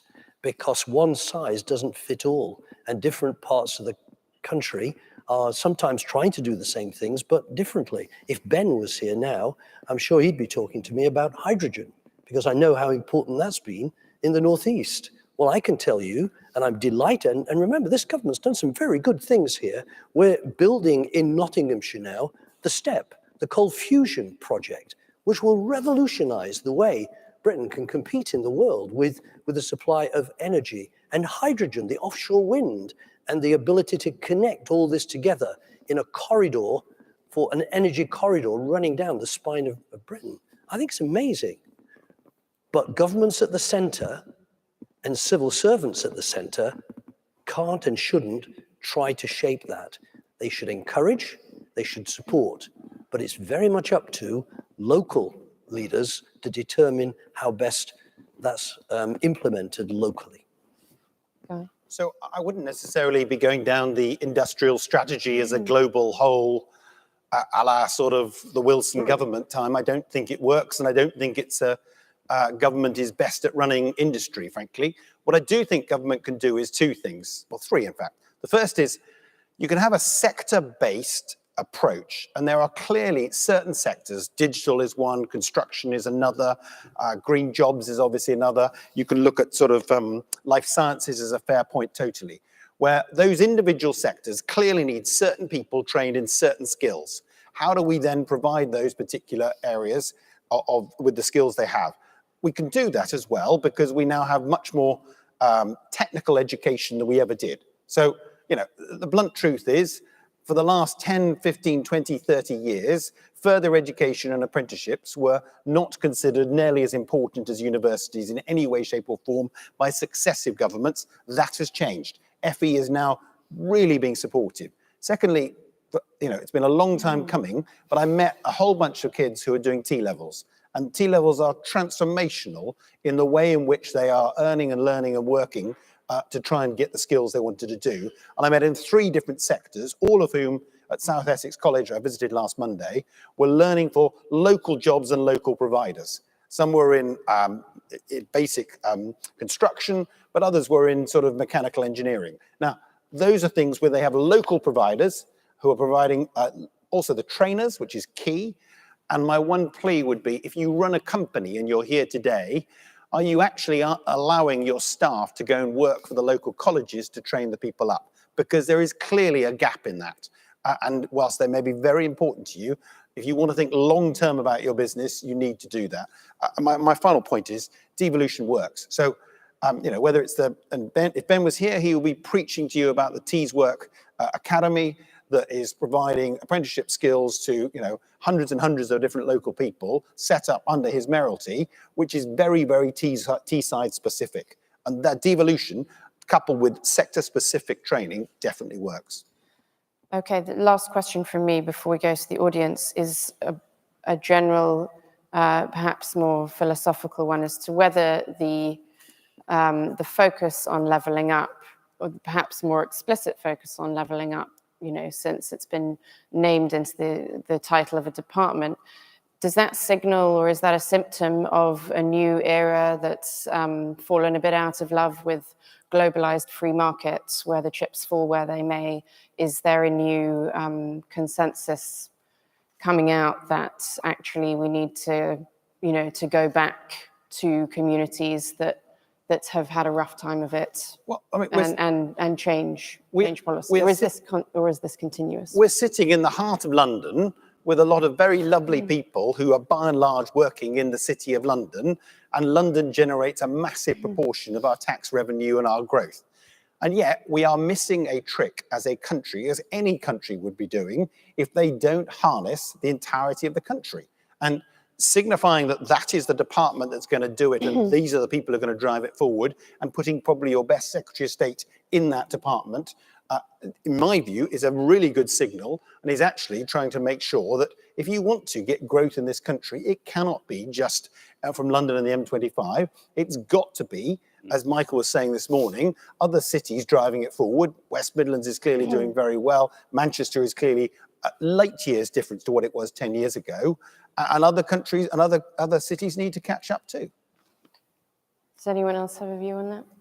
Well, I mean, I wouldn't want to paint a false trade-off between the right focus on local plans, local governance. There's no inconsistency in my mind with that and opening your arms and your eyes to the potential that exists internationally. I mean, the truth is, for many of the best local projects we have across the UK, there's a not insignificant slug of foreign financing fueling those projects in their many and various forms. The work of the Office for Investment, I think, has been fantastic in bringing overseas investors into local projects across the UK and making a real difference. So this is not a question of turning our back on other countries. We will need not least their monies and their companies and their expertise in making a success of our local plans. Yeah, I suppose maybe there's a different approach whereby, you know, in the past, if a company went to the government and said, we need help exporting into this market, they won't let us in, and the government would say, well, that's up to you, you're a private company. It seems now that it's a bit different. But unless, Julian, did you want to say something, or should I? just really to say government can promote things, and it has done it really well. You know, the whole tech city evolution into London being a real tech powerhouse, government had quite a big role in that, even coming up with the title, you know, which was a lot more attractive and interesting than Silicon Roundabout. You know, so doing the presentation of UK around the world is really important. And I think showcasing what we do, it's not picking winners, but it's actually saying, you know, what's going well, and let's talk it up.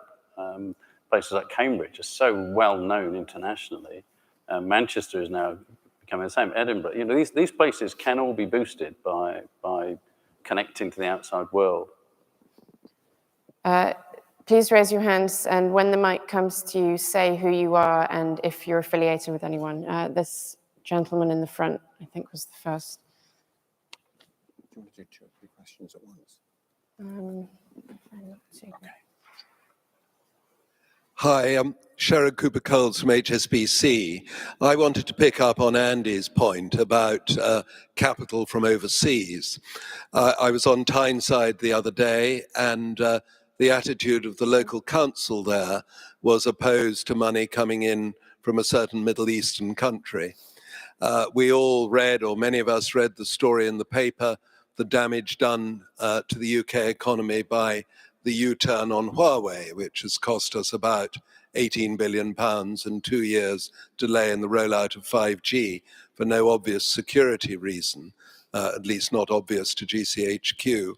So could I ask you, particularly perhaps the Minister and Andy, on the attitudes to bringing in capital from overseas when we have willing investors wanting to put money into the UK, wanting to put not just financial capital, but intellectual capital as well, and how we steer through this conundrum, given the politics on both the left and the right. It's not straightforward.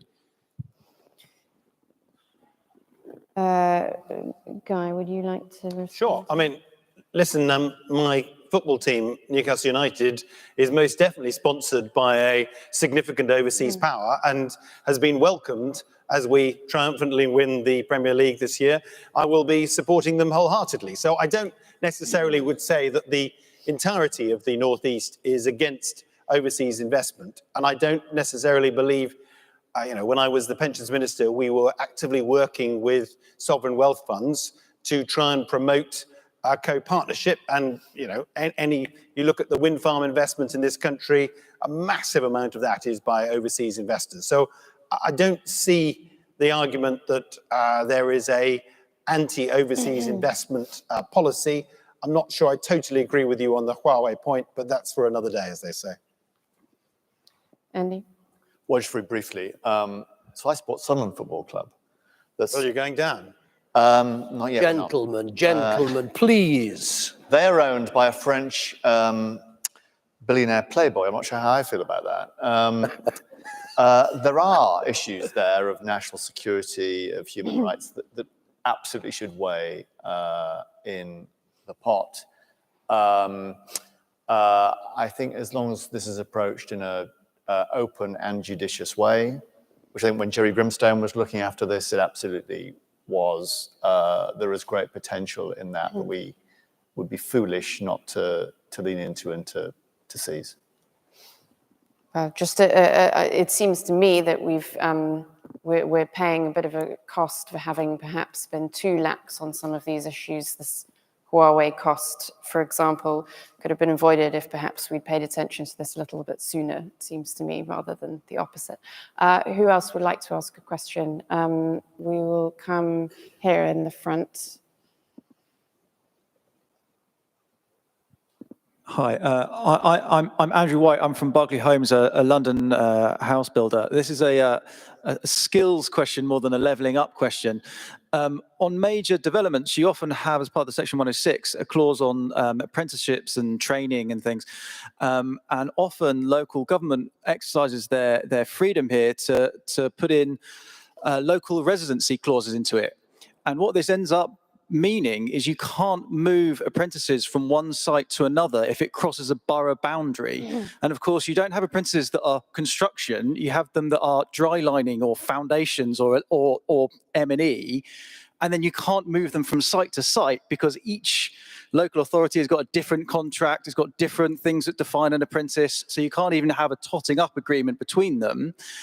And it can mean that you start apprentices and you have nowhere to put them for them to finish their course. So you're wasting enormous opportunities to get people properly trained into properly sustainable careers, so that it becomes marginally easier for a local politician to say, well, I know I'm getting some political weather on this planning agreement, but don't worry, it's going to create jobs in this particular postcode, which actually across the piece isn't really helpful for young people.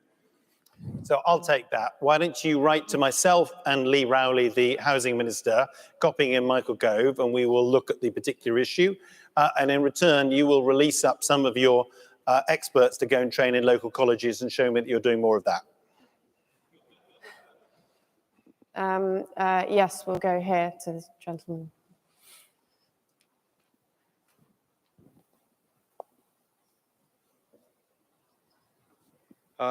My name is John Mills.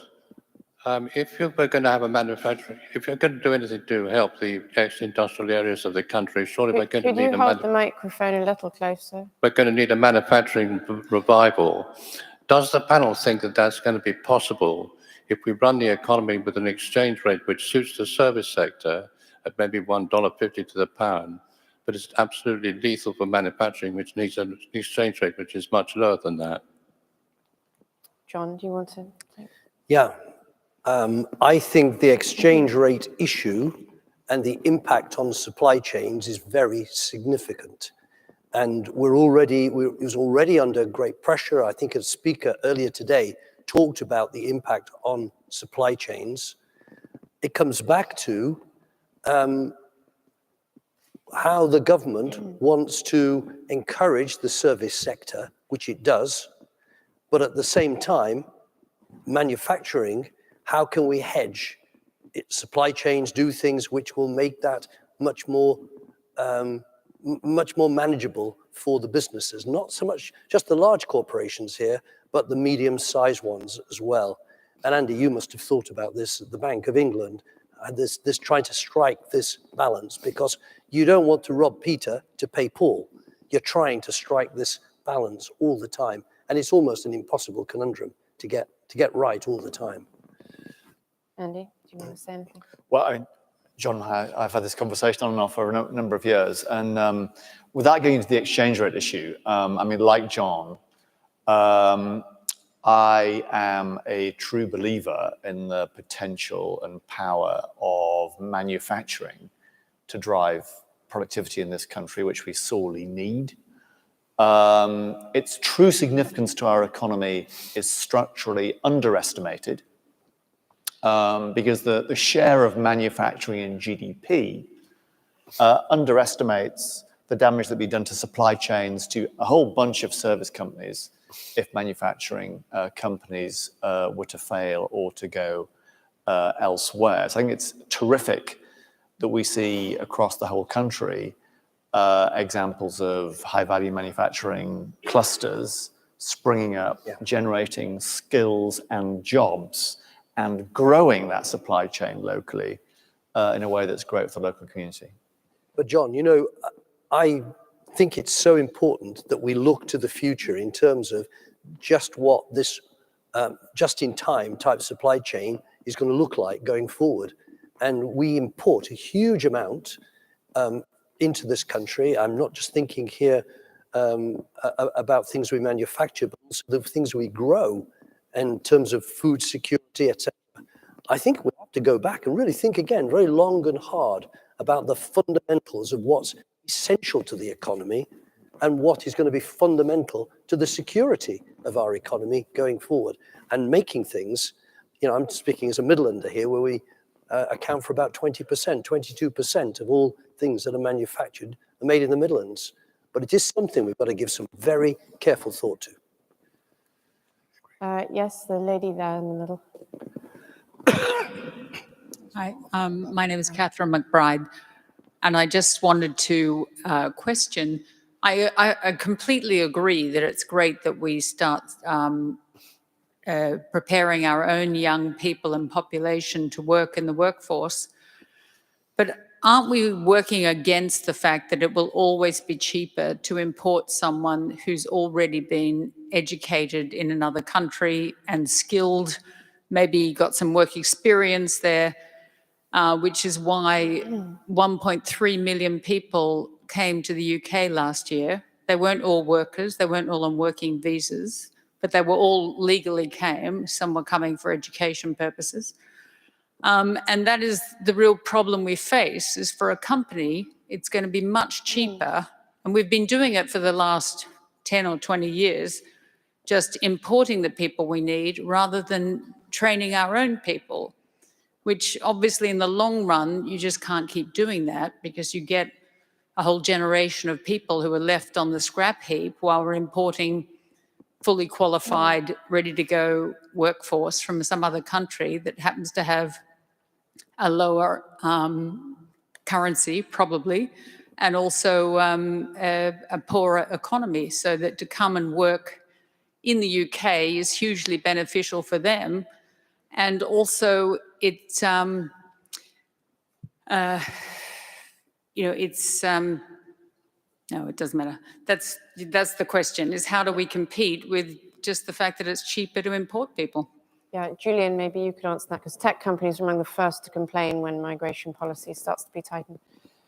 Yeah, but it's a balance, and I don't think I accept the general premise that it's always cheaper to get somebody from abroad. But when you look at this on tech, what you're talking about is access to global skills. Make sure you've got access to those global skills. Sometimes you don't actually want them for forever and ever. You know, a lot of this is about projects. It's about bringing teams together to do something in a particular place or a particular group. And we must ensure we have that. I mean, if we don't have access to global skills, then we do risk being behind the curve. However, the ambition I think we should have, and I don't know why not in the tech industry, and I'm not even sure I understand in many other sectors either, why can't we be a producer of skills instead of a consumer of skills? You know, why can't we, the UK, which has got a long tradition of excellent education at the top of the tree and examples of excellent education all the way up, why can't we do that everywhere and produce loads and loads of graduates? And back to your apprenticeship problem, you know, every council, they shouldn't be worrying about restricting the apprentices they've got. They should be getting so many apprentices, they want them to go somewhere else because, you know, they're looking for jobs. So my take on this is you want both. You want access to the skills you need on a global basis, but you need to produce your own skills in-house.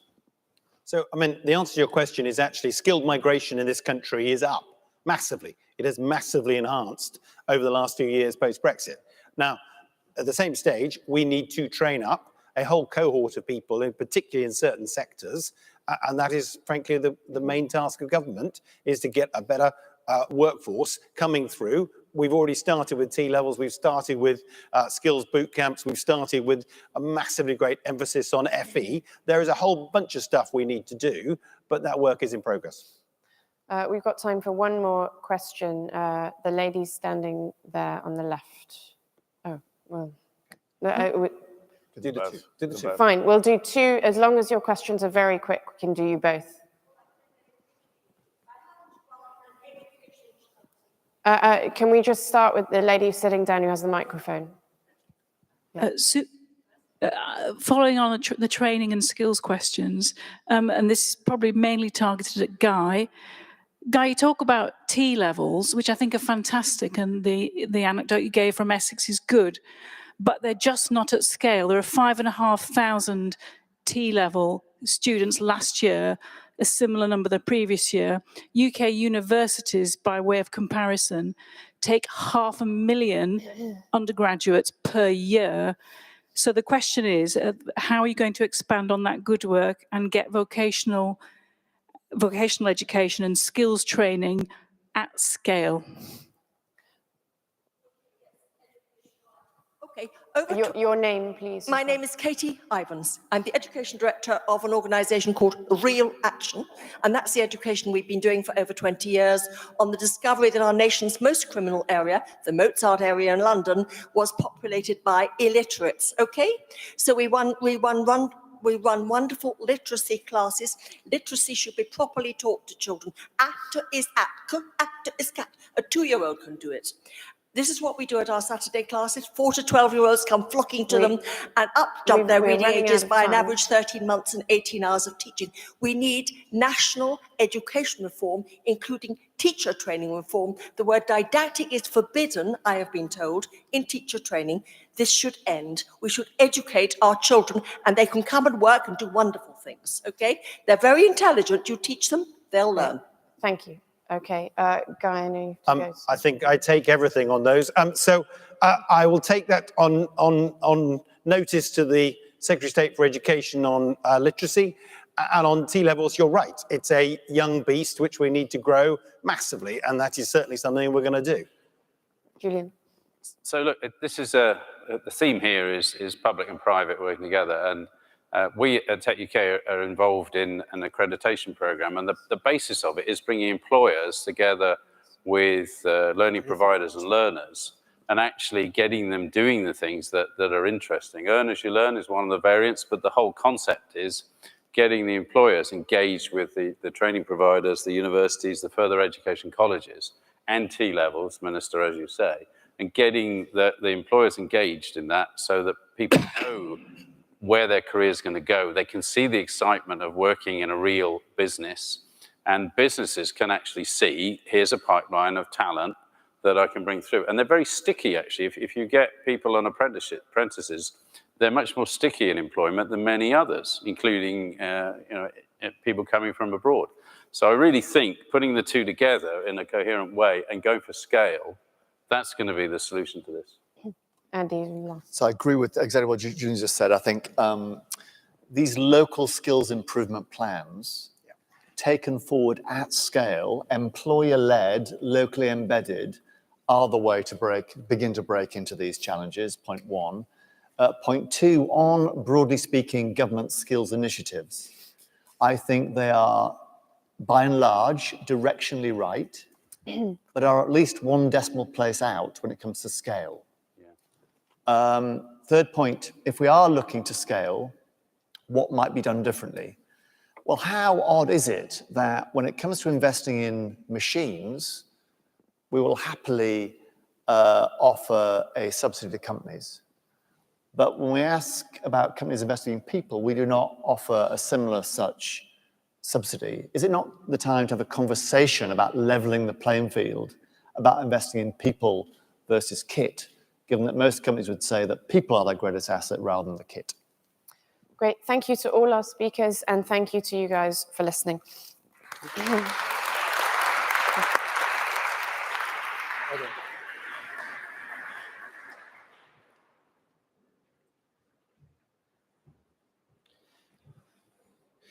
Thank you very much. Now my job is to just vamp for a couple of minutes while we change the setup on stage, or just ask people to remain patient.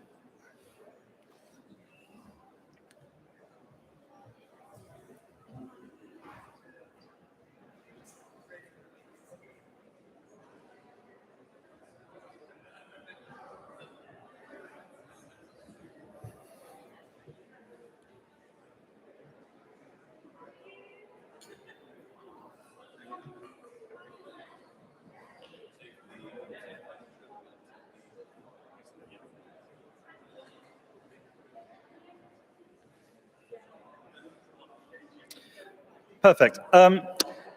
Ladies and gentlemen, I'm incredibly excited then to introduce our final act of the evening.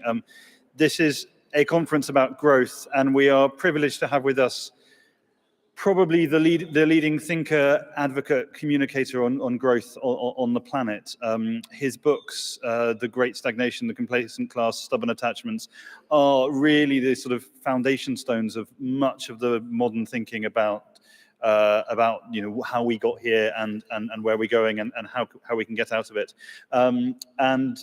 He's talking to a very dear friend of the CPS, and indeed a CPS board member, Fraser Nelson, who's editor of The Spectator. So please strap yourselves in for what should be a wonderful hour of conversation. Ladies and gentlemen, Fraser Nelson and Tyler Cohen.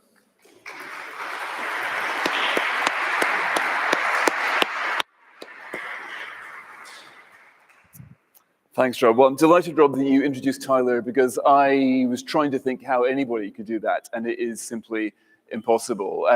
I'm sure that most of you here will be listening to his podcast, Conversations with Tyler. It's always the most informative hour I ever spend listening to a podcast. So I'm thrilled. I'm sure all your fans here are thrilled to have our own in-person conversation with Tyler. Now, I could talk to you, Tyler, about any of your topics of your 13 books, from everything from Indian classical music to street food in America. But this is the Margaret Thatcher conference. So I figured we'd start by asking, I guess, we're about to have a budget in this country in a few days' time. Rishi Sunak and Jeremy Hunt are going to reveal the alternative to Trussonomics. But we seem to be living in what you described in your 2011 book, The Great Stagnation. Now, we are looking at the GDP growth in Britain is going to be either flat or just under flat for years to come, as far as the eye can see.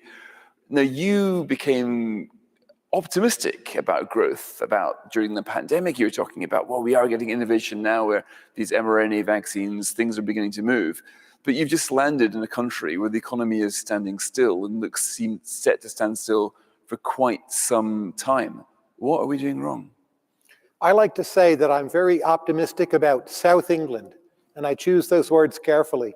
If you ask how many places are there in the world where you can actually develop a new idea and execute it, South England, the triangle with Cambridge, Oxford, is one of them. The vaccines, right? DeepMind comes from here.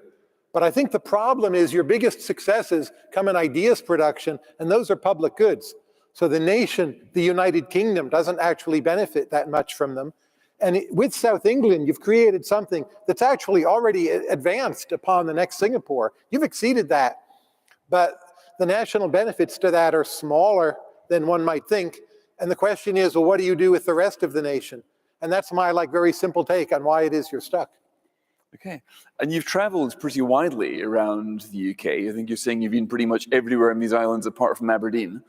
Northumbria, I've never been to. Northumbria as well. But are we doing a worse job than other countries at trying to spread the concentrated wealth of the Southeast? I mean, the phrase levelling up has been one of the Conservatives' missions for the last several years now. The implication being that it's something which marks us out, being unable to spread that wealth. Is this something that every advanced democracy has to the extent which we do, or does Britain stand out as a country which really does hoard the wealth down south? There's something about the education system here, the status markers.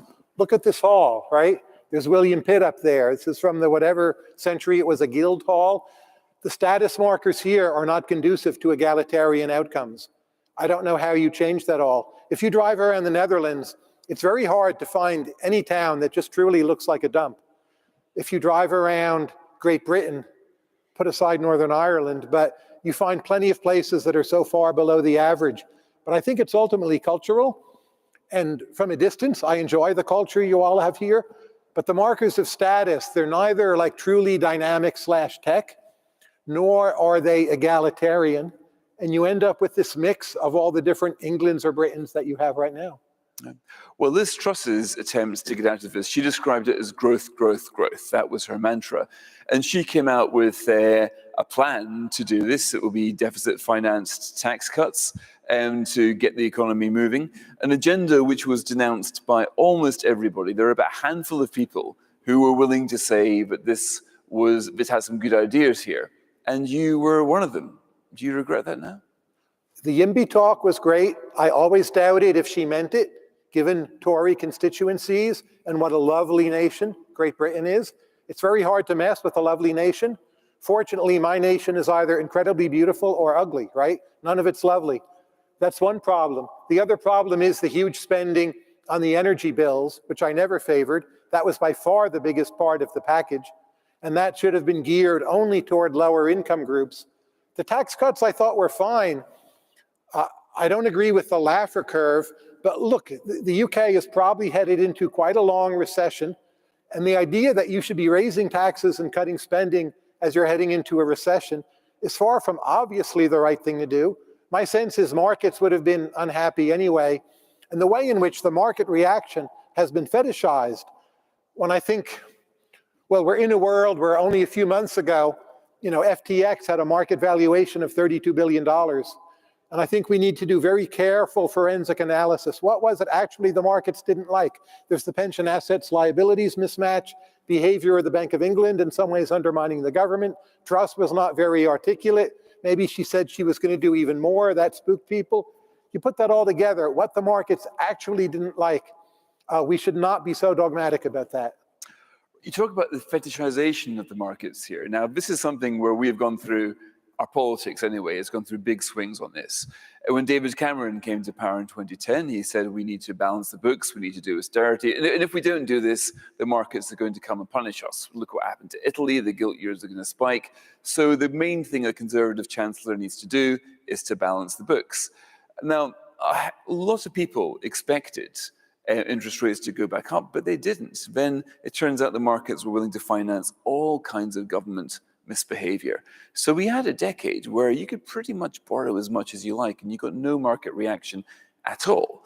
You've got now Kwasi Kwarteng and Liz Truss, they were in lockdown. They were looking at the markets thinking, this is just amazing. If the markets are willing to lend Britain the money to shut down the economy, then surely they would lend us the money to transform the economy.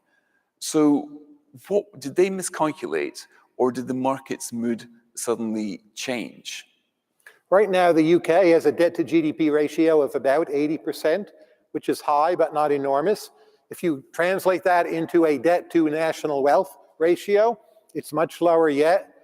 There is this question that right now we don't know what real interest rates are. If you just measure them directly, they're quite negative in much of the West. But what will future inflation rates be? How will interest rates respond to that? So when you're in a world where you don't know what real interest rates are telling you, you don't know what they're telling you. It's not obvious to me that raising taxes and cutting spending is what this nation should do headed into a probable recession. I think the best method moving forward is actually just to pick the right policies, whatever you think those are, and just not obsess too much over macroeconomics and real interest rates, which is something, frankly, whatever people tell you, no one really understands it all that well. Just like obsess, what are the best policies now? Do those. Right, because this matters quite a lot. Like, what did the market say during the Liz Truss, I always call it era, but it was like a few days, right? 4 or 5 weeks, interregnum, whatever. Did the market say, no, your trickle-down economics doesn't work. Here you are trying to borrow for tax cuts. We will not put up with that. Did we see a message from the markets that they wouldn't tolerate that? Or has this message been projected onto the markets by political opponents of Liz Truss, most of whom are in the Conservative Party? No, mentally, I've lost track of the numbers a bit, but I recall that before she backtracked, like the pound was only down 1%. And in terms of the interest rate effect, knock-on effects on mortgages, we're in a very volatile time. Market prices change a lot. There's plenty about what she announced that I thought was wrong. Most of all, so much spending on relieving the burden of energy price bills for people. So I just don't see that there was a market referendum, a definite vote against the tax cuts. That said, I don't think in the short run those tax cuts would have boosted growth. But if you simply adopted it as a national principle, we believe that for tax reasons, living in London should not be worse than living in New York City. That seems to me an entirely reasonable principle for this country to have. And that was some of the thinking behind what they did. And we should not throw that away. So how then should a country like Britain get growth? We've got the highest tax rates for 77 years. They're probably about to get higher with the budget we're expecting on Thursday. We've got a massive government machine that it's difficult to cut politically without a caustic reaction. We know Rishi Sunak, for example, is dead against a lot of Boris Johnson's high spending things, but now he's Prime Minister, I very much doubt he's going to cut back on the ways he identifies, because he'll be thinking, well, if I do that, they're going to come at me too hard, and therefore I'm stuck. So is Britain now in a sort of a low-growth, high-debt, high-tax trap? It seems to me the United Kingdom needs to stop thinking of nostalgia as something that comes free and price it like you would price carbon emissions with a carbon tax. So there's a lot to be said for British nostalgia. As an outsider, I greatly enjoy it. I love driving around your countryside, the green belt. I don't pay the price for that. But your mix of what are your status markers in your culture and how much you treat the nostalgia as a free lunch. So by nostalgia, you're referring to what? The way the countryside looks, where we can't build homes, why we can't have fracking, what about wind power here, wind power there. The whole way the past is thought about as a glorious thing. That the ongoing project of the nation seems to be in some sense to cling to even a former notion of the nostalgia, not maybe even the current notion. But you're referring, I mean, some people would say this is simply, it's not nostalgia, it's environmentalism. People value their countryside, they value their communities. There's nothing retrospective about this. That's the fracking guys would rather, the fracking opponents, would simply rather the life of their town was left unaffected than if people come up and start drilling from it. Isn't necessarily nostalgic to be, you must get this in America as well, to be against big property or energy developments. Fracking on net has a green effect in a world where there's still a lot of coal used. I think the actual barrier is a kind of nostalgia, and I don't feel it's my role as an outsider to tell you exactly how much nostalgia you should consume. I just want to see it be explicitly priced. So if you all decide, well, we're going to do the slow growth thing, and like those melodic XTC songs about, you know, British this and British that, and the Lake District, like, that's your decision. It's not my decision. I'm personally better off if you double, triple down on nostalgia. I don't need to see fracking in this country. Like, I can go see it in Pennsylvania.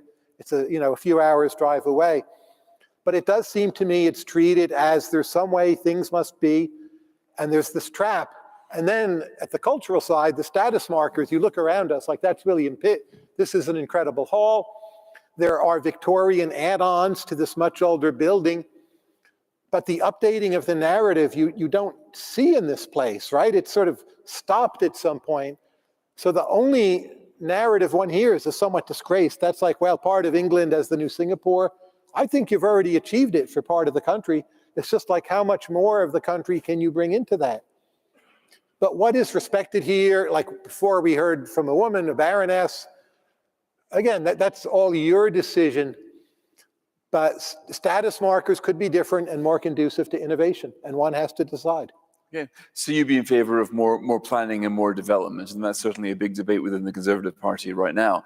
I don't want to say I'm in favor of it. I would just like to see it be priced explicitly, the cost of the nostalgia. Again, as an outsider, I don't vote here, I don't live here, I'm not a citizen. I'm not sure I have a right to a final normative opinion, but I do see that NIMBYism in this country is a massive, arguably the biggest obstacle to progress. Economic progress, GDP Economic progress, GDP progress, living standards, and compounded growth rates over time result in enormous differences. You look at a country like Italy, which for almost 25 years has had no per capita GDP growth, has plenty of the past in an amazing way. Like, you can be the next Italy. Some would say you are the next Italy. That's a choice, right? Italy's still a great country, but it's a choice. Right. But let's talk about another aspect of Britain, which is quite striking right now, that we have just had Rishi Sunak as Prime Minister. And here, he sort of demonstrates a trend, which is quite striking. When I go to America, quite often I see Americans at the top of American companies. In this city of ours, this nostalgic city, you see no such thing. It's like Wimbledon, we provide the venue and the world comes and plays and they win. Now we've got here an Indian Prime Minister, Indian origin anyway, and the cabinets, which were 3 of the 4 great offices of states are held by non-whites. Do you think there's something about the British system? By the way, this is quite uncontroversial in Britain, right? And I'm wondering, the debate is very different to the States. And quite often we are seen quite often by Americans as being backward-looking and quite fuddy-duddy. But I think that here we've got here, when King Charles gets crowned, which is going to do next May, you're going to get a scene where a Hindu prime minister with a shrine in number 10 will be walking there with his Indian wife, where you're going to get the Home Secretary, who's a Buddhist, will be organizing security. You're going to get the chief rabbi is spending that night before the coronation as a guest of the king. To me, this seems a country which is pretty at ease with the modern world, and I wonder if such a scene would be possible in the United States. I don't know if it would be. We do have two potential presidential candidates who are Indian origin, Nikki Haley and Harris. I think it's fantastic that he's prime minister, just great, great news. It will help break down previous status hierarchies. But the general notion, how high status is it here in the nation as a whole to make a lot of money and work really hard? It seems to me there are strongly conflicting opinions. This in some ways does give you a better society, a better country, a more cultured population. It's a choice you can make.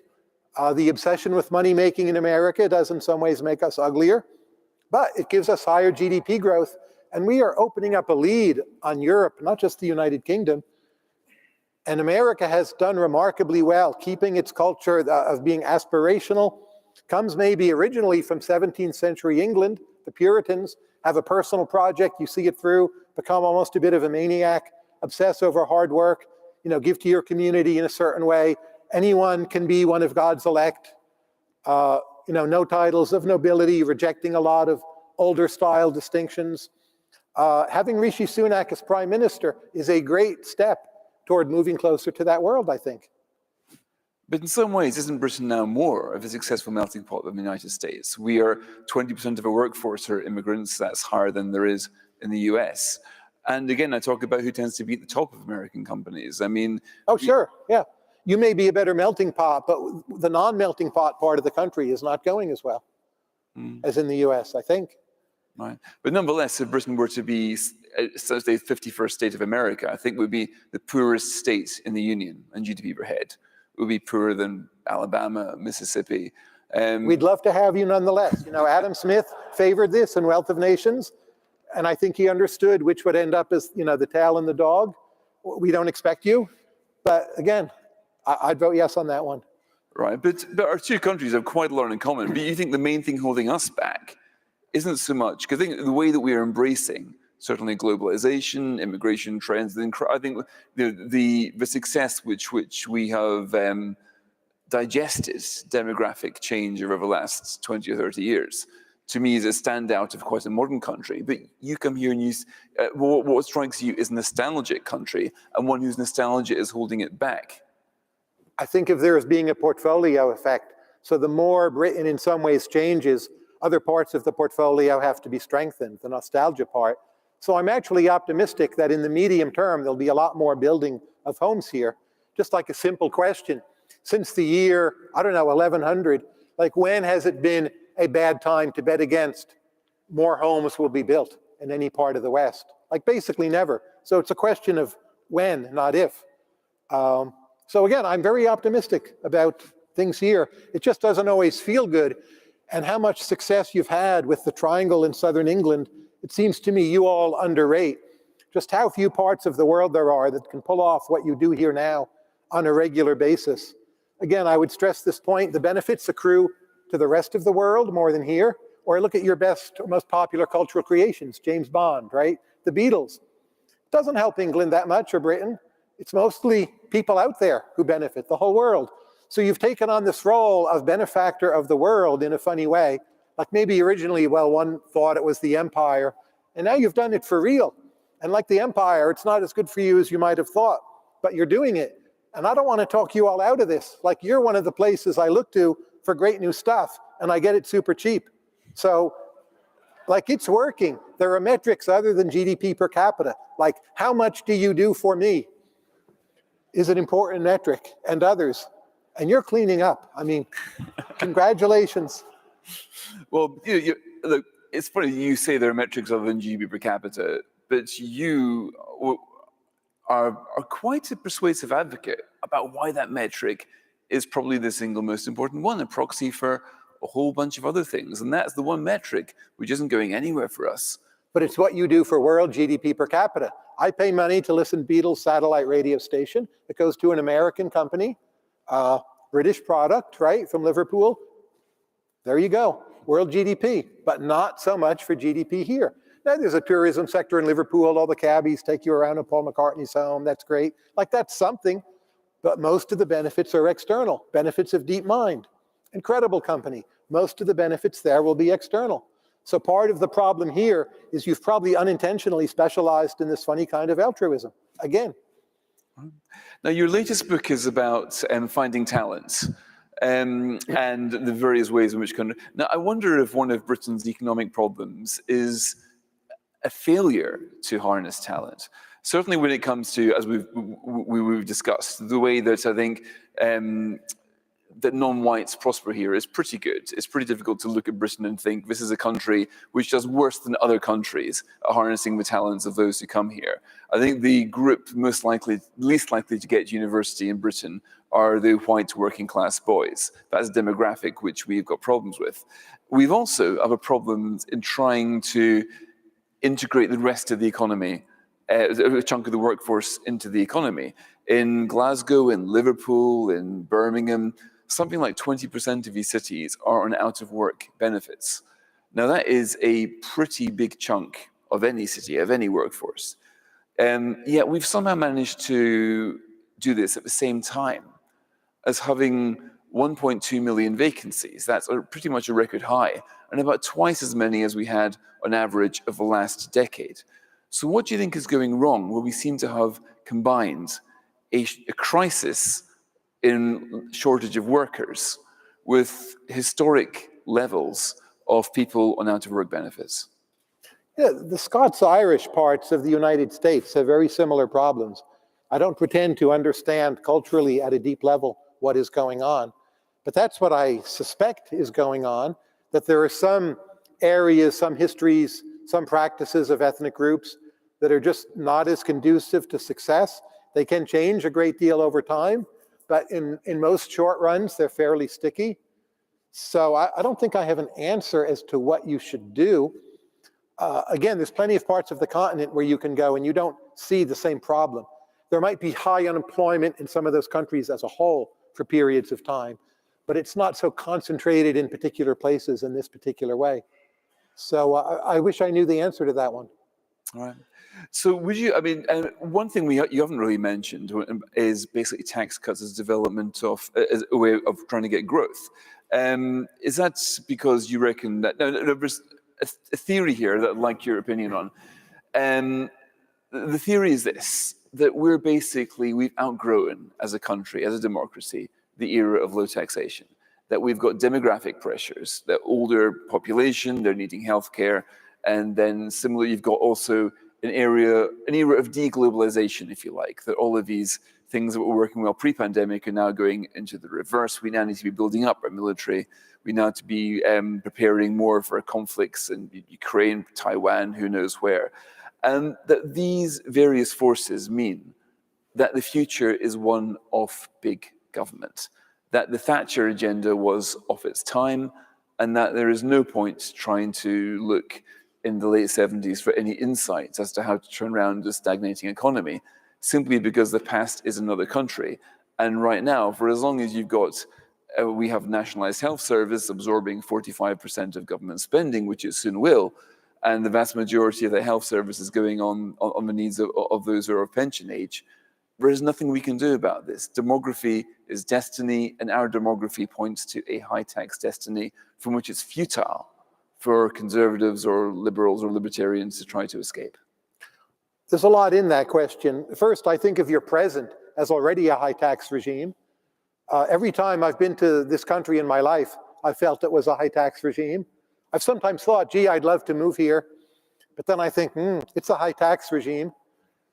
So I can see a bunch of reasons, some of which you mentioned, why taxes might be going up. Just having to fix your NHS and make good on underinvestments in capital that for a long time made the service look cheaper than it really was. I worry a great deal is another thing that might cause taxes to go up. But I don't think you surrender. I think you say, well, there's some level at which the taxes being that high doesn't work anymore. Margaret Thatcher saw that. So the other stuff you want to keep as low as you possibly can, right? So it's a portfolio effect. The more bad news on taxes you see, aging, NHS, the more you think, well, in other areas, we'd better make sure we're not going to have taxes be so high. Because there is a threshold effect with taxes. You know, you cut your top rate from 40 to 35%, I'd say it barely matters. England once had a top marginal rate, what, was it 95%? Sweden 102%, if I have those numbers right. That's insane. You can't do it. They had to change. Margaret Thatcher did that. So the insight of Thatcher is there's a threshold. You will reach that threshold. You have to do everything you can to avoid reaching that threshold. So her lessons still are relevant. Don't surrender. Don't listen to Martin Wolf. I read that column today. Did you read Martin? He's like, all these reasons taxes have to go up, and then he like embraces it with a bear hug. It's like, no. It's like you could list everything that's wrong with your car, why it has to break down. Some of it might be true, but you'd better take some care to fix at least some parts of your car. Right. So right now, we're in a country where the top rate of tax is 48%. Liz Truss was going to reduce that to 41. One of the many things she had to give up on, and therefore it's going to probably stay that high for the foreseeable future. But was the lesson of that not that politically, forget about the economics of it, because that tax cut, I think even the Treasury worked out it would cost 2 billion max, probably would be a negative cost if it persuaded more people like you to move here and start paying taxes. But we'll never know because it's not going to happen. But wasn't the lesson there that politically this thing isn't possible, that you cannot come in with this low tax shock therapy and expect to survive more than a couple of months in office? There's plenty about your politics I don't understand. More generally, I don't think it's the task of an economist to come in and surrender and say the best policy, whatever that may be, is politically impossible. What is politically possible changes radically over time. I didn't ever think communism would fall. I didn't think Thatcher would succeed. I didn't think Reagan would necessarily succeed, and maybe in some ways they didn't quite. But again, just focus on what you think is the best and say that's what we should do. The very naive approach here, I think, is underrated. Is that why one of the areas Liz Truss went wrong, that she wasn't a very good advocate for the supply side reforms she was implementing? When I watched her on YouTube, I found it extremely unconvincing and underwhelming. Now, again, I'm an outsider, but I'm not against it all to begin with, the way some voters might be. So if I'm not convinced, right, something is wrong in the recipe. Right. And I watched Rishi Sunak do questions period, before Parliament. And I think on fiscal policy, I'm worried they'll tighten too much. But you saw how impressive he was defending this, that, and the other, whether or not you agree with him. So that to me is a sea change. And don't obsess too much over, what might happen now. It seems to me there's a very smart and capable leader, sort of carrying a lot of the right symbols. He'll have a bit more time, and we'll see. But you think we might tighten too much? That might be the error we make. From what I read in the Financial Times about the Hunt plans, which are still not clear at all, and the timing to me is not clear, maybe in documents somewhere, but it seems to me a weird mix of tightening and not tightening, and some of it comes after the election, and some of it's not credible, and it's all confusing. And the markets, are they going to be impressed by that? I don't know. But I wasn't persuaded by that either, to say the least. So I would be somewhat worried there's too much tightening. But I readily admit I haven't understood it very well, but that maybe is part of the problem. Okay. Who do you admire right now? Then looking around the world, who do you think has got because right now, when Thatcher was there, she had Reagan to look at, to draw inspiration from. Of course, there were parallels. She was working on her agenda before Reagan came to office, but there was still a little bit of inspiration. Is there anybody who you could point to now and think, look, here is a brave leader who's doing some reforms which are working? I would say I have a great hope for the elite in this country, England in particular, that the number of people here truly interested in boosting the rate of economic growth is higher than anywhere else I know of, except perhaps for Singapore. And Singapore, I think, has other problems that you don't. So why are we losing the argument then? That growth isn't going up anytime soon. It's too soon to say. It's like Shao and La, when they ask, what do you think of the French Revolution? Well, it's too early to say. And he said that in the 1970s. So strong countries tend to do well. When you ask, in this country, is there still enough belief in liberty and markets and individualism, in the rule of law? It seems to me you're very much all still in the running. And you see those in think tanks, in your recent leaders, in your current leader. In terms of what you have done, you've made London, what to me is the world's greatest city. Cambridge and Oxford, quite, very much better than they were 30 years ago in a highly significant way. Cities of the north seem to me to have made somewhat of a comeback. And I just don't see the big reason to be that pessimistic. Like, don't just look at Twitter or the newspaper. Think of long-term historical trends. The entire Anglosphere, I'm extremely bullish on. And English as a language, because of the internet, is much more important than it was. So the fact that you all speak passable English didn't matter that much 40 years ago, but it does a great deal now. Right. How optimistic are you about the success of democracy in general? And there, I mean, we're speaking as a war is being carried out for its defense right now, and we're at a corner where it's not quite sure if we're slipping back to a system where the strong will do what they will and the weak suffer what they must. I'm not optimistic about Ukraine as a nation moving forward. I'm extremely optimistic about democracy in countries that were democracies, say, in 1970. You're one of them, a great deal of Europe. I think American democracy and its strengths is underrated. Our very recent election, American voters went for the center, rejected Trumpism, rejected election denialism, picked something that's pretty sane and sensible, whether or not you like every candidate who won. And I think we're going to do just fine moving forward. So I'm bullish on democracy in places that have democratic traditions. Now, do I think, the Balkans 50 years from now will be well-functioning democracies? Like, mostly I don't know, but I'm not like intrinsically bullish on it. Okay, so you don't sort of see history having a democratic bias then? You don't see countries like Ukraine becoming more like the EU, say the war is over? I believe in path dependence. When I look at the path of Ukraine, I see that since Catherine the Great, it has been part of some kind of Russian or Soviet empire for almost the whole time. It's not what I would predict for the immediate future, but it seems to me they will never be credibly independent. I would think they'll be independent, but ailing, a more extreme example of some of the post-Yugoslavian states after that war ended, where a lot of talent leaves, no one really wants to invest there, reconstruction doesn't go that well, and it will drag on and bleed on and be ugly and become very corrupt. And then at some point you have to wonder, do they take the money they have and try to buy a few nuclear weapons to prevent the next invasion? Is that an optimistic scenario? No. But again, I think once democracy takes hold, the desire to keep it is remarkably strong, and it's a very large part of our world, a very large part of our GDP, and that should make us pretty optimistic.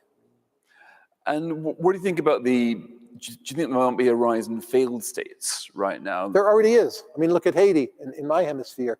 It's not just failed, it's literal Hobbesian anarchy. It's not even ruled by mafia-like gangs. That would be a huge improvement. It is just violence in the streets every day, and no government worth a damn whatsoever. And no one who wants to intervene, no way out that anyone can see. Right. So is that almost a bigger risk than the rise of authoritarian then, the rise of anarchy? Well, I think we're seeing both in some places, and maybe they're ultimately the same trend. That there's something about pessimism that is contagious. There's something about weird ideas that is contagious.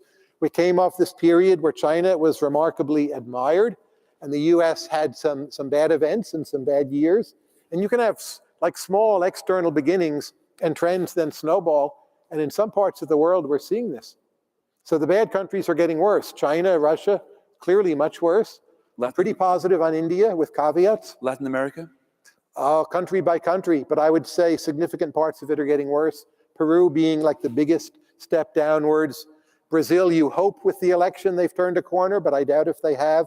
Mexico, 1/4 of it is ruled by drug gangs. Uruguay doing remarkably well. Chile just dodged a bullet. Argentina has turned out to be wonderful for breeding startups, but their fiscal house is still not in order because their interest groups are too dysfunctional. Very varied stories. I would say somewhat more negative than positive at the moment, but far from a complete disaster across the board. Right. I once heard you asked what were the 3 countries you'd most, because you're incredibly well-traveled economics professor, what were the 3 countries you would most advise people to travel to? And you replied, Mexico, Mexico, Mexico. What year was that? No, but I mean it. You have so many civilizations there. There's Aztec, Mayan, so many indigenous groups, medieval Spain, the Baroque, the Enlightenment, 19th century positivism, early 20th century modernism, North America, Mexico itself, and they're all layered in a way a bit similar to how India is layered. Some of the world's best food, super affordable. For visitors, it's mostly really not dangerous. Wonderful scenery. What's not to like? Okay. And on the subject of enlightenment, how do you think that project's going on right now? Do you think we're seeing it, have we hit a zenith? Are we seeing its decline? Well, I'm debating John Gray on Thursday night, and I think that will be the focus. He's so pessimistic. I mean, I'm a voluntarist in this. It's up to us. So it's up to the free countries. Most of all, it's up to the Anglosphere. The birthplace of liberty is right here in England, in Britain. The Enlightenment, the Scottish Enlightenment, everything else. So I don't think it's baked in. I'm optimistic. It's my temperament. Is a kind of can-do mentality, like let's wake up and do something. So the headlines never look fun, right? But I would much rather have the problems of today than say the world's problems of 1960. Okay. What do you think that lockdown told us about people's general instincts towards liberalism or lack thereof? I mean, in the first few weeks, nobody knew anything about this virus. It came out of the blue. For all we know, telling people to stay at home and sending the police after them if they didn't might have been the best policy. But lockdown had massive public support. I think in this country, something like 60 or 70% backed the government policy, whereby you could get apprehended by the police if you met somebody for a coffee, as two women walking in the woods did to what were many similar cases. I'm wondering if this showed a kind of liberal bent, not just in politics, but in the public overall, and whether we might have actually passed the zenith of liberalism and be heading now towards, by popular consent, illiberalism. I think some lockdown was necessary, but it's striking to me how much people have turned against it, even maybe in some cases where they shouldn't have. So it's turned out to be popular in the United States as the Florida and Texas models. And that kind of lockdown, for better or worse, could not happen again. And all the people who said, like, oh, these infringements on our liberties, they'll be with us forever. They're not with us forever. How many of you here are wearing masks? I can't even see a single mask. Is there any law saying you all have to wear masks? COVID's still out there. The vaccinations you have had are like maybe 20% effective against the new strains, which I believe are at least 50% of the COVID circulating in this country.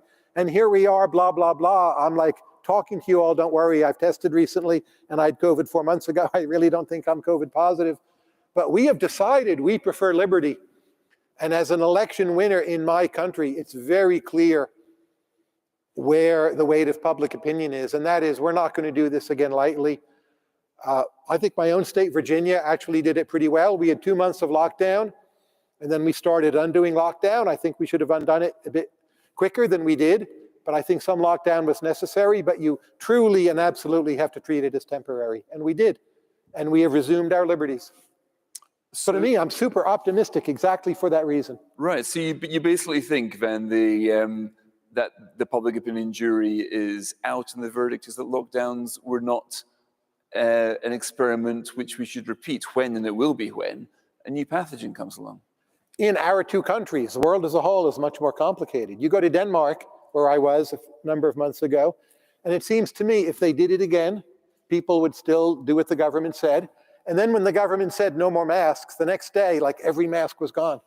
I think it's healthy to have some people wearing masks past the point where they need to. It's just a symbol that not all of us here agree. In Denmark, it's like all masked, the next day all unmasked. And I think they could do a repeat of that like any time. And like that's the way that country works. It's not my preference, like it works for them. So I don't think every country has opted for liberty. But yours and mine, yes. All the more reason to be like very bullish on the Anglosphere. Of course. But at the time, of course, we all of us thought we would be following the science. That was a phrase used quite a lot, except there wasn't any science over lockdown. It was just a theory. We had the opinion of scientists, which is a different thing to science. But now we had no data, but now we should have a world of data on what happened in various countries, looking at the ones who took this technique and that technique. Are you discerning any kind of pattern, any kind of, so let's decide whether you agree or disagree with lockdown. If you were to look at the evidence, are you discerning any pattern of evidence suggesting if in his defense or otherwise? Well, I think the pattern of evidence is if there's a new pathogen and you're not sure, some amount of risk aversion, it just will be politically necessary. And I think the places that didn't lock down at all in meaningful ways did lose more lives. How you evaluate the trade-off, I don't think there's a simple answer there. But in early stages, it could have been worse than we thought. And what we did is, to me, understandable. It wasn't scientific evidence in the sense of having been validated, but uncertainty is its own thing. Right. So are you also optimistic about, okay, you sound quite optimistic about liberalism, certainly about democracy in democracies. Are you also optimistic about innovation? I mean, because there is, Frederick Erickson, who's also speaking here, has written about the innovation illusion, about, and you've also written about how America's plucked all the low-hanging fruit. Do you see that fruit having grown back somehow? In 2011, I wrote that productivity growth, was at basically an all-time low. But I predicted then within 20 years it would resume. We now see in the span of like 2 years, COVID vaccines, there's an anti-malaria vaccine, it seems to work, an anti-dengue vaccine that seems to work, possibly vaccines against some cancers will work, it's a bit further out. Green energy has made much more rapid progress than almost anyone had predicted. Electric vehicles are a thing in a major way in actual markets. Cost for solar and wind has fallen about 15% a year on a compounding basis. Fusion has some chance of working. And then artificial intelligence, which will revolutionize our lives within the next 2 to 3 years, when the new products are released, which will be very soon. People haven't taken that into account yet. So in my opinion, we're seeing a new wave of innovation based on the notion of computing power finally coming to bear to be something more than just, oh, I enjoy social media. Okay, so maybe those innovations might give us a better economic outlook than the one that's visible to us right now. A lot of the benefits will accrue to consumers, right? So life will be much better. But let's say you stop people dying from COVID with vaccines, which also came from England. It's not clear your per capita GDP goes up, right? Some of those are older people. Your per capita GDP might go down a tiny bit. So we need to think there are some innovations we're doing now that won't fully be reflected in per capita GDP growth, but they'll make our lives much better. And the anti-malaria vaccines and the like, that's going to benefit other countries. It gets back to my point, as England is the great altruist, right? So enjoy the good you're doing for the world. Okay, great. Okay, well, I'll take some questions in a bit, but also, what do you think of, okay, quickly in American politics, Ron DeSantis? I make a point not to follow particular candidates too much. I think it makes people, commentators, sort of stupider rather than smarter. I think I'm fine with anyone other than Trump winning. And that's broadly what I would predict. I think Trump's time is past. We'll pick someone. There'll be some kind of division of powers. Our traditional checks and balances will kick in. We'll do some good things. We'll do some bad things. We'll live to fight another day. That's my prediction. DeSantis is compatible with that story. Should I root for him versus someone else? I'll just wait till it happens and let you know what I think then. But I've noticed in your writings, you seem to be getting increasingly frustrated with Joe Biden's economic direction. Well, they've made a lot of mistakes. They sent around an extra $2 trillion, right? Led to higher inflation, cost $2 trillion. Forgiving the student debt, I'm hoping that the court striking that down will stick. I think he has a poor team of economic advisors. And thank goodness that some of the Democrats in the Senate are not entirely crazy. But we will survive it. And on foreign policy, as far as I can tell in Ukraine, I think the Biden people have been good, as far as we can see. So it's not a total disaster of an administration, but on economics, they need far more in the way of market-oriented ideas. Right. And you say that they printed money, there is inflation. I mean, it is still not exactly accepted wisdom that those two things go together. Right now, when the British government did QE in 2010, a lot of people said, look, you're going to pay the price for this in rampant inflation. This is crazy. It didn't seem to arrive. Now, it's very difficult to disentangle what happened during the pandemic from an inflationary boom, which hardly anybody, other than Andy Haldane, who was on the stage a few minutes ago, sort of saw coming. Do you think it's that the people are going to get more cautious about money printing as well as a result of this? Do you think that lesson is sinking in? Well, I don't think you can aggregate money as one thing. So what matters the most for prices, to use US terminology, is something like M2. In 2009, 2010, M2 growth was normal. We created a lot of reserves in each of our countries, and then in different ways forced or encouraged banks to hold those reserves. That's not inflationary in any theory. But if you print up a lot of money and encourage credit creation and then tell people to spend it and enable them to do so and encourage loose fiscal policy from, for us, our states, then yeah, prices are going to go up a great deal. So it's not the only cause. There's been inflation around the world, but we wasted $2 trillion on something that hurt us and made us worse off. Just no reason we should have done that. If you want, spend it on green energy, spend it on whatever. Don't print up money and just tell people to spend it. So how much of the inflation do you think was down to the money printing? I don't think we know. I've read a number of papers on this. My guess would be something like, well, if our inflation peaked at like 8 to 9%, it would have been 2 percentage points lower without the money printing. But that's a guesstimate. I really don't think we know yet.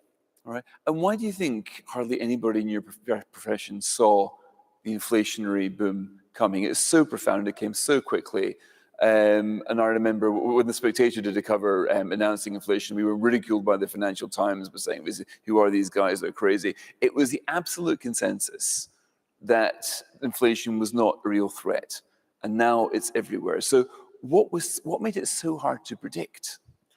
People talk too much in terms of the money supply. They thought back to 2009, 2010. There was a sense of aggregate demand is deficient no matter what you do, promoted by many economists. I didn't see how bad the inflation would be. I thought it would go up to 4%, which would be a modest negative. I thought the wasting of $2 trillion was the #1 crime, not the resulting inflation. So I plead totally guilty. I just wasn't looking at all the money supply figures. I sort of figured, well, the US has a pretty good Fed. Like, they would never do it in such a way that would lead to 8 to 9% inflation. So I had too much faith in them. I screwed up. That was my mistake. The mistakes of the Keynesians were a bit different. It was just thinking we're always in a scenario of deficient aggregate demand, because they'd been telling each other that for a decade. Right. And how good are we now at predicting inflation? Trying to work out with what confidence can we say? Because right now, you'll have seen the forecast, pretty high inflation next year, but the year after that, back to 1%, 2%. Can we really, how much confidence should we be that this problem might have gone in 18 months, 24 months? You know, macroeconomics is an art, not a science. In the US, the very latest inflation report showed like a monthly, but then annualized rate of 3.6, I think was the number. And the core rate was not so terrible. Now, that's only one number. Ideally, you want 3 in a row. But there's a reasonable chance US has turned the corner. I don't see anything like that in UK data. But there is light at the end of the tunnel. And markets re-exert themselves, supply chains being disentangled. For us, energy less of a problem than for you. For you, less of a problem than for Germany. I don't think it's going to do us in. Like, it's going to converge back to lower rates. I worry that central banks will get to like 3.8 and then just stop, because they can be cowards with elections coming. But look, Reaganomics, we had inflation rates 4 to 6%. It was not the end of the world. We'll manage. You mentioned markets reasserting themselves. Do you think that's happened now, but the bond markets, having reawakened, are now going to be keeping high spending, high borrowing governments in check world over? Well, that, but I meant also in particular supply chains. You look at prices for shipping cargo, or queue waiting times at ports. It's not quite back to normal, but it's way closer to normal than it was at its worst points, where, well, with cars, all sorts of commodities, it was hard to get the stuff at the prices you were used to getting it. That contributed to inflation rates. That is nearly over, and no real signs of it coming back, unless it's like a particular thing you're buying from Ukraine, grain on some particular world markets. That's still a big potential issue. But a lot of that's been untangled because markets work once they're given the chance to work. Right, and it also seems that the energy prices aren't going to be nearly as bad as they were looking to be in August. If you looked at the gas futures, they were really quite shocking. They've come right down now. Germany's done a far better job getting its gas supplies, reserves back up to speed than people thought. Do you think we're now not going to see an energy crisis in Europe this winter? There's still some uncertainty there. So in part, there's an artificial glut of gas because so much storage was done. So the marginal gas is not worth much right now. And what that's indicating about the more distant future, say a year from now, when the reserves are run down and a replenishment needs to be done, and no one knows how the war in Ukraine will go, I would still be cautious on that one. The news we've seen is good, but I wouldn't celebrate just yet. It could still turn out very poorly. Okay, and one final note of optimism before I'll take some questions. You mentioned how the price of renewable energy is coming down a lot. Well, the cost, price and cost, there's some tricks in this. But producing solar where you can do it, producing wind where you can do it, way cheaper than we'd been expecting. But you can't do it everywhere, so how that translates into price is not as good as we would like. I'm wondering if that makes you optimistic or pessimistic about the chances of hitting net zero. Because right now, the UK is we're one of the few countries to have passed a law committing the government to doing this. I think the cost is estimated as something like £50 billion a year of doing this. I'm wondering if you think that, right? I know your ideal scenario here is a carbon tax, but it doesn't seem to be implemented, pretty much anywhere. But do you think technology might come along and make this agenda happen at a far cheaper cost than one we currently envisage? Absolutely. I think you'll get 80 to 90% of the way there. Zero carbon to me is a myth or delusion, but you don't have to get to zero. If you solve 90% of your problem and the technology spread elsewhere, we'll be okay. We'll squeak in under the finish line.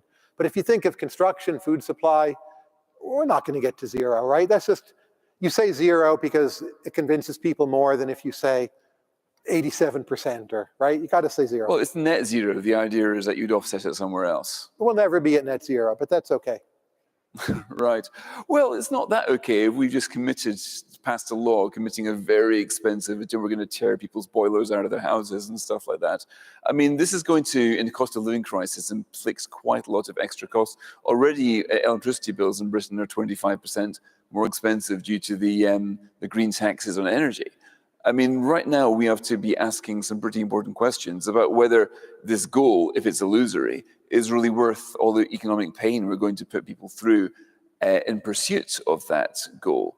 I'm wondering what you think. I wouldn't rip out anyone's boiler. I mean, take this notion of Southern England as producing ideas and public goods for the whole world and produce some additional technologies that will help China, India, growing African nations, Vietnam, solve their carbon emissions problems, and keep your bloody boilers. It's fine. It's not going to matter. So forget the boilers. Focus on where you're already awesome and be more awesome. Do it. You can do it. You're doing it now. Okay, I think we've got time for a couple of questions. If anybody wants to put their hand up. And I'm not, yep, okay. Sorry, at the back. Yep. Thank you. Thanks for sharing your views. My name is Fabio Boncello, and I was just wondering if you could channel what you told us today to give us your take on what it means for equity markets, both in the US and the UK, and if you could touch upon technology, and that sector has been hammered so far. I'd appreciate that. Thank you. Yeah, is it time to get back into the market? I don't think I have good advice on equity markets other than to say buy, hold, and diversify. That has always been good advice for at least the successful countries, and you're a successful country, so do that. And keep in mind, your stock indices, so much of it, comes from foreign income. So if something's go wrong and the pound falls in value, the foreign income's worth more, and you have some extra diversification built in. I think there'll be an incredible boom in privately done AI companies that I would just say avoid unless you really know what you're doing. But it will be like the crypto boom. It'll be in every magazine, every newspaper. Incredible fortunes will be made and then lost.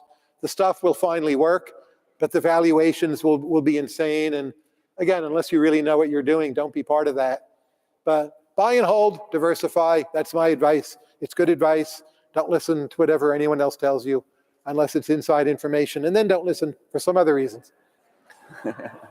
You've got a fund that only invests in ideas from Indians, haven't you? Well, it doesn't invest, it gives away money. It's a philanthropic fund. It's called Emergent Ventures India. And my strong belief is that India is the talent epicenter for the world right now. I've met virtually all of the Indian winners. There's now about 80. We had a meetup in Rajasthan in August.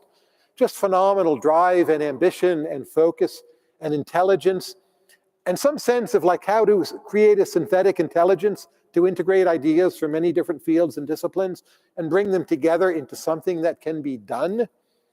There's something about Indian culture and intelligence right now that has that synthetic flavor that I think is partly why there's so many Indian CEOs in Silicon Valley. And look, UK, Republic of Ireland, Indian origin leaders, like what's that? You said this before, like my goodness, wake up. US has so many great business leaders and so many of our top companies run by Indian origin individuals. Huge wake up call. We should all be paying far more attention to India. It's like being in Great Britain in 1910. You want to get something done, you should be paying attention to the US. Today you're in the US or UK, you want to get something done, you should be paying attention to India. Simple as that. And investing in Indian stock markets then? Is your country, is your confidence in the, I get you, Indian, the indigenous, whatever you want to call it, right? Individuals, I get it. But what about India as a country? Do you see this native genius translating itself into the transformation of this country of 1 billion souls? I'm very bullish on Indians and individuals of Indian origin. I have strongly mixed feelings about India, and I did just spend 3 weeks there. Their politics is screwed up. I know I don't understand it, but there are clearly some very bad things going on with religious tolerance, a funny kind of populism. And more in most countries, the stock market is not representative of what is going on, including the United States. So if you're bullish on country X, the lesson, buy stocks in country X, it's a lot more of a leap than it used to be. So no, I'm not telling you to buy Indian stocks. That has a lot to do with a kind of monopoly crony capitalism and who is regulated in which manner and who gets to keep which privilege. But if you can do like Indian VC in a meaningful way, that's what I would be bullish on. Okay, well, we're almost out of time, so we'll take one more question and then we'll cut it off. Bruce Anderson at the front here. Bruce, you don't need a microphone, do you? Okay, maybe you do. May I ask you about China? Now, a rational Chinese government would see the argument for a strong world economy based on free trade in which everyone gains. And after all, China needs, for political stability, it needs to be able to offer higher and continuing living standards. An irrational Chinese government would see international trade as a form of conflict of imperialisms and would be mercantilist. Which road will they go on? I didn't catch all of that because of mic distortion. China, which basically, China has got rich on dealing with a lot of basically going capitalist halfway there, right? Yes. Are they going to continue down there, or have they got to this? We've seen what's happening in the last party Congress with the sort of ZQ, the treatment of Deng. Do you think they're now moving away from the pro-market reforms? Oh, absolutely, they're moving away. I'm bearish on China. They have terrible ideas, terrible leadership. Zero COVID is a disaster. Maybe in the last 2-3 days, there's some good news on their real estate market, but it still seems badly overextended. There are special purpose vehicles that are off the books, but finance what the local governments do. That's another train wreck. And their labor force is shrinking, and they've hit the middle income trap. There's incredible talent in China, but the go-go years are over, and there'll be a lot more decoupling. And I think they'll get through it, but it will never be as it was. And you have to even worry about their stability medium term. So I'm not so bullish on China. Tyler, my last question to you. I once heard you say that you think reading is overrated, that mankind is a physical species and we need to physically be out in the world to learn, to experience, to gather information that way. You also said London is your favorite city in the world. Why? It's the best city in the world. It might be my favorite, but look, you have the best bookstores. You have Waterstones and Daunt books. So to me, Daunt himself is a huge hero.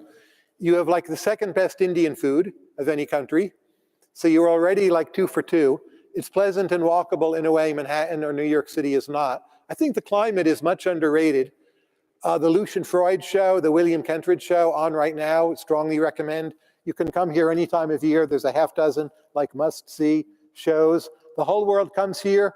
English is spoken, and you have incredible plane connections to other places. So that makes it the best city. It might be my favorite. And I mean, books overrated. I was trolling because I'm well known as someone who reads a lot of books. But I think like Sam Bankman-Fried bragged about reading 0 books. That was a mistake. If he had read some of the humanities about hubris, FTX would be in much better shape now.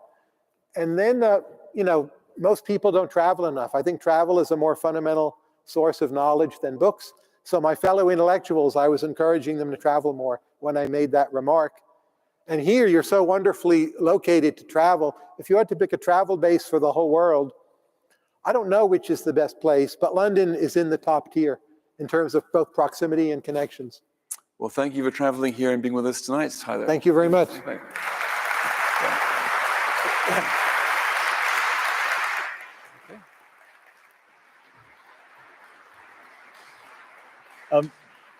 Thank you both so much. Don't worry, this is listed as closing remarks. It's really not, it's just to stay. Thank you all so very much for coming. Thank you so much to HSBC, the City of London, and the Telegraph for supporting this event and making it possible. Please keep following everything the CPS does. We produce brilliant policy work week in, week out. And our CapEx site produces brilliant analysis of the world economy day in, day out, including links to many pieces involving Tyler Cowen, which we flagrantly steal from his wonderful Marginal Revolution blog. But thank you all very much for joining us, and have a very pleasant evening.